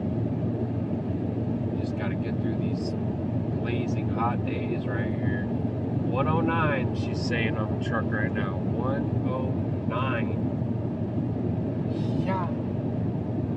Look, and it's a rest area right here. I don't even know if I should stop, dude. That's what you're calling a rest area right now?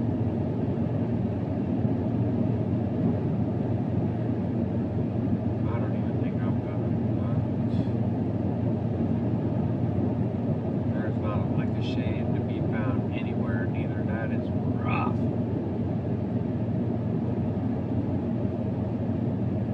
Might as well just keep it pressing on.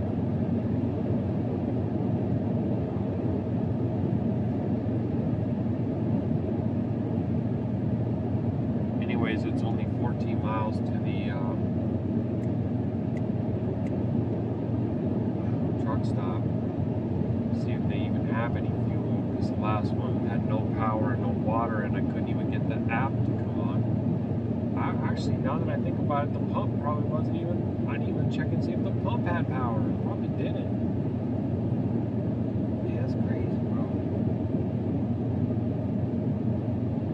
Coming soon to a theater near you. You ain't getting no gas. You ain't getting no diesel. You ain't getting nothing. Oh, you think your EV's gonna be working? Ha ha ha. That's hilarious, bro. You're cracking me up. You ever see all these big rigs out here? As soon as they're not getting any diesel, ain't nobody getting nothing. You ain't getting nothing.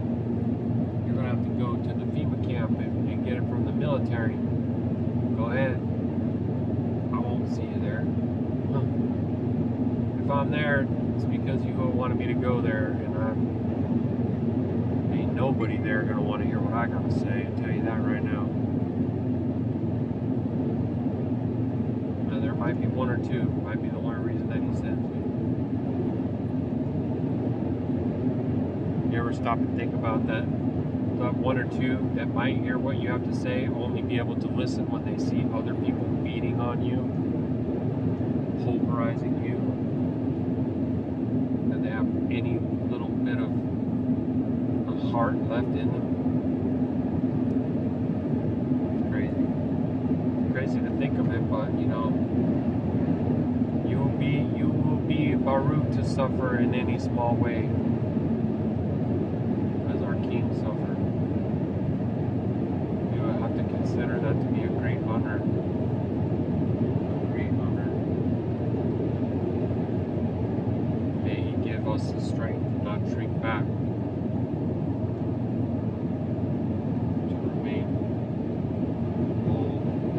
Upright, steadfast, everything else.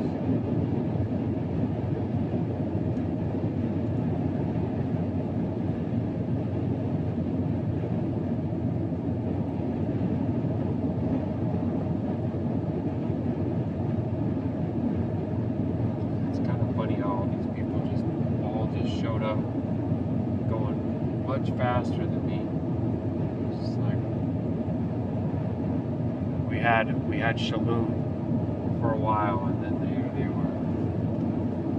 I don't know what's going on here. I got a random message. I don't even recognize who this is. Emmanuel Goldstein. Send me some Facebook link. So bizarre. I don't know what to think. Should I click on it? Probably all unclean as can be.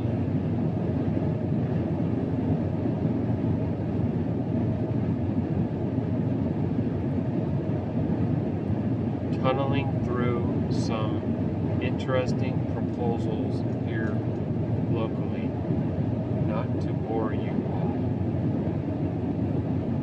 Gemini, the quantum hum of Bakersfield. I mean, I have no idea what you are on there, buddy.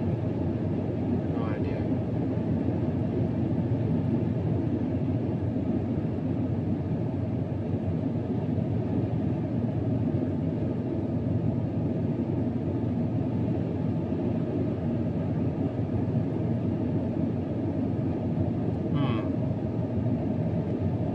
And some Gadites separated themselves to Dawood, at the stronghold in the wilderness. Mighty, brave males trained for battle, who could handle shield and spear, whose faces were like the faces of lions, and were as swift as gazelles on the mountain.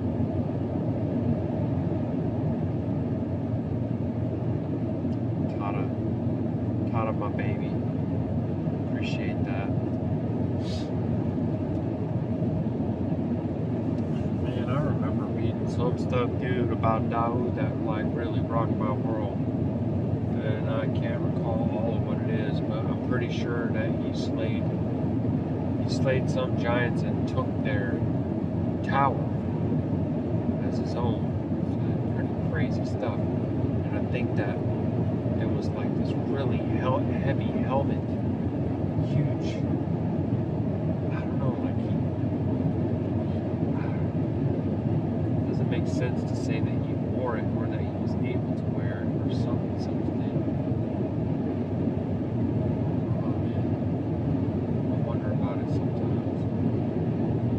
I wonder what all Qadash males in Scripture were actually also very large, if any at all, you know.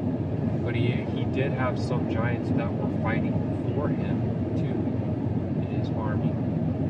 That was also really, really interesting.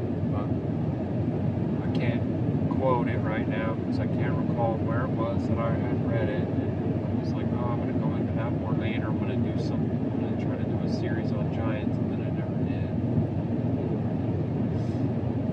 Mama wanted to direct me into other things.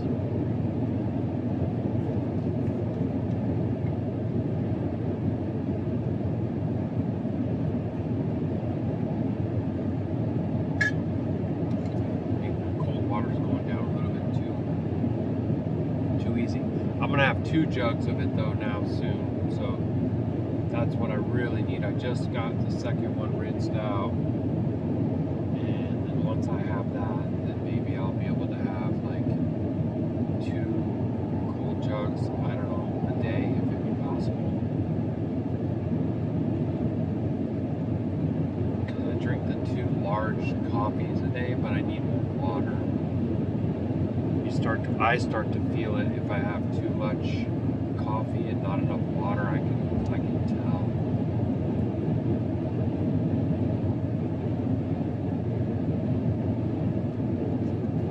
Okay, so it's telling me 5 minutes, so I'm actually going to turn my plump on.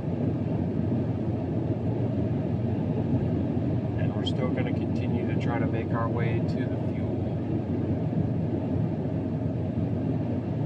Sometimes there's parking. I mean, that one in Anthony, Texas had great parking. it wasn't shaded or covered or anything like that by any means. But it was favorable, I'd say, you know. I don't know if I want to even try to go around this truck. I guess I will. Oh, there's more ahead of it. Let's see. This is what I mean. I don't want to fall back in behind here. There's also a truck that's pushing up on me pretty fast. So I'll just let him go. Dang, look at all that debris and all that junk out there. Look at that, dude. What is...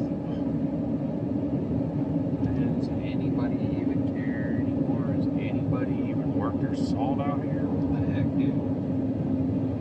Just imagine, you wouldn't have to go back that long for that landowner or that manager of that business to be like, you boys need to get out there and pick all that stuff up and get that out of here. Haul it off to the yard, whatever. Like, where's that at?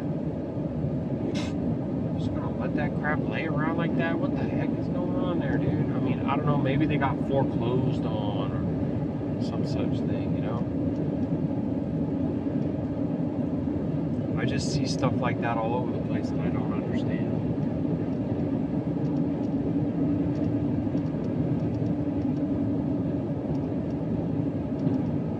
It's crazy.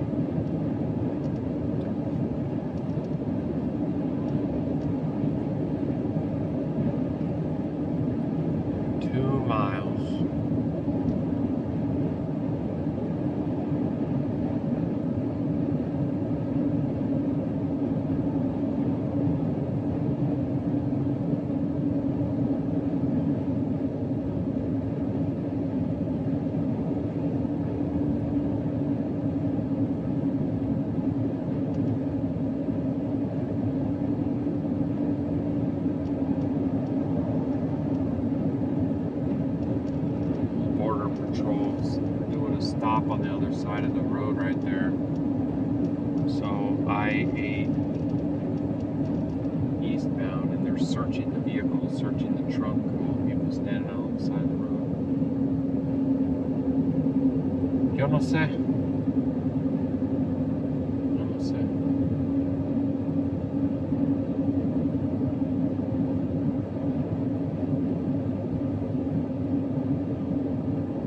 Every now and then there's like a palm tree, but there ain't no real shade anywhere out here. 110 degrees it says right now, guys. And it's going to be hours before the sun goes down.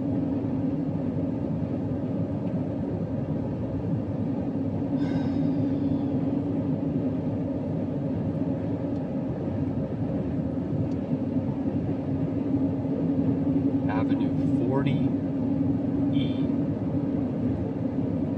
Takna, that's me.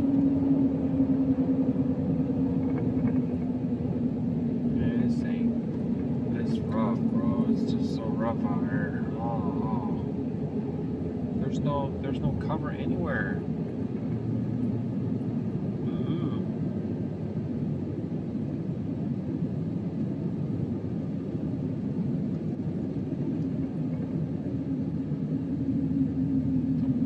I see is like, you know, like covering those fuel pumps right there. That's pretty much it. Ooh. My trailer brake is a little rough. A little rough, but strong, real strong. Adjust it down. Start out at like 10 with these things, and then now I'm at 5 with this one because it's broken in now.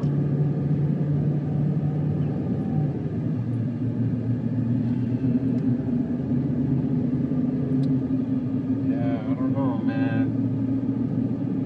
This is where I'm gonna want to stop for the night. Honest with you, it don't look like it. Then again, look what I've been saying about just take the next rest area no matter what it is, you know what I mean?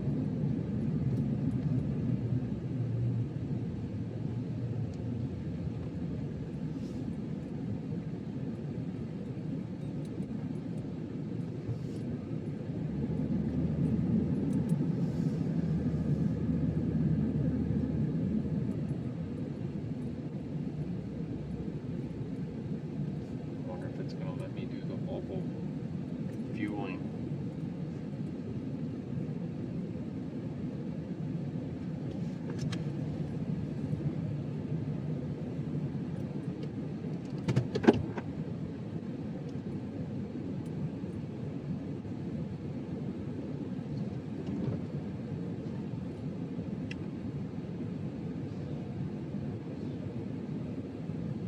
I'm gonna try to get diesel and DEF, but I don't know because I don't have as much money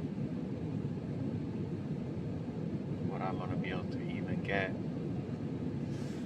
We'll check back with you guys in just a second. Okay guys, this is kind of like life on the fly, right? Because I'm not sure what exactly I'm doing or where exactly I'm going, but I got fuel and I found a rest area that's along my route that's about 52 minutes away, and I got 2 hours that I could continue to go.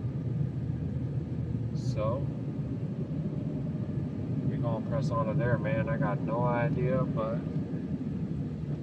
it can't be worse than this. This is, you know what I'm saying? I think it's worth it to take a shot.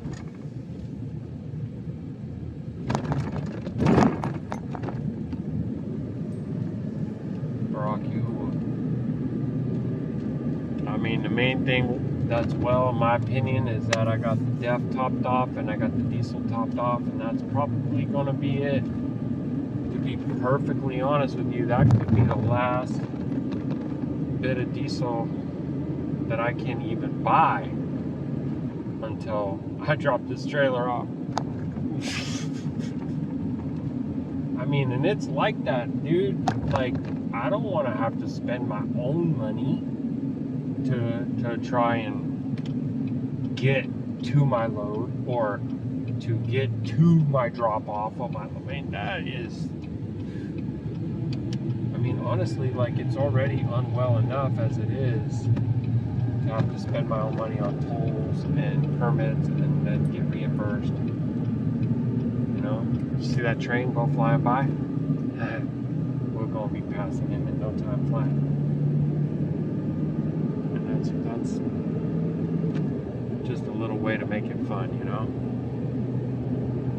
We're gonna catch up to that train and pass him up, guys. I'm telling you.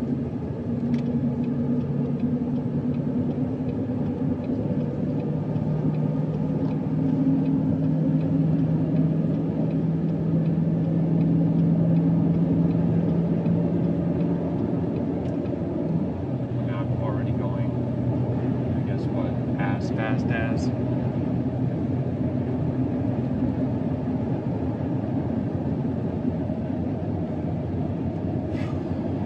It's hot, man. Still says 109 on the truck thing there. Alert. Some extreme heat watch for where I'm at, right? Oh yeah, it's all this whole area where I'm at. I-8. So, here we go. Baruk Yahuah, man, we get to be here in the midst of their extreme heat watch, whatever you want to call it, right?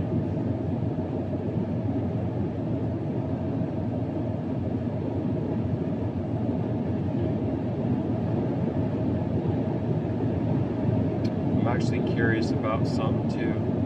Okay, so I got about 27 hours total drive time remaining for my quote-unquote cycle, right? So today is Sunday. So 2 2 days remaining. And what did I say? 27. Oh boy. I'm not even gonna, I won't even be able to make it home for Shabbat, man. I don't even have enough hours on my log, even if I, you know what I'm saying? I keep getting in this situation too, to where my log is like jamming me up, you know? It's just making it to where I can't, like, you can't get home for your day of rest because you're not allowed to. Not because you can't, because trust and believe I can, and I don't have to, like, take some extreme risk or anything like that. That's just silly.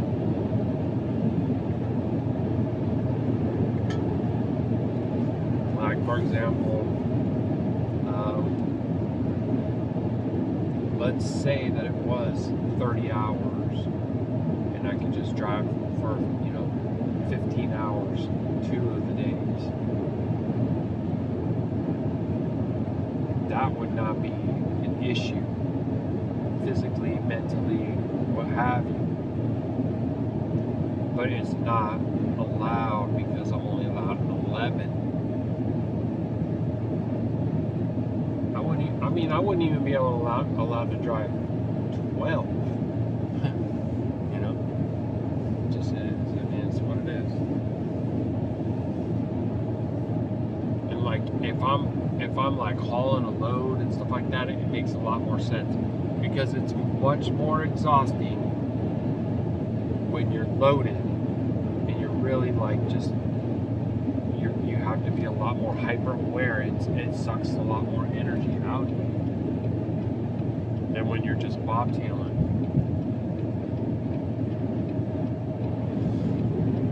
So yeah, then there's that, right? So I'm likely going to be spending the Shabbat somewhere in North California, for example.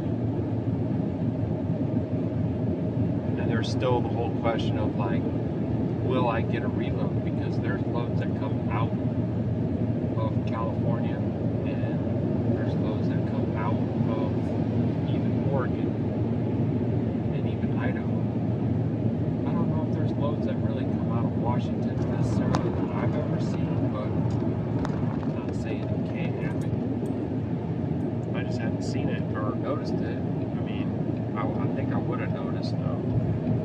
Oh yeah, no, it has, right? Because say like if you picking up one in Silverdale and taking it to Lady Lake, which is a load I've actually had before. Silly me. Now look at that whirlwind right there. See that?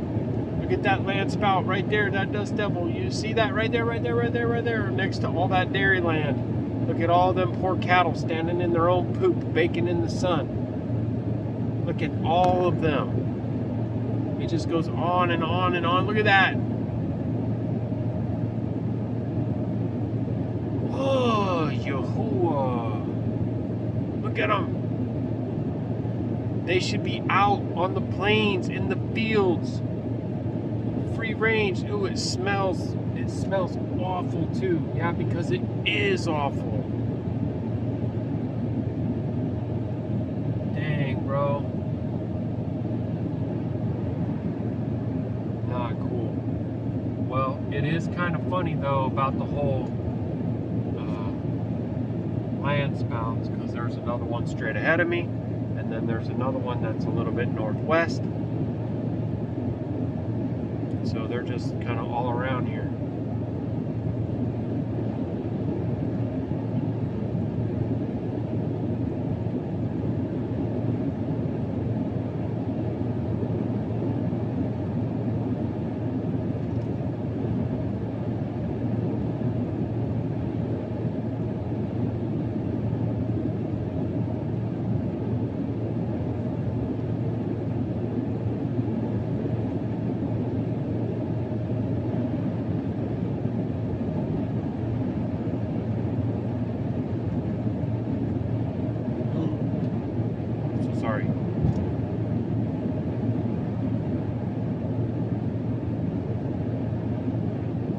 So this rest area is actually in California too.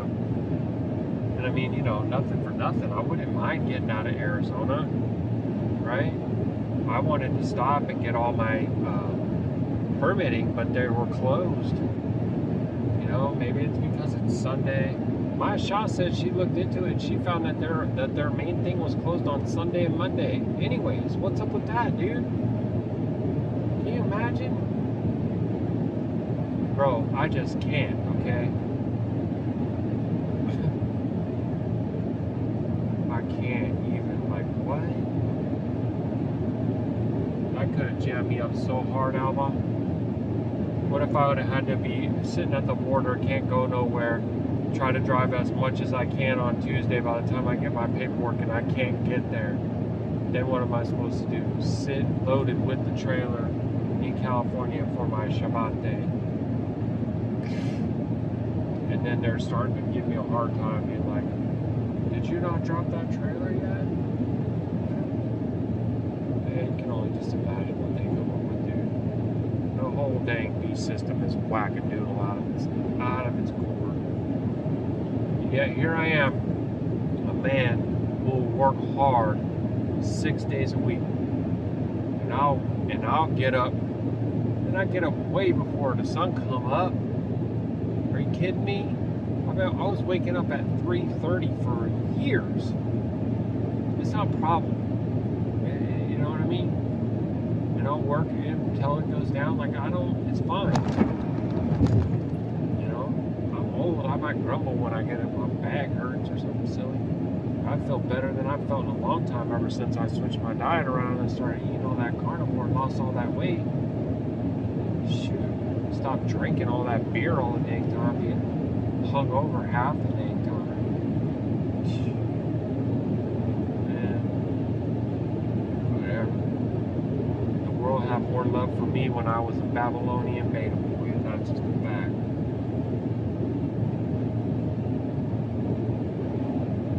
Look at this sea of RV. This here is Pioneer RV Park.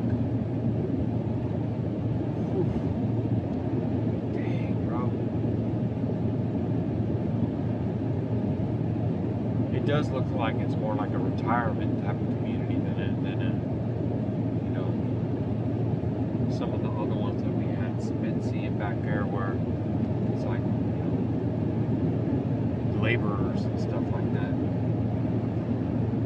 There's another big one over there. You've got palm trees.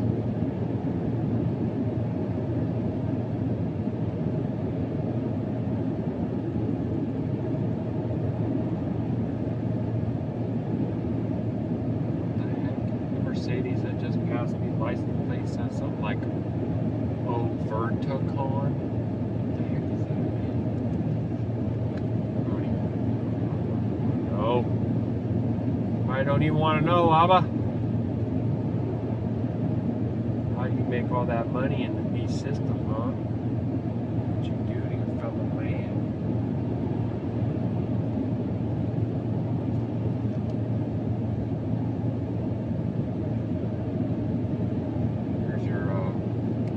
Suburban little boxes in the desert, little boxes full of ticky-tacky, and they all look like each other, and they all are filled with the same. There's red ones and black, yellow ones and purple ones.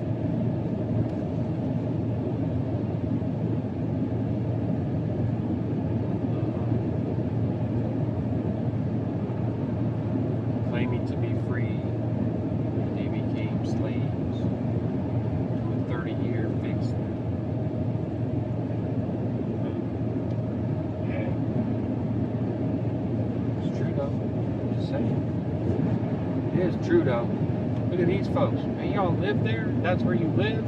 For real? Dang, look at that. They live right there, dude.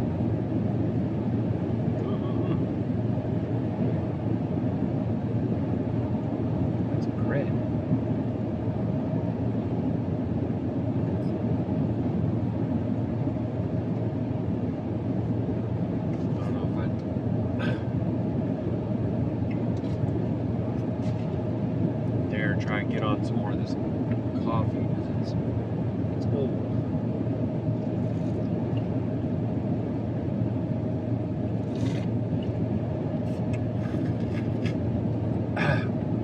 Thing is, I can receive that with things that's actually very darn yummy.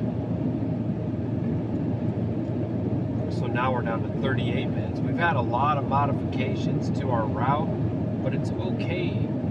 Like I try to stick to it if I can, but if I need to make adjustments, then I need to make adjustments, and I always want to be flexible for that. The biggest thing I'm trying to avoid is asking my shot help me, figure this and figure that. Like I have to try to get this stuff nailed down on my own.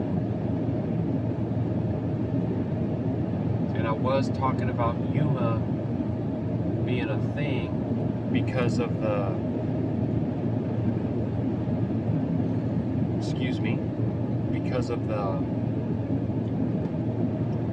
signal, the data, what have you. But, if it doesn't, it's not going to work out, okay? So it's fine. I'll finalize this video and I'll put it on the laptop too. And when I get back to the house, I'm willing, I can get all of them uploaded. El Cajon 1, 2, 3, 4, 5.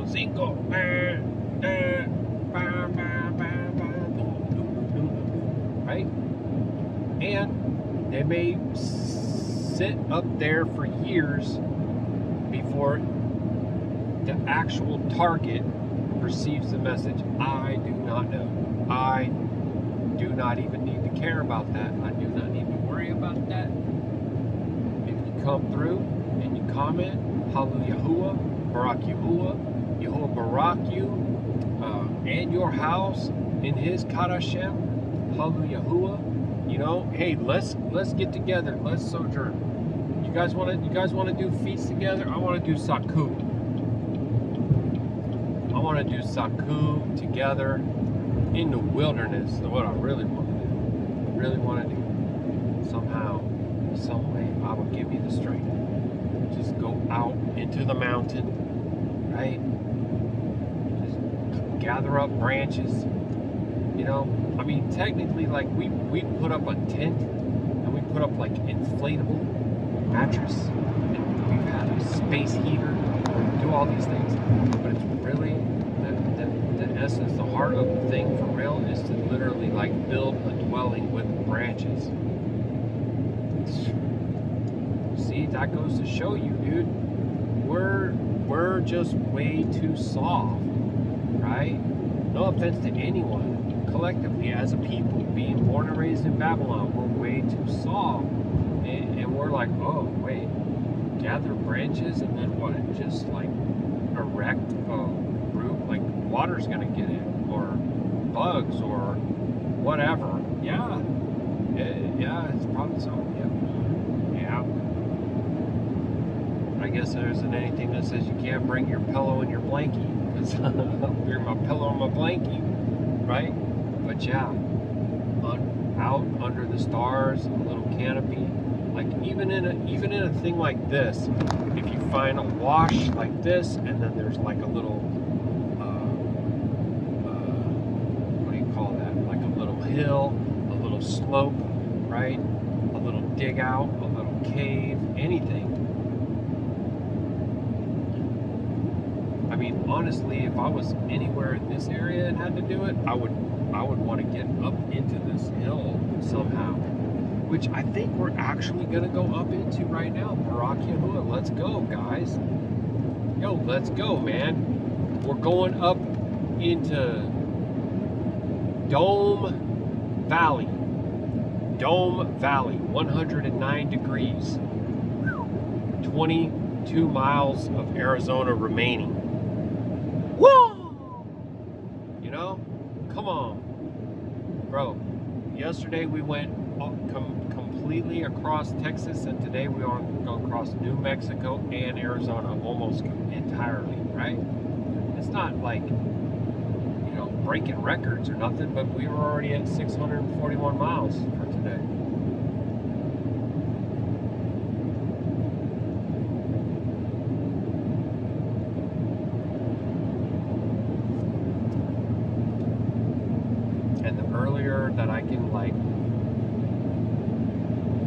this knocked out tomorrow, the more increased chance that I have of trying to land myself some kind of a reload, which would be profitable, which would be favorable.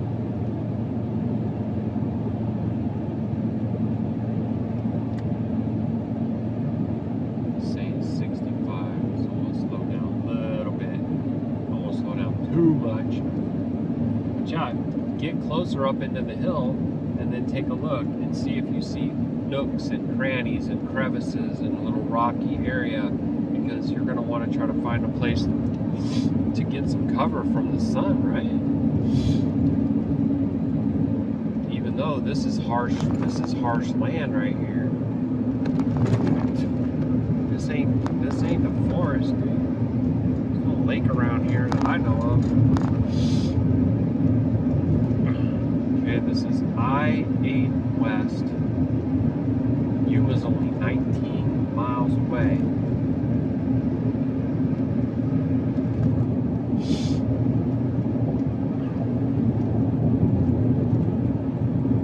Every now and then, if you look, you might even see like a little cave. And, you know,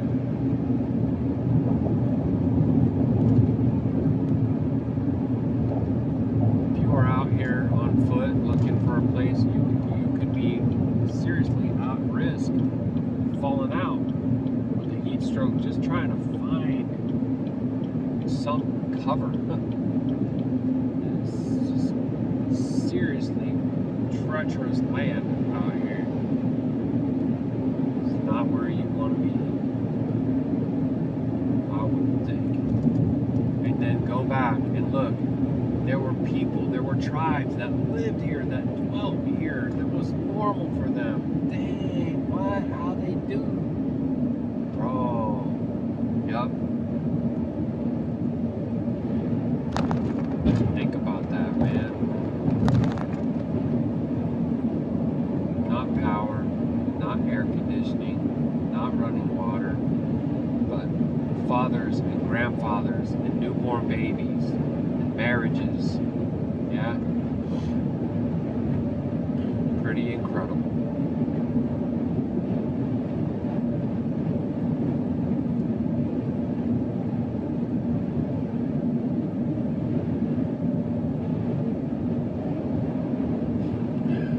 That's so funny. There's a truck in front of me that's loaded with cars. And I was gonna pass him, but as soon as he got on the downhill on this mountain, boy, he just took off like a rocket. He's like 65. I didn't see no sign. What sign? He gone. Man, it's still crazy hot inside the truck, and I'm sitting here in the air conditioning. Come on, man.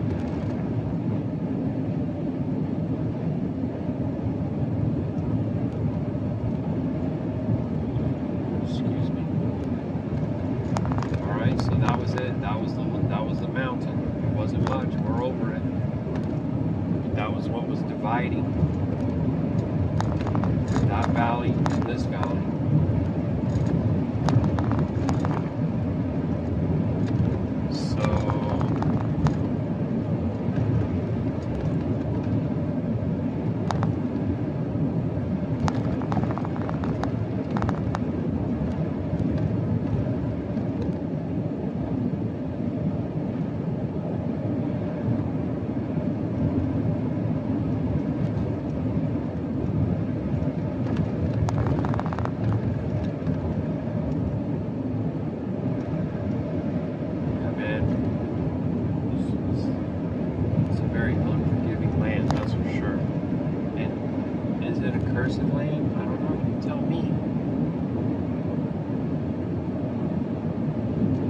Been to some places where I'm like, yep, absolutely is. This, I'm not quite so sure. But I mean, in a way, all of creation has endured the type of person with the fall, just like all of mankind. That's why there are none without Chata. All have fallen short of his name. None are worthy. No, not one. See, I love that verse too. worthy, no, not one. So that instantly makes Yahusha more than just a preacher. A lot of people will deny that he is Yah in the flesh. And that raises the question, do they have HaMashiach? Or do they just have a Mashiach, right? We used to wrestle with this and be like, does it matter? Or is that why? Of course it matters. Yeah, it matters immensely, right? That's why we don't accept any of these. Oh, it doesn't matter what you believe as long as you believe in something. Yeah, no, it really matters because that's clearly what the book says, right? There is only one way, deliverer, door, gate, path, right? The one and only Yah who adds deliverance. Yahusha. Yahusha. And Yahuah. Because he adds breath as the creator and he adds deliverance as our HaMashiach. Alright. It matters, guys.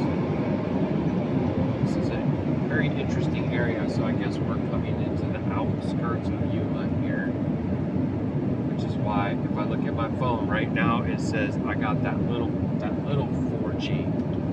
The little 4G LTE, right? If I keep watching, all of a sudden it's going to turn into 5G. Right about the same time that people start driving like lunatics. Guaranteed. Been there, done that, seen it. Oh, so many places. There goes one right there.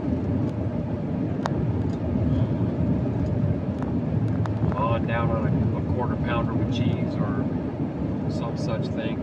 Drinking a Mountain Dew, you know, all the things.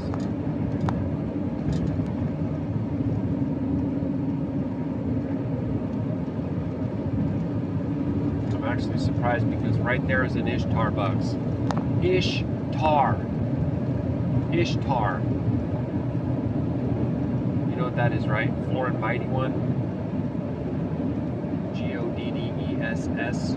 Worship. Yeah, Bucks. Ishtar Bugs. That's not what it's called. Oh yeah, have you looked at the logo? Have you looked into it before? Have you seen that split fin mermaid with the breasts out there? Yeah, you don't know. Or you do. If you know, then I ain't even trying to convince you because you already know. It's just amazing sometimes how much folks don't know and won't listen, won't look, won't read. Why? Because they don't want to, because they love that and they don't want to believe that it's unclean, dude. They love being in that dark and they don't want to come into the light. I don't want to answer to that. I don't want to be accountable for that. I don't want to have to walk perfect, righteous, and all that. Right? Makes sense. And matches the scripts. Hallelujah.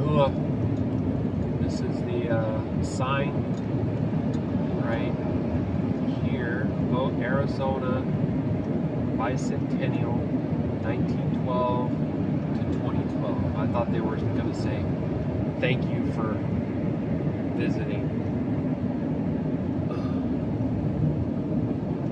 But it's not yet. We're not out of Arizona yet. We're just coming up to the edge.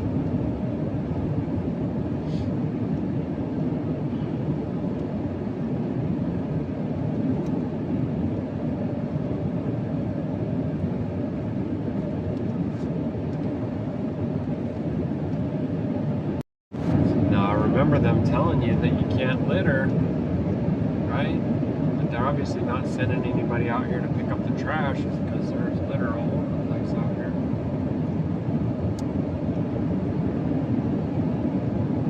I also heard recently that they're inviting a lot of the data centers for AI here to Arizona, where they already have shortages of water. And it's really incredible to hear and learn how much water is being used for that purpose, even though they deny it. Look into it. I looked a little bit and I already know, and I'm already convinced. And Yah already showed me, look, the rich, the powerful, the elite, the decision makers, all that, they're going to be more willing to give your water to that beast system than to their own people. Drought, famine, it's all part of it. Feeding the beast, what, so people can get quick results on their searches, and they can help me write my paper or my song or answer my question or do whatever. I have no idea. Whatever you summon that for, right? Your oracle, your necromancy, what have you. Why does this person come right in front of me and then, hello? Are you kidding, bro? They came right in front of me and then slowed down. Just like 60. Now they're going fast again. I'm telling you, man, you can't make it up. It's just NPC. That's what I say. Right? When I move, you move. Just like this. Like, you move in my way, I move over, you move back in my way. I move over, you move back in my way.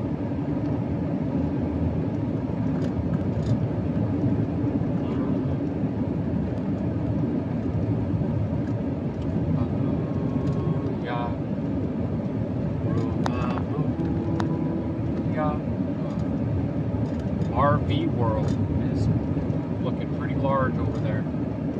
I wouldn't be surprised to get some deliveries there. I'll bring an RV there. I would go this way again for sure. I've actually, I don't mind it, even though it's a little bit on the depressing side because of all the poverty and everything that you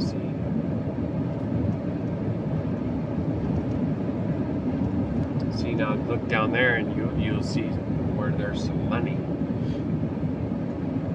Not like the big money, but I mean, I don't know, like I would wonder, like, are those like $400,000 houses or what? I'm not really in the market to know, but anymore these days I'm shocked at how expensive things are. I just can't. I used to be really great at playing the Price is Right. I'll nail stuff left, right, and center and be pretty on top of it. Now, I feel like I'm ancient and old because I'll be like $15 or like $49.99. I'm like, what? $49? What? That should be like $12. It's pretty funny in a really sad way. So what are these? Are these blades for wind mills, wind turbines? Is that what those are? Big giant blades.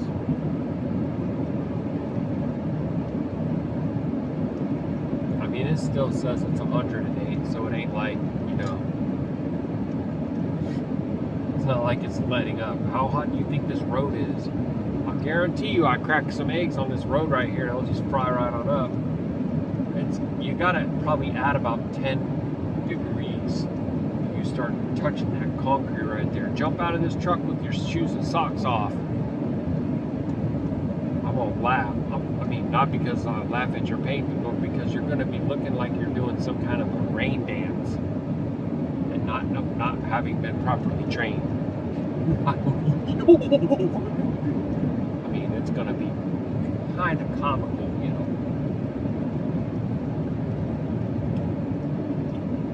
And I even speak from experience, traveling across the country as a young lad, going through some places like Arizona, New Mexico, Texas. Oh yeah, no, just jump out of the car and go inside. Oh, you better put your shoes on, it's hot out here. No, it'll be fine, I'm okay. Ah! Yeah, you gotta learn the hard way sometimes, right? That's sometimes the only way we do learn. But look how fancy the hotels are.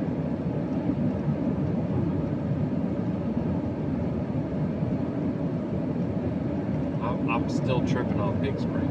I'm still tripping on it. It's really wild to me. So yeah, it's all 5G, like I said, and it's not because of satellites. I mean, just shake my head, right? Kind of amazing that people believe that. I mean, I used to, so.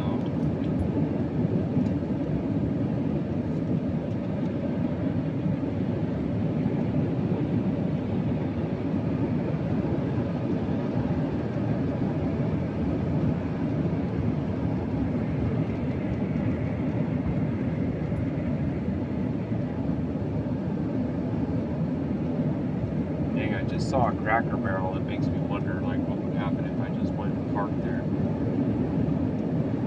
I'm not gonna, because I'm short on my log and I don't want to do anything like that, you know.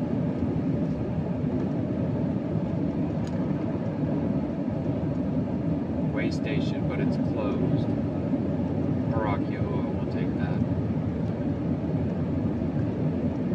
65. Pushing me, no one's behind me. That Cracker Barrel definitely had some shade trees though, so that's yeah. As do all these places down here, right? Big old Home Depot right there. I've stayed at Home Depots before too. Usually call ahead and make sure that it's okay, and I obviously can't do any of that right now, so that's why we're just going to continue on to our destination, and whatever it ends up being is what it ends up being. The sun is looking like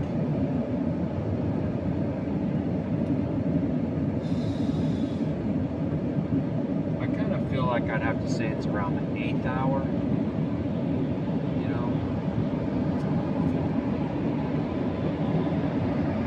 I think we do have a solid probably 4 hours remaining. But even, like I said, even after the sun goes down, it's still going to be hot for a while. But it will start to become noticeable pretty quick, you know. Start to become a lot better pretty quick too. And look at these bridges over here. What is going on over there? Actually, in some direction from here, I'm not sure which because I can't really look right now, but I believe I'm actually kind of close to Mexico again. California state line. It just said on that sign.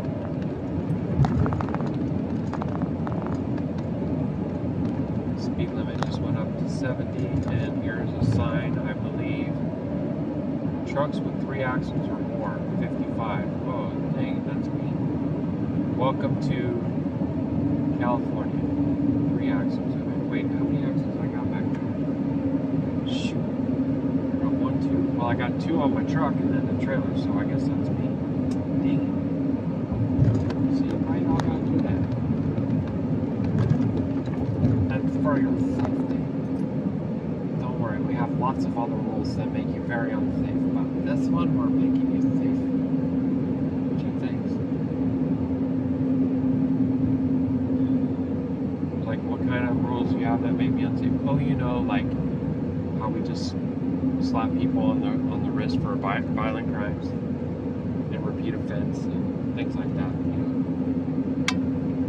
But you who are working for a living, you better not go too fast.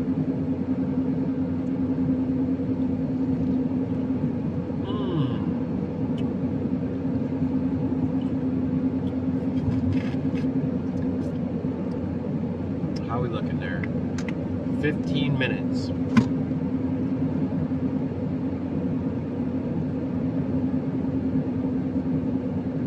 Please don't follow me working truck, unless you're getting off right here, because I'm just trying to obey. Aren't we supposed to obey the laws? Oh, is this the state where we don't obey laws? I'm confused.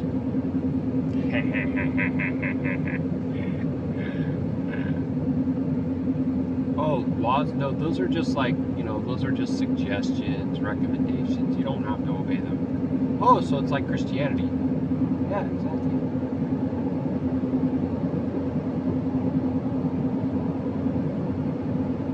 Except we worship the pigskin on Sunday instead. Oh, okay, gotcha. And eat swine's flesh. Yeah. Ribs, bacon, all that stuff.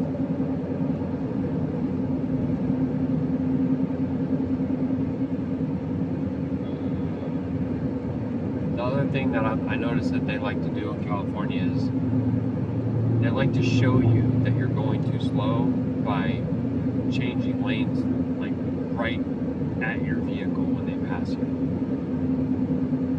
And I told my shop, like I had to admit, I was here for 3 loads, like back to back to back, and it was rubbing off on me. Like you have to be aggressive or you're gonna just get run over. Like you'll never get over, you'll never get off unless you're like, and they're like the most aggressive drivers. It's weird, but it's true.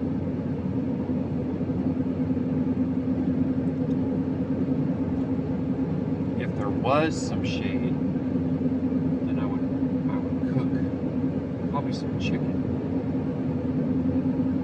Oh, I am so hungry. I just had those 5 wings all day. That's like literally all I've had. But I'm also not too interested in getting crazy sweaty cooking right after I finally got myself a shower, and I have to go drop off. I have to go to a customer tomorrow. So, I mean, that's kind of my thing, is I don't mind roughing it a little bit when it's just me in the truck and driving cross country and all that, but when I'm actually going to go deal with a customer, I don't want to be like that.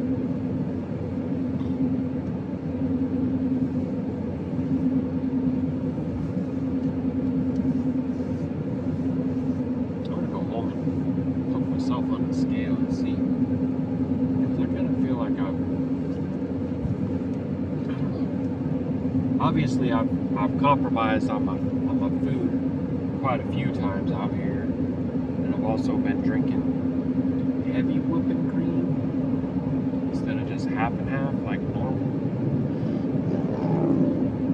Just so you know, we're back down to 4G, and as you can tell, this place is incredibly flat, and there's nothing obstructing us from outer space and satellites. But hey, it's nationwide coverage. Right. It's ground-based technology. And, I mean, you can just basic amount of research and you can learn this. They hang their repeaters and things on these towers. When I worked for the city of Indian Harbor Beach, they were erecting a new radio tower, and the cell phone companies were reaching out to them to see if they could lease space on the tower to hang their apparatus. That's pretty much all you need to know. And why? Why were they doing that? Well, because the signals beachside weren't that great, because you were relying on infrastructure from the mainland mostly to cover the beaches. So if they could get their stuff put up in Indian Harbor Beach, they would have very strong signals in satellite, different places along the beaches. That's why. Easy peasy, bro.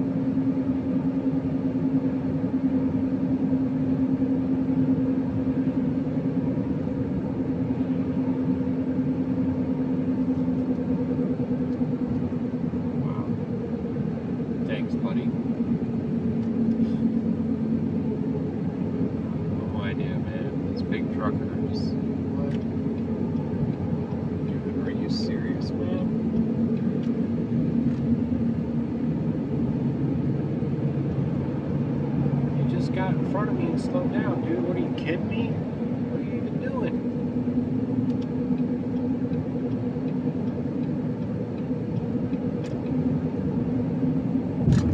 Oh, trucks, right lane, inspection station.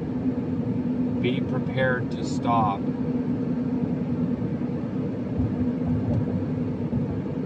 Inspection station, all vehicles stop. Now, see, I remember people saying, "Don't go in the way stations. They'll get upset. You'll get in trouble. Blah blah blah." But I'm like, dude, the sign is saying all. Is all not all?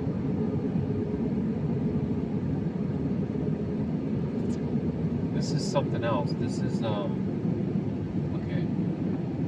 Cars, buses, pickups. RVs. Okay, so I'm going to this side.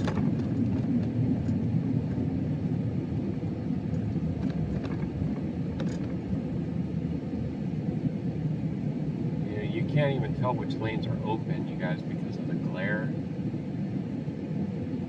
There's no one here.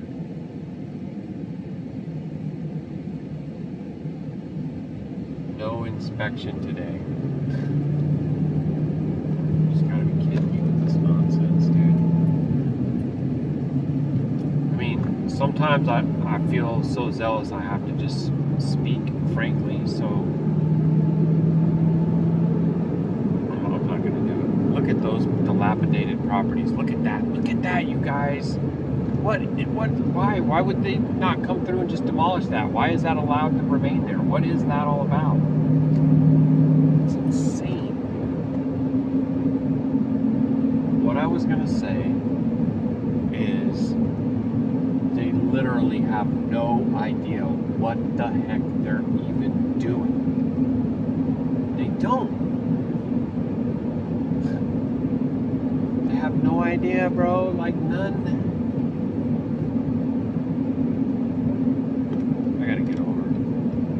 I mean, I'm 8 miles away, but I'm not trying to pass these people. Hey, there's Chips. Poncharelli, and what was the other guy's name? I don't even know. John, probably. I don't know. Sorry. I think I'm funny. Mostly I'm not. Actually, I think my shot thinks I'm funny sometimes, like once in a while. But she's always funny. And cute. I love you, baby. Center of the world. What? What even is that, dude? Are you kidding me? Is that some kind of a cult place? Look at that weird temple that they have there, dude. It probably is. Oh.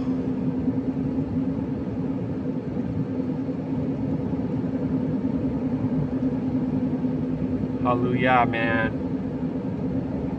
Y'all, we went all the way across Arizona. Actually, at another time that I went through another state, I was like, I'm supposed to get a permit. And I'm like, I want to get it. Where? Show me. Where do I go? I came in from the north part of the state, and there was literally nowhere. There was no place to go that was open. Every way station was closed. I never saw a port of entry. I was like, what's going on? And the ones that I did see when I searched online, they were on I-10, east and west. And I never even went on I-10. I came down I-25, Los Cruces, and went to Anthony, Texas. So I never even got it. And the whole time I'm like, I'm on edge because I overthink and I want to handle things the right way. I come from also a legal background, so like, I want to have everything in order, so a certain way, have all my documentation, etc. So I'm like, yeah, some guys, I'm gonna get stopped. Some trooper's gonna stop me, and I don't have a permit, even though I'm diligently seeking it and wanting to spend the money. Like, I'm wanting to do it, guys. Hello. If you have a driver passing through your state who wants to be compliant and can't, then the problem is worth examining with your system. It's worth looking into. Here's a person who really is trying to do it and can. Could be something wrong. Like, I don't know, maybe you could go online and register if you wanted, or you could go online and make some kind of an appointment and verify, hey, I'm coming in through this town on this route. Oh, okay, well then you go to this location to pay for your permit. Okay, thanks you very much. Here's the address, I put it in my route, bingo bango. No, they don't have nothing like that. Yeah, I feel like I'm going so slow right now. After being able to go all those other speeds across all those other states, and now I'm over here in California and I'm going slow.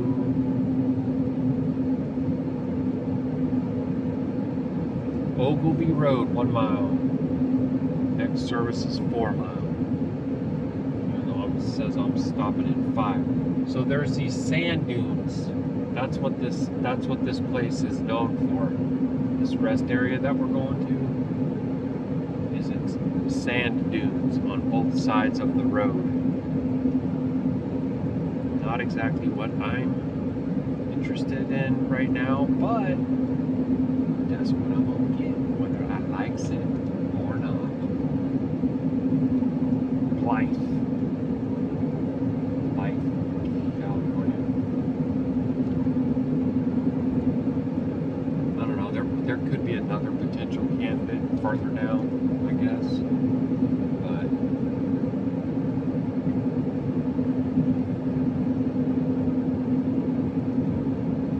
is Mexicali in Mexico or Cali?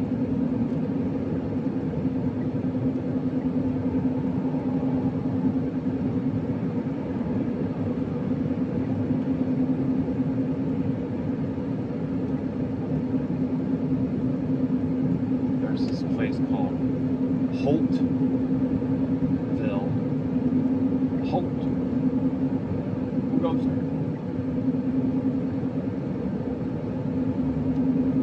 I'm not really sure if I got enough time on my log. I'm gonna have to just go ahead and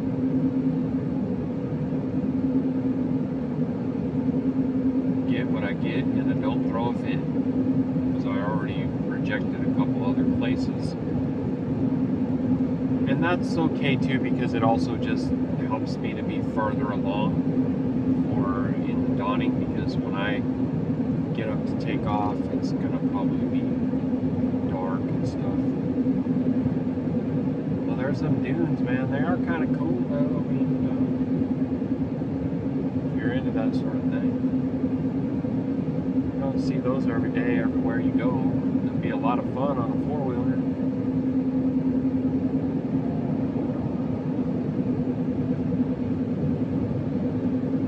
I would not take my truck out there, though, because I just wouldn't want to get all that. I wouldn't want to do all that damage. Right? That sand probably get into all kinds of things where it can cause harm. I don't see how that'd be well at all.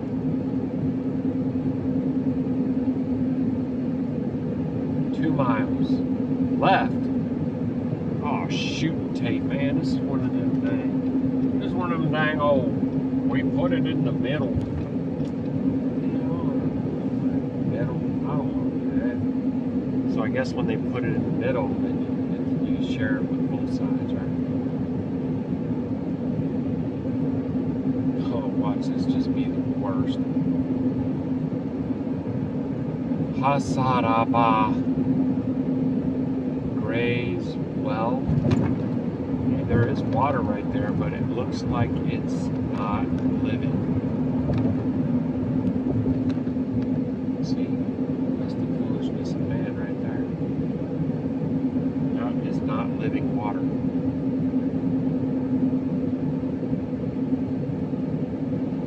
Claiming to be so wise.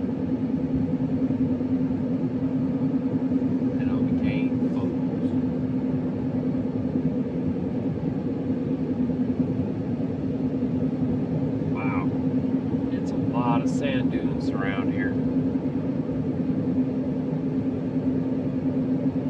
Huh. It's kind of weird how it's telling me that it's actually calling it Yuma.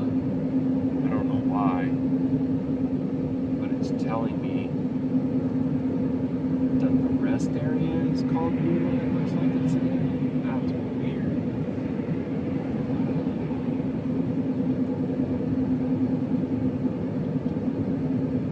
Yeah, go ahead. Zippers. Zippy. Move over or slow. See, that's the other thing. They don't want you to be in this lane if you're going slow, but this is where the exit is, and this is also my speed because I'm triple axle or greater. So I'm actually obeying your silly laws, and you think that they make things better, but they do not. Wow, this is rough. This is... Man, I don't like it, dude. I don't like it at all. Okay. But I am going to be here. Freeway entrance.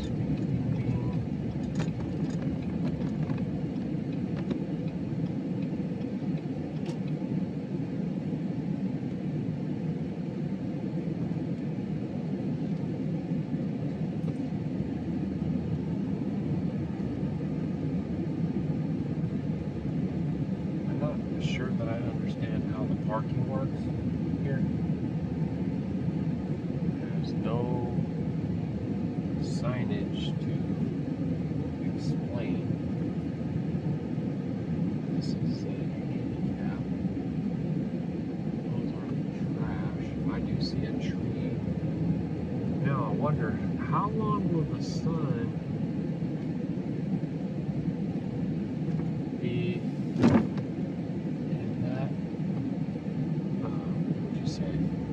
configuration?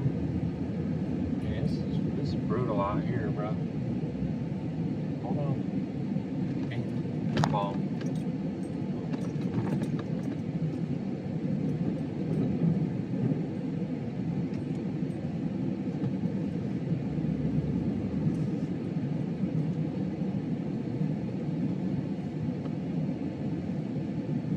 Okay.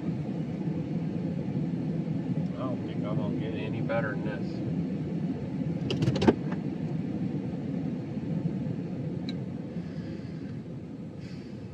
Alright guys, we did 678.7 miles and we got 8.8 miles to the gallon. That's just not great. I'm gonna put 678 in here. And I'm gonna come in here and put in my post-trip inspection. I'll do a walk around, check everything, and then I'm gonna need to try to figure out what I'm gonna do about food. One other thing I could do is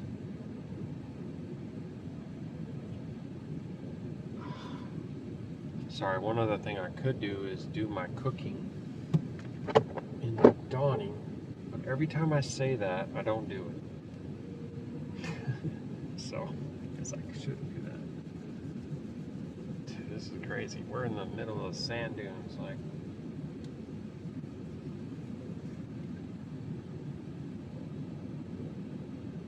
I still have an hour.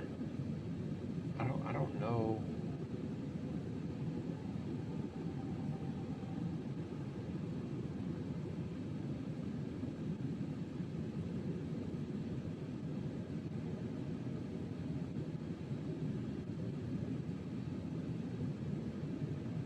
El Cajon is 2 hours from here. So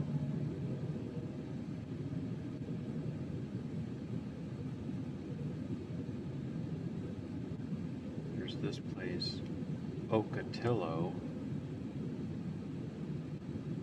which is coming out pretty much exactly to an hour.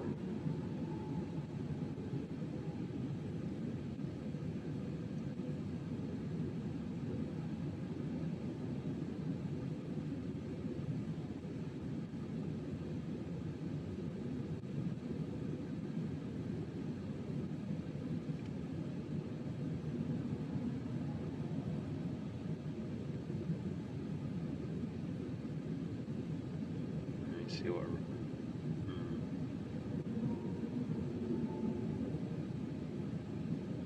Jamie.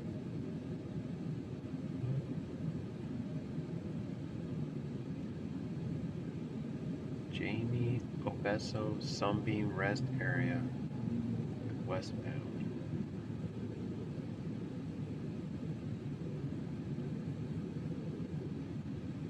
It looks a lot better. Dang it, I wonder if I should just go there, dude. I don't mean to be changing it, but it seems like it's 40 minutes away. Just go there, dude. This place is trash. I don't need to stay here, man. I really don't.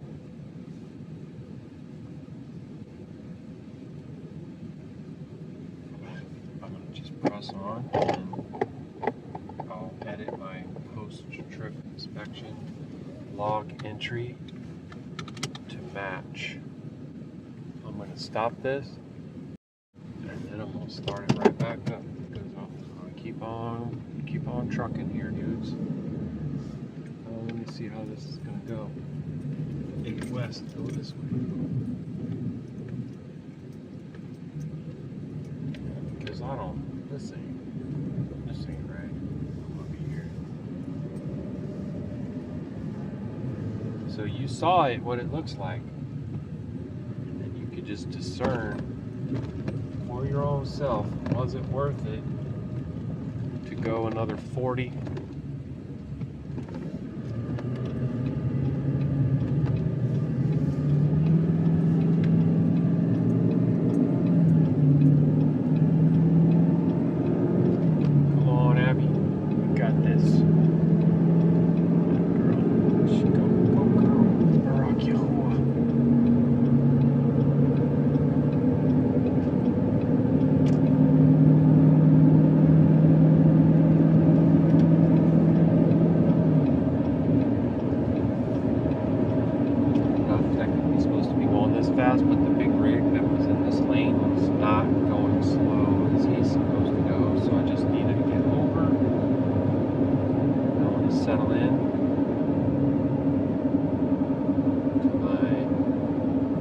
Altitude. Yeah, see the water down there? It's all in a confined concrete thing. So this is what I believe, that living water it's going to be naturally organic in its own form. Lakes, streams, rivers, oceans, seas, etc. Sorry that I said oceans. Lava, forgive me. But it'll be steaming with life, vegetation, moss, right? Birds will come and feed on fish, and fish will feed on bugs, and it will be alive. It's actually not even, I don't include a man-made lake. No, I'm talking about just regular old how Yahuwah made it, that's it. Just like the stones, you take earth and stones and build an altar unto me. If you take your tool and apply it to that stone, you have defiled it. Same things, guys. Don't let the enemy fool you like, oh, it has running water. That does not mean it's alive. It's not running because it's alive. That's just because they put a pump and they put pressure and they put a lot of other stuff, chemicals. It's dead. It's dead.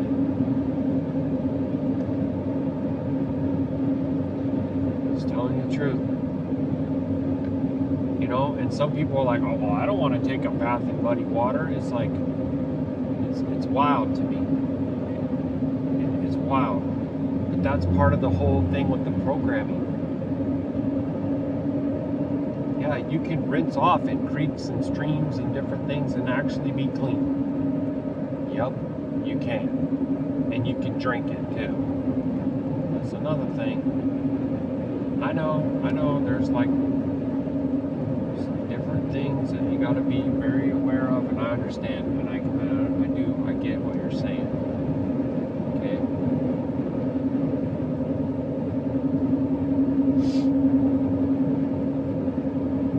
I think that the rocks are amazing at doing the filtration. filtration to filtering. So, but I would definitely think that drinking water from a well would be the superior thing.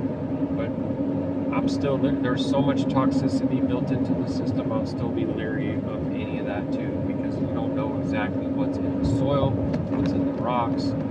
Heck, you don't even know what's in the sky that can come in with the rainwater. We don't really know. We gotta be Tahub stewards and do the best we can with what we got. But if they take the water and put it in a tank and treat it with chemicals and then pump it through plastic, oftentimes, right? Or whatever, it's don't think it's living. How that's going to ultimately affect your skin, hair, nails, and all that, I'm not too sure exactly. Because I don't feel like I've even been able to spend as much time as I would like. But I noticed that when I made all the changes to my diet and got rid of all the preservatives and all those things, then that started to change a lot of the things that come out of your body that stink. Okay? 1, 2, and sweat. Changes. Now, it don't mean that you don't stink at all, but it means you stink a whole heck of a lot less. And you was eating all that nasty FDA-approved stank stuff, and probably eating unclean things too, knowingly or unknowingly, right? Because sometimes you might think it's clean, but it's not. So issues with that too. This is a lot. There's a lot of things going on out here.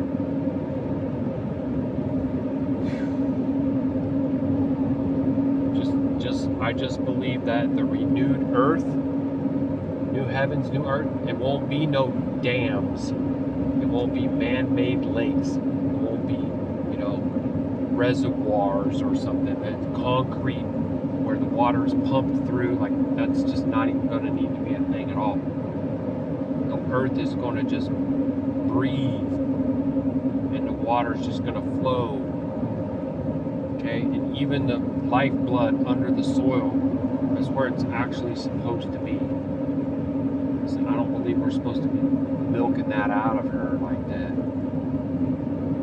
But that is what we do, and that's, even right now, this truck, it functions because of that, right?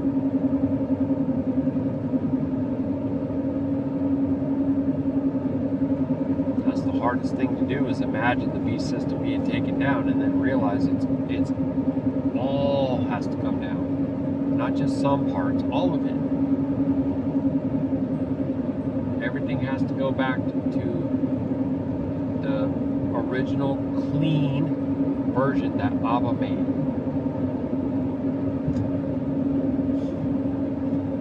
Now people will be freaking out. What are you talking about? Does that mean there's no power, there's no AC?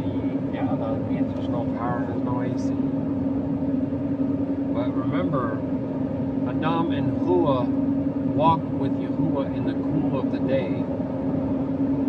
So all these extremes that we deal with are because of the disobedience. Period. So all that stuff is removed. Now you don't feel like you're going to need those things no more. Or at least on the law that you don't think that you still need them.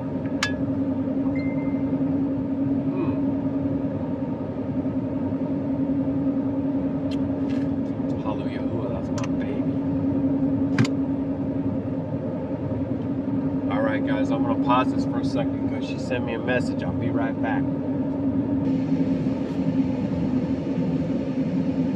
Alright.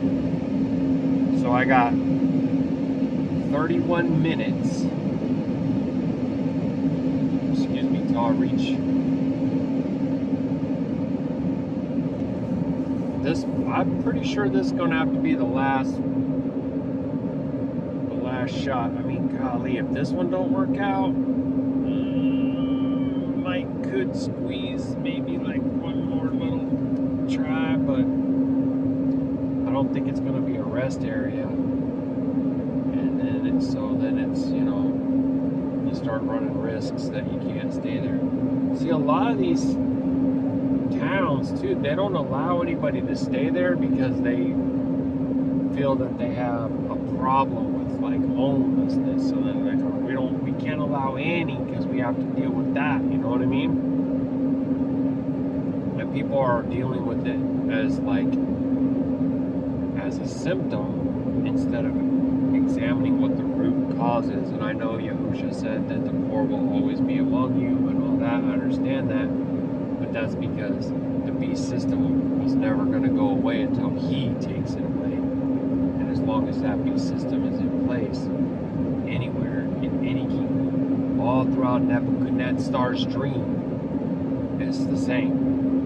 Whether it's Greek or Rome or the British Isles or whatever, the papacy, however you want to dice it up, it's the spirit behind it. It's an elitist type of spirit that where it feeds on the ego and the pride and to have and to take without doing the labors and the works. There's a curse on the sons of Cain to not be able to produce fruit from the ground. So they need to force others to make their food for them. And they're not going to be like, oh, hey, please make our food and we'll pay you. No, they're gonna make you make it, and they're gonna profit off you, and they're gonna fleece you, and they're gonna make you bow down to them, and they're gonna just consider themselves to be above you in every way and all that, right? They're gonna regulate all the opportunities. Yeah. Remember, there's also cursing that comes upon Yashar'Al, what it is to be the tail and not the head. Because, yeah, you could do a better job than them. You could lead it in a more favorable way, and the laborers and everything would appreciate you and your efforts and your positive changes and all that. But you're not going to get that opportunity. I mean, Yahuwah might give you some kind of opportunity in some kind of way, but I'm speaking generally across the board for the sons of Yashar'Al. That is a part of the cursing. And they hoard all that for themselves, right? As the saying goes, they seek to empower and enrich themselves. And they'll tell you anything. Boy, they just lie like it's just a naturalist thing. Just think of some guy standing there with his finger behind the cross behind his back so he can just lie to you all day long. Lie. But he's got his finger crossed behind his back, so it's okay. Or he finishes the sentence silently in his own mind to make the statement true, but he doesn't tell you that part, right? And then somehow convinces himself that his conscience is clean and that his karma is nice because nothing's going to come back on him. Whatever. It's insane levels of mental gymnastics that they got to go through to do that, but that's what they do. That's why it's reptilian, right? Sneaky, deceptive, manipulative, all that kind of stuff. But soon it'll be over, and that's the best news, right? Soon it will be over. So hallelujah, because I can't wait for it to be over. For the reckoning. For the righteous judgment. Yeah. Man, it's a desolation out here, ain't it? Look at this. It's crazy. And it's all 360 degrees like that, all the way around. Actually, the mountains on your side are closer. On my side, they're even farther away. You can't even see the detail. They're just like a blue outline way off in the distance.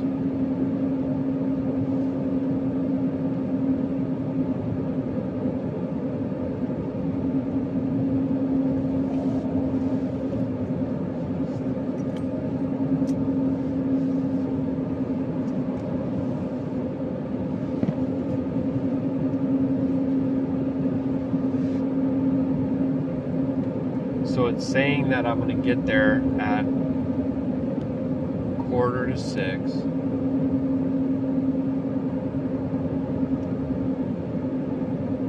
And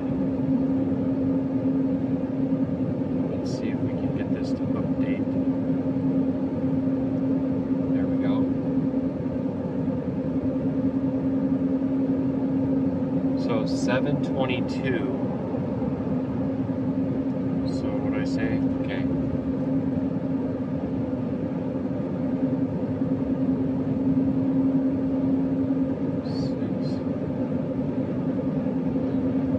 So it's less than 2 hours. It'll be before the sun is, they're saying, is going to. Actually, they got last light 7:48. So it'll be 2 hours that I'll have to wait for the sun to come down. So yeah, that starts to become a difficult choice when you talk about cooking. 103 degrees is what it's going to be at the time that the sun goes down. Yo, what? Dude, you're pushing the sheriff truck like that? Oh, are you kidding me? Yeah, but you're not. See, you just now realize that was a sheriff, dude. Really? Like, and then he doesn't pass it. Wow, whatever. There it is. It's just nobody home.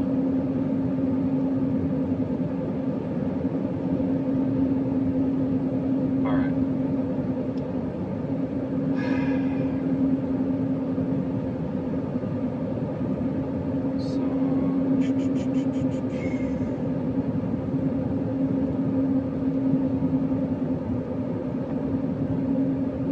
So that's Imperial.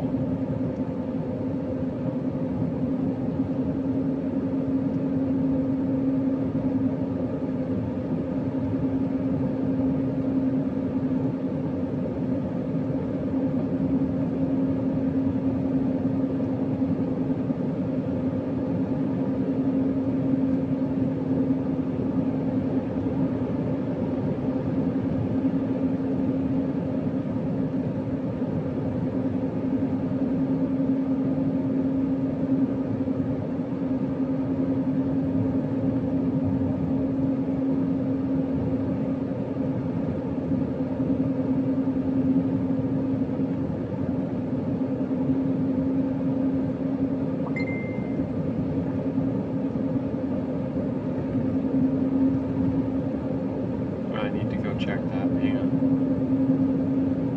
Oh.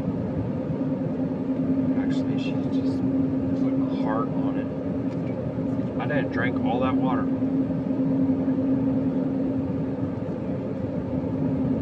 Just to get some cold water is pretty amazing.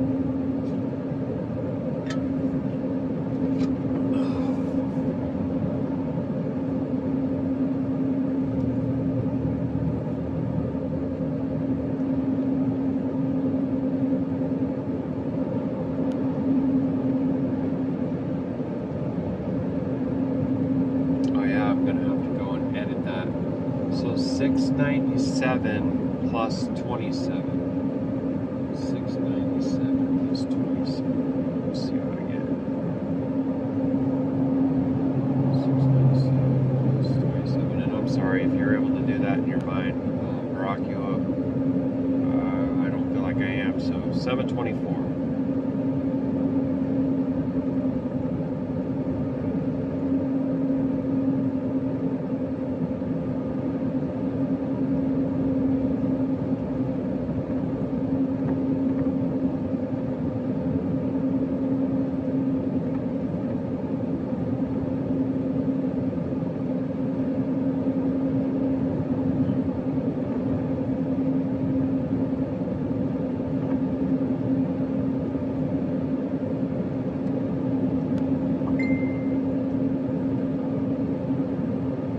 Oh, there goes another message from my baby. I'll be right back.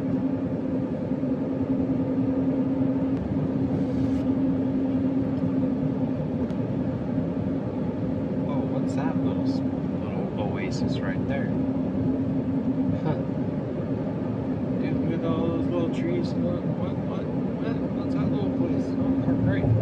goodness of all those palm trees in that shade. And there's like a little picnic bench or something over there. Crazy.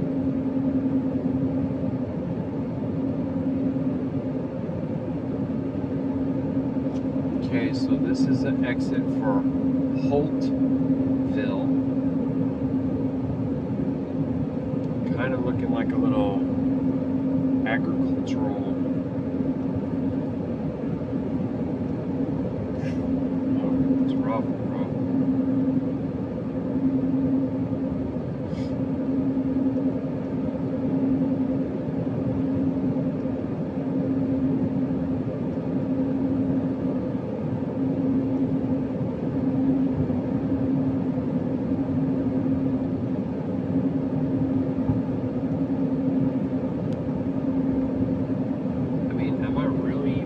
Far from Mexico right now? I don't think I am. That's like I was asking, is Mexicali a part of California? Or Mexico? Or, yes. Right. Excuse me, because I did see that on the map too, up here. A little bit.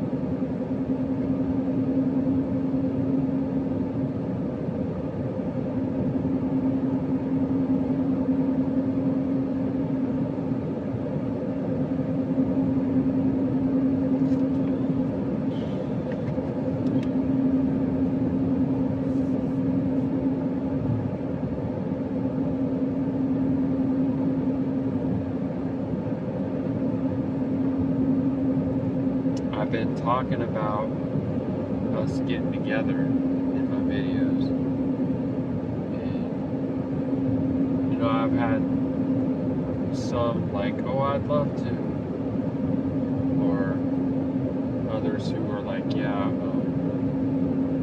going through this, you know, similar types of struggles, but in some examples even a lot worse, you know. Really lonely.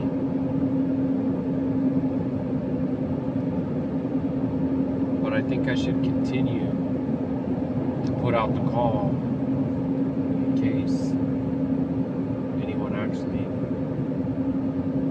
able to do something. You know, especially if Yahuah has given you means and the ability to be the host place where others can come to gather, because a lot of people might have a willingness to, but they don't have the resources to, you know, initiate anything like that. They might not even have the resources to leave where they are and go where you are, but they would maybe want to, you know? So there's that too.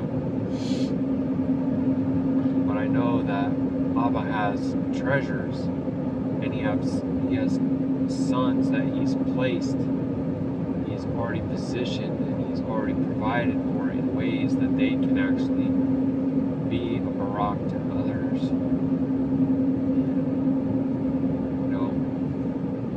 Have this call to Yashar'Al to strive to walk in righteousness, because, you know, if you look at the example that we have in Scripture, and Yashar'Al was obedient, they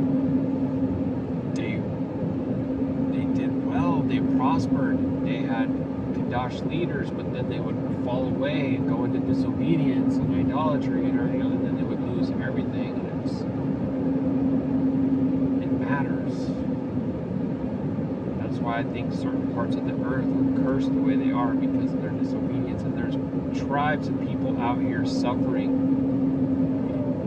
and it's, I hate to say it, man, but some of it's judgment, some of it's wrath, and they might even be paying for the crimes of their fathers.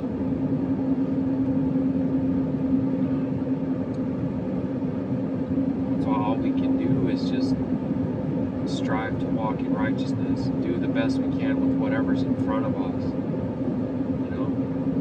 But I do think that the time to gather together is now, because I don't think that there's going to be opportunities to really, for people to move around or move resources around. Like they're not going to be able to do it, you know. So if we continue to wait too much longer, I mean, I know that I've had people tell me now is the time, and I was like, oh, a little bit longer, even though I believe the time's really short. I was like, oh, got a little bit longer, gotta try to work it while you're still able to, you know. We still have to provide and everything. Oh, I don't know. It's really starting to feel like that time is now. That sign said border crossing and then it said closed. That was weird. Oh, 7 South is somehow like going to crossing over the border. Definitely don't want to make a wrong turn and get stuck in any traffic there. I don't have any time left on my log for that. Oof, that would be wild, bro. Man, how many Teslas are going to be coming down this ramp? Is that even a Tesla? Maybe it's not a Tesla. It just looks like he's literally going to get right in my way. Look at this guy. Gotta be kidding me, bro. Now he starts to go. He just realized what he's done. Oh, he's going to hit that other car. Dude, there's nobody home. Wow. That's crazy, bro. This is the merging skills. Merging is not that hard. You almost hit me. Then you tried to force your way into the other lane and almost hit that car.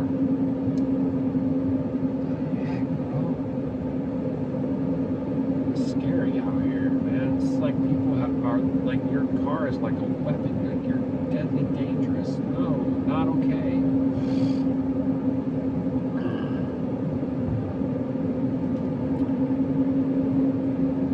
They are making me go so slow in California.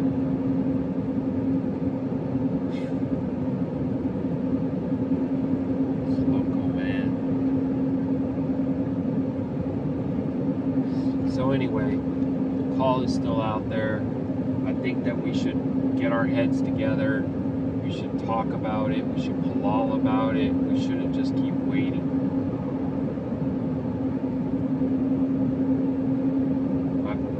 Every day, Abba shows me the writing on the wall, like every single day.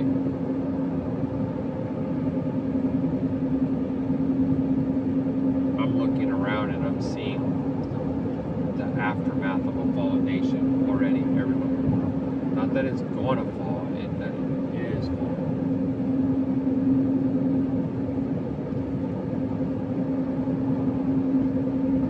And no fuel at the pumps will happen suddenly. And no eggs on the shelf will happen suddenly. Everything is already in position for it to happen suddenly. So it won't matter what state you're in, that ain't going to change it.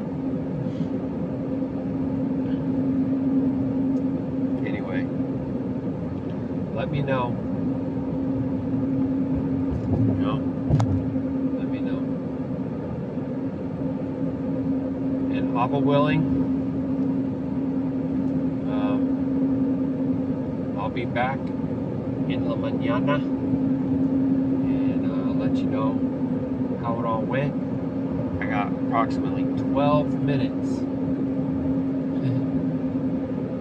until I get to what's really the last chance place. And I'm going to go ahead and start finalizing this video now, because it takes a while for all the little clips to get pasted together.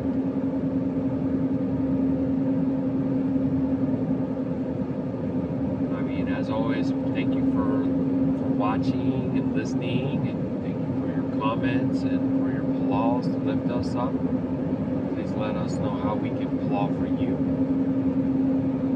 Emailing questions, concerns, praise praise reports. Love to hear praise reports. And yeah, until next time, Shalom Mashpaka, Shalom Mashpaka, Shalom Mashpaka, because Yahuwah reigns, Yahusha reigns. See, one throne, one king, our Yeshua is Yahuwah. Our deliverer is the great I am, our creator. Baruk Atah Yahuah Tara for Mashpaka. Please give us your Gil, Shalom, and Hasad in Yahusha's name.